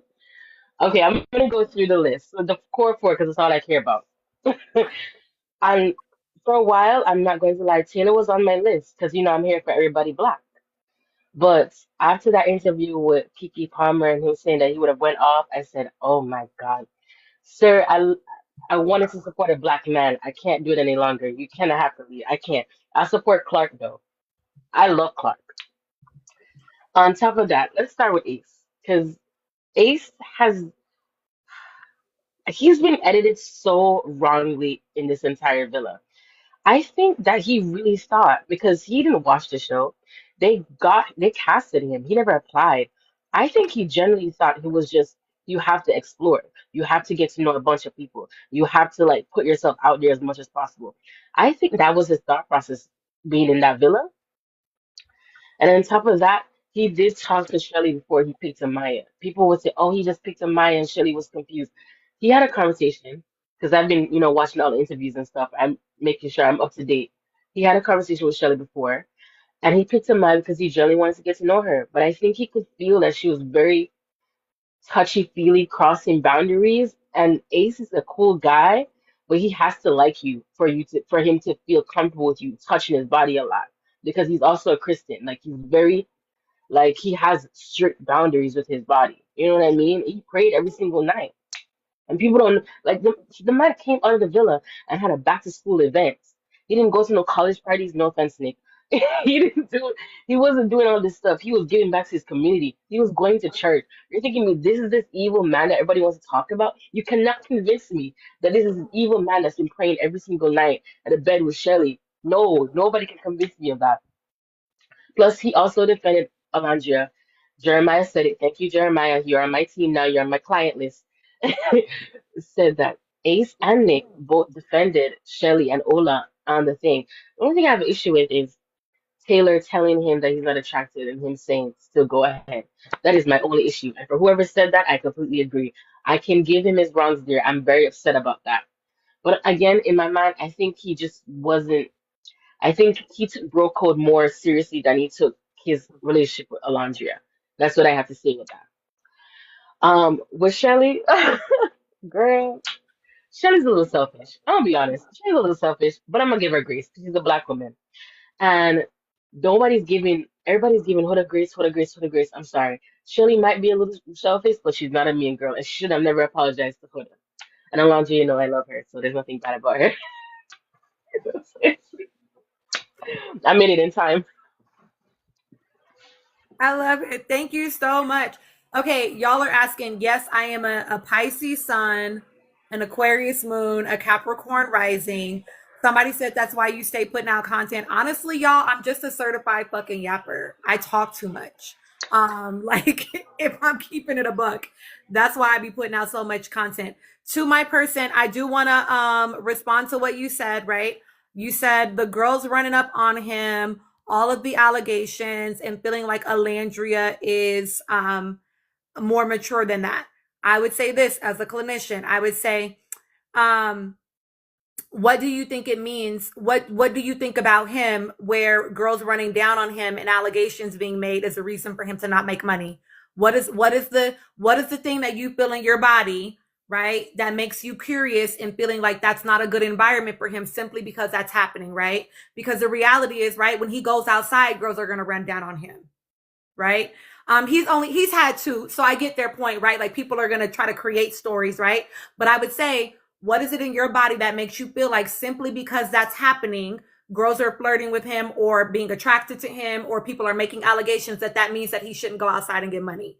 Because the reality is that attractive people deal with that in their everyday life. So I would want you to be curious about why you think he should stop his bag behind that, right? And then sit with like maybe what like story you're telling yourself about Nick. Because this is fun to make y'all do the therapeutic work in here about like how I might talk to you in a session. Okay. Anne, will you give us your thoughts?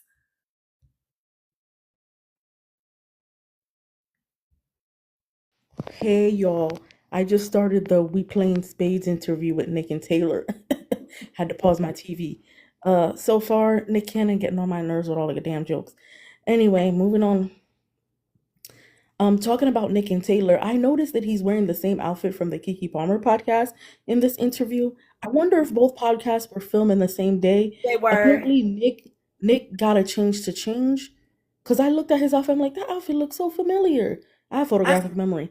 Went back to the Keke Palmer interview. He's wearing the same outfit. I'm like, oh, looks like Nick had time to change. All right, cool. Just wanted to point that out. Also, my thoughts are about Taylor. Apparently, Tina here clocked it from the beginning about Taylor's issues with women. Yes, you, Tina. Clap for yourself.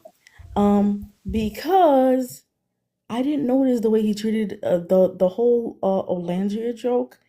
And I didn't know that he masked S's be hard for me to say, y'all. Creole my first language.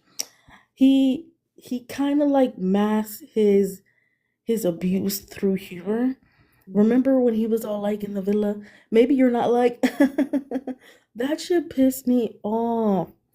Then I think he wasn't really as nice to Clark either in the villa, like, and I don't know what happened behind the scenes we didn't see. When Olandria's like, be careful, he'll switch up on you. What did she mean by that? What we're not seeing, like, and you also mentioned this, Tina, was really smart, is that just because he was kind and he know people's orders and he was making breakfast and he was showing up doesn't mean he's a nice person. Maybe he's performing to show that he's nice. Now, I ain't gonna diagnose anybody, but I was raised by a narcissist.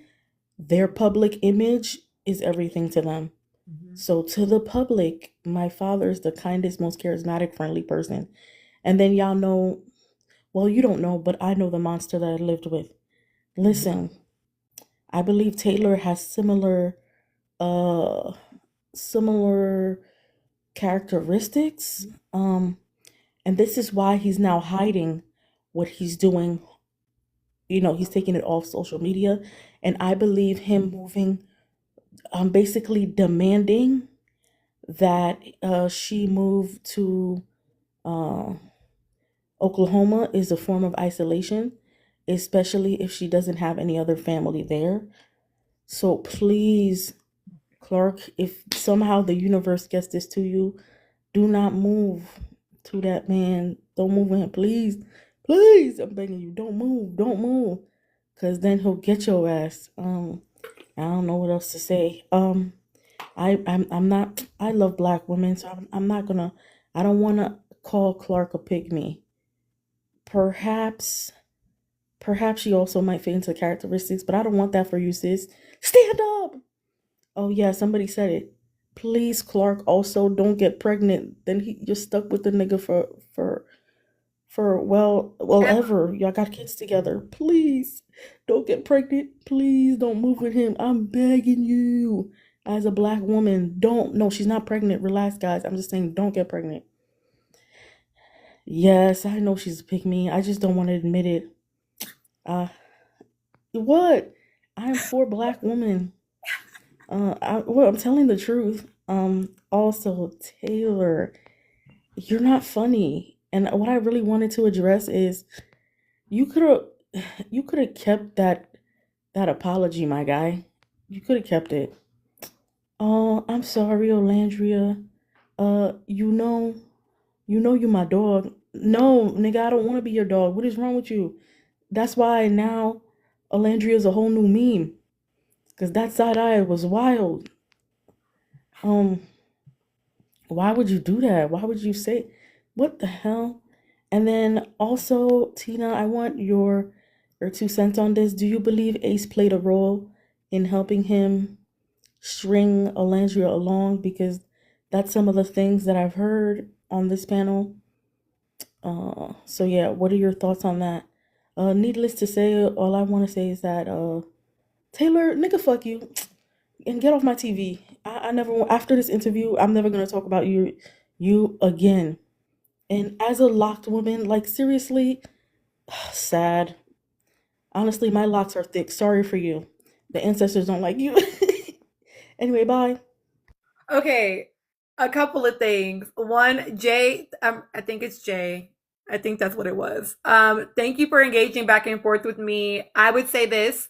I hear you saying right there, there are, other places to get a bag at. You feel overprotective of Alandria. I think people are just waiting for an aha moment. So I'm overthinking, I guess. I would want you to be curious about what that feeling is that's coming up. My presumption is that it's fear, right? There's fear of what it's going to mean, him being in these spaces, these women chasing after him, these allegations being made. And what is it that you're afraid of? That was what I would want you to be curious about, right? Because if we can get to the root of like what's actually provoking the fear, then we can see if that's actually based in reality or not, right? To see whether or not that fear is something we need to move through or to actually sit with. And then as far as what I think about whether or not I have not, Rosaline, will you tag me in it? About whether or not I think that Ace helped to string along Alandria with what's that boy's name? Tay Tay. I would say this. Well, and here's the thing, Kimberly. I don't like, obviously, yes, there's a level of projection, but I think we all do that, right? And really that's rooted in something else, probably not attached to them. And so that's why I'm inviting them to be curious about it. So Anne, whether or not I think he was a co-conspirator, I will say this. I feel like I've always said that I feel like he was definitely trying to coach him in the beginning, right? But I do feel like I perceived differently, and maybe I should go back and watch it. But when Taylor said to him, the physical is just not there, I saw Ace kind of like pause and like have a reaction. And he was like, well, I mean, you need to like, you're gonna have to figure it out, you know? And so I felt like I really saw him kind of back off after that. And so for me, I didn't really perceive it as he was helping to string her along so much as it felt like he was definitely trying to coach him around how to show up for her, how to, like, he was trying to give him game. But then once he heard that, I did see him kind of back off around that. Now, whatever happened behind the scenes, I don't know. I can only speak to like what I actually saw, but I didn't see the stringing along because I saw his behavior change once he heard that. Okay, K Boogie, you're new to the panel. Will you share your thoughts, please?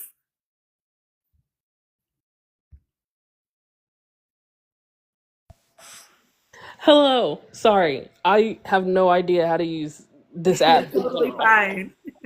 I'm gonna preface this by saying I am angry, so I'm gonna be very direct with my thoughts and feelings. We're gonna start off with Tay Tay, Baldy Locks, bitch boy. Sir, your apology was not an apology, and we all know that. What I got from it is I want an apology for what you said to me. When he was saying, "You still my dog," it felt like he was expecting her to say something back to him in regards to when she was yelling at him from the challenge. That's what I got from it. Sir, do not look at Olandria again. Do not speak to Olandria again. That side eye said everything it needed to. When she didn't say anything after that apology, that means I don't accept it because it wasn't real. Babe, if I could slap the last 2 dreads off your head, I would. And I can't wait for them to fall off. And that's it for me and Tay. Now, excuse me, Miss Hagrid, come to the front. Oh my gosh. I am very base level with everyone. When I know that people usually have like an initial thought on someone when they first meet them, I really don't. I kind of just look at their face and be like, oh, they have a nice face, cool. And then I start to learn this person. When I saw when I saw Hagrid, my initial thought was, I don't know if I like this lady. And then I found out she was from North Carolina. I am also from North Carolina.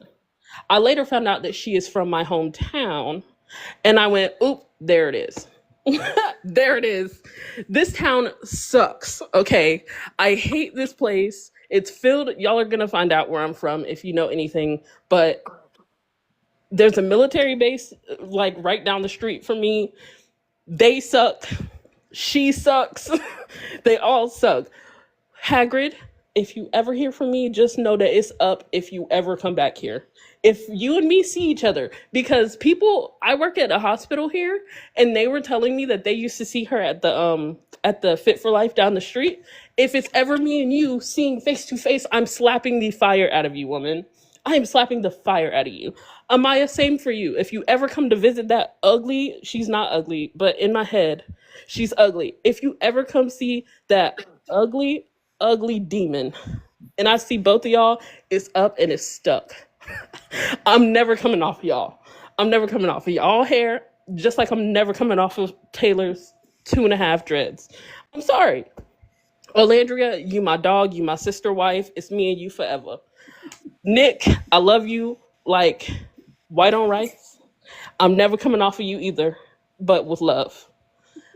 Ace, I guess I'm kind of cool with you. I don't really know. Shelly, I don't know how I feel about you right now, babe. It's kind of like a yes, but a no at the same time. Like, if I ever go to New York and see you, I'm gonna wave and keep going, but like, it can never be a cool situation. Everybody else, shut up. Coco, shut up. I love black women. I do. I love us down. However, you're fake and you don't know how to stick to your words. And that tells me that I could never be around you. Austin, what the fuck were you on? What were you doing? What the hell? What were you doing, sir? What? Jaden, you speak like a slug. Speed it up a little bit, please. Hannah, I love you. You're cute. Mwah. I hope that you go far with social media. Amaya, I know I said her name already, but once again, you are a demon and I do not like you. And I'm sorry, I'm going to say it. I'm glad Brian did you dirty. Sorry. Sorry. I'm just very angry with everyone except for my two faves. Hagrid, I hope your social media life fails. And that's all I got to say. Thank you. Thank you, K Boogie, for coming up. I appreciate it. Y'all are so funny. Tata, will you please give us your thoughts? Yeah. First off, I wanted to say, I can't believe you did Hagrid like that. Hagrid is a sweetheart. We're not doing Hagrid like that. You don't deserve. Um, so the response I had was for Gigi, because every time I see Gigi on the panel, I'm like, yay, I can be there. Like, I love her. But what was I saying? What I wanted to say about Shelly, now I don't want to speak disparagingly about my community, the Haitian community, and I also feel like I'm not necessarily smart enough or have the right words to say what it is. But I will say the reason why I say how I felt, about how Shelly moves is it's not about the fact that she's Americanized has nothing to do with it. And the reason why I say this is, like I've always said, hey, in our community, we do have a bad habit of Haitian parents, no matter how Americanized they get. The people that tell you not to be like tends to be the African American kids. Don't be like them because they're the loud ones or the ones who get in trouble. They're the ones who this. And it is rooted from pain because of how things happen, I think, in the 70s and the 80s, right? But it is still a bad thing that we have within our community that is taught to kids. That's something that was told to me. I was told at one point, if you see a black man with dreads, to go the opposite direction. So there are a lot of things I had to unlearn. And I will say this, no matter how Americanized Haitian kids get when you have Haitian parents, you are taught these things. We have to work on not acting on these things and unlearning them. But that is a bad part of our community. We don't talk about it, but it is a thing that's happening. And when Haitian people become Americanized, they learn how to be American through African American kids. But at home, you're being taught not to be like them. So the people you're gonna align closer to are the people who are closer to white. So seeing Shelly moving the way she's moving, it makes perfect sense to me. It doesn't matter how long she's been around African American kids or how long her parents have been in this country. The likelihood of them having taught her that is very high because that is an unfortunate part of our culture. It is unfortunate. We have a lot of unlearning to do, but that's the honest truth. Now, the reason why I say I see Shelly as someone who's moved in white spaces because I myself, I'm like that. My siblings are like that. And I know the signs, and I feel like when you are with African American people, they treat you like you cousin, like you one of us. So there's nothing special that stands out about you. But if you're in those spaces with Hispanic women or white women, you stand out as a cool black kid. You're the cool Haitian person. You know what I mean?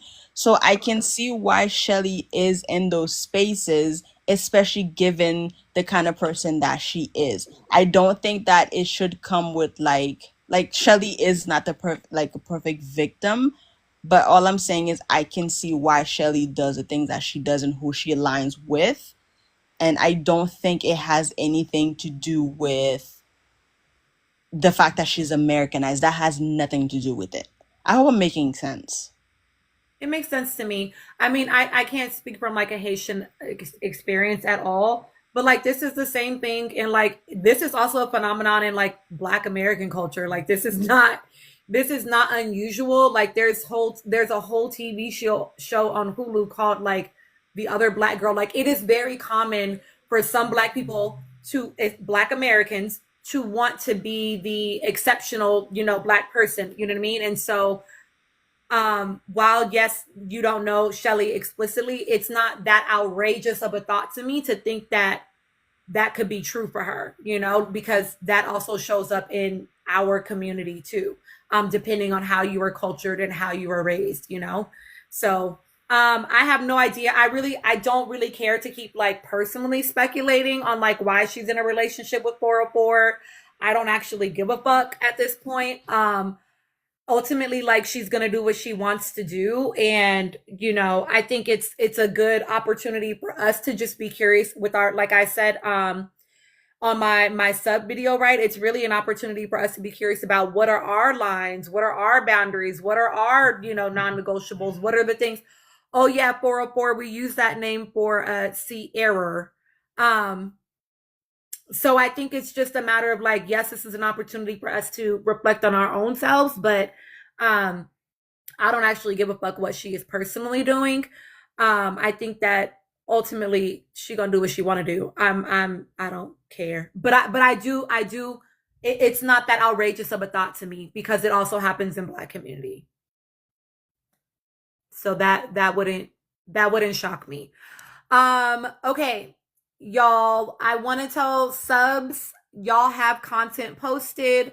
I am getting ready to I also me too. I'm glad that it's over. I'm glad that it's over. I'm sure that we'll have like a couple more interviews that people will be watching, but I am glad that the season is officially over. I'm glad that they don't have to engage with each other anymore unless they want to. I'm glad that, it's just, it can rest at this point. Somebody was in here earlier that said this was their first time watching a reality TV show. I'm so sorry to you because this is a rough watch. This is a rough watch, especially if it's your first time watching reality TV. This was not a fun watch. I would recommend go watch some Real Housewives shit, where it's like not, and if you are a Black person, especially, I would say watch like Real Housewives of Potomac or Real Housewives of Atlanta, Married to Medicine. I would say because if you've never watched reality TV before, having this be your first experience where there was so much anti-Black racism present, you need a palate cleanse. Go watch a reality TV show where everybody named mama on the cast is predominantly Black and they gonna bicker about shit, but you're not gonna be seeing a whole bunch of anti-Black racism and misogynoir happening, right, within the class. You might have like some colorism stuff come up, but that I think we can navigate a little bit more. Basketball Wives, even that feels a little tentative depending on which cast you're watching. Love and Hip Hop, maybe. Real World. Yeah, I would say I wouldn't, y'all, if it's their first time watching reality TV based on what we just watched this season, I would not recommend shows where the cast is not predominantly Black. I say this all the time. If you're going to have to deal with something, don't let it if you can mitigate one oppressive experience, do it if you can. But yeah, like just palate cleanse yourself and then come back and then you can watch it through a different lens. Yeah, go watch stupid shit like Flavor of Love, like stupid shit that's going to be funny. It's going to be ridiculous. It's going to be problematic shit, but it's not going to have to do with them hating you because you're a Black woman. That is a hard thing to watch for your first time as a reality show. So palate cleanse yourself. Reality TV can be fun. This season was a hard watch.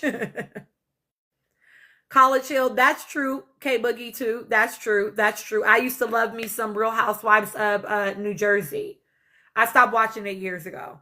But yeah, so anywho, don't watch Next Gen NYC. You'll be pissed There's just certain things that like, yeah, don't watch. Oh my gosh, you're watching Are You My First? That's a really ridiculous one. Yeah, go palate cleanse. You deserve to palate cleanse. This season was a hard watch. Hopefully Love Island Games looks like it's super diverse as far as the cast goes, so hopefully it will be more fun as far as like last season's cast. Yeah, Beyond the Villa. I mean, Beyond the Villa is dry, but you're also not going to deal with like, but that actually might be a nice palate cleanse because it's not a whole bunch of drama and racism and anti-black, you know what I mean? Like it's not a whole bunch of that. So that actually might feel like a nice break.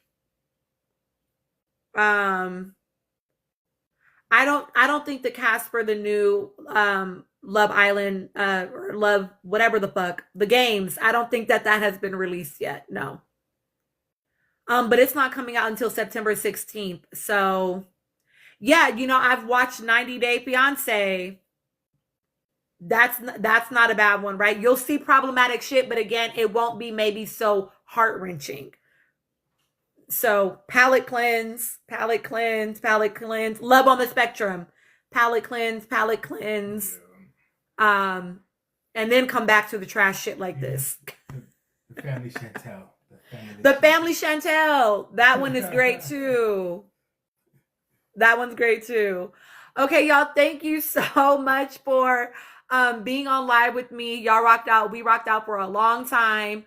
I will, yes, be uploading the live. Good warning, 404. You're welcome, Jamila Subs. Y'all have content about Shalace. And I'll be putting out some Shelly content probably tomorrow. I'm actually going to probably make a bunch of videos for y'all because I'm a little behind. Okay. Love y'all. Thank you so much for joining. See you later.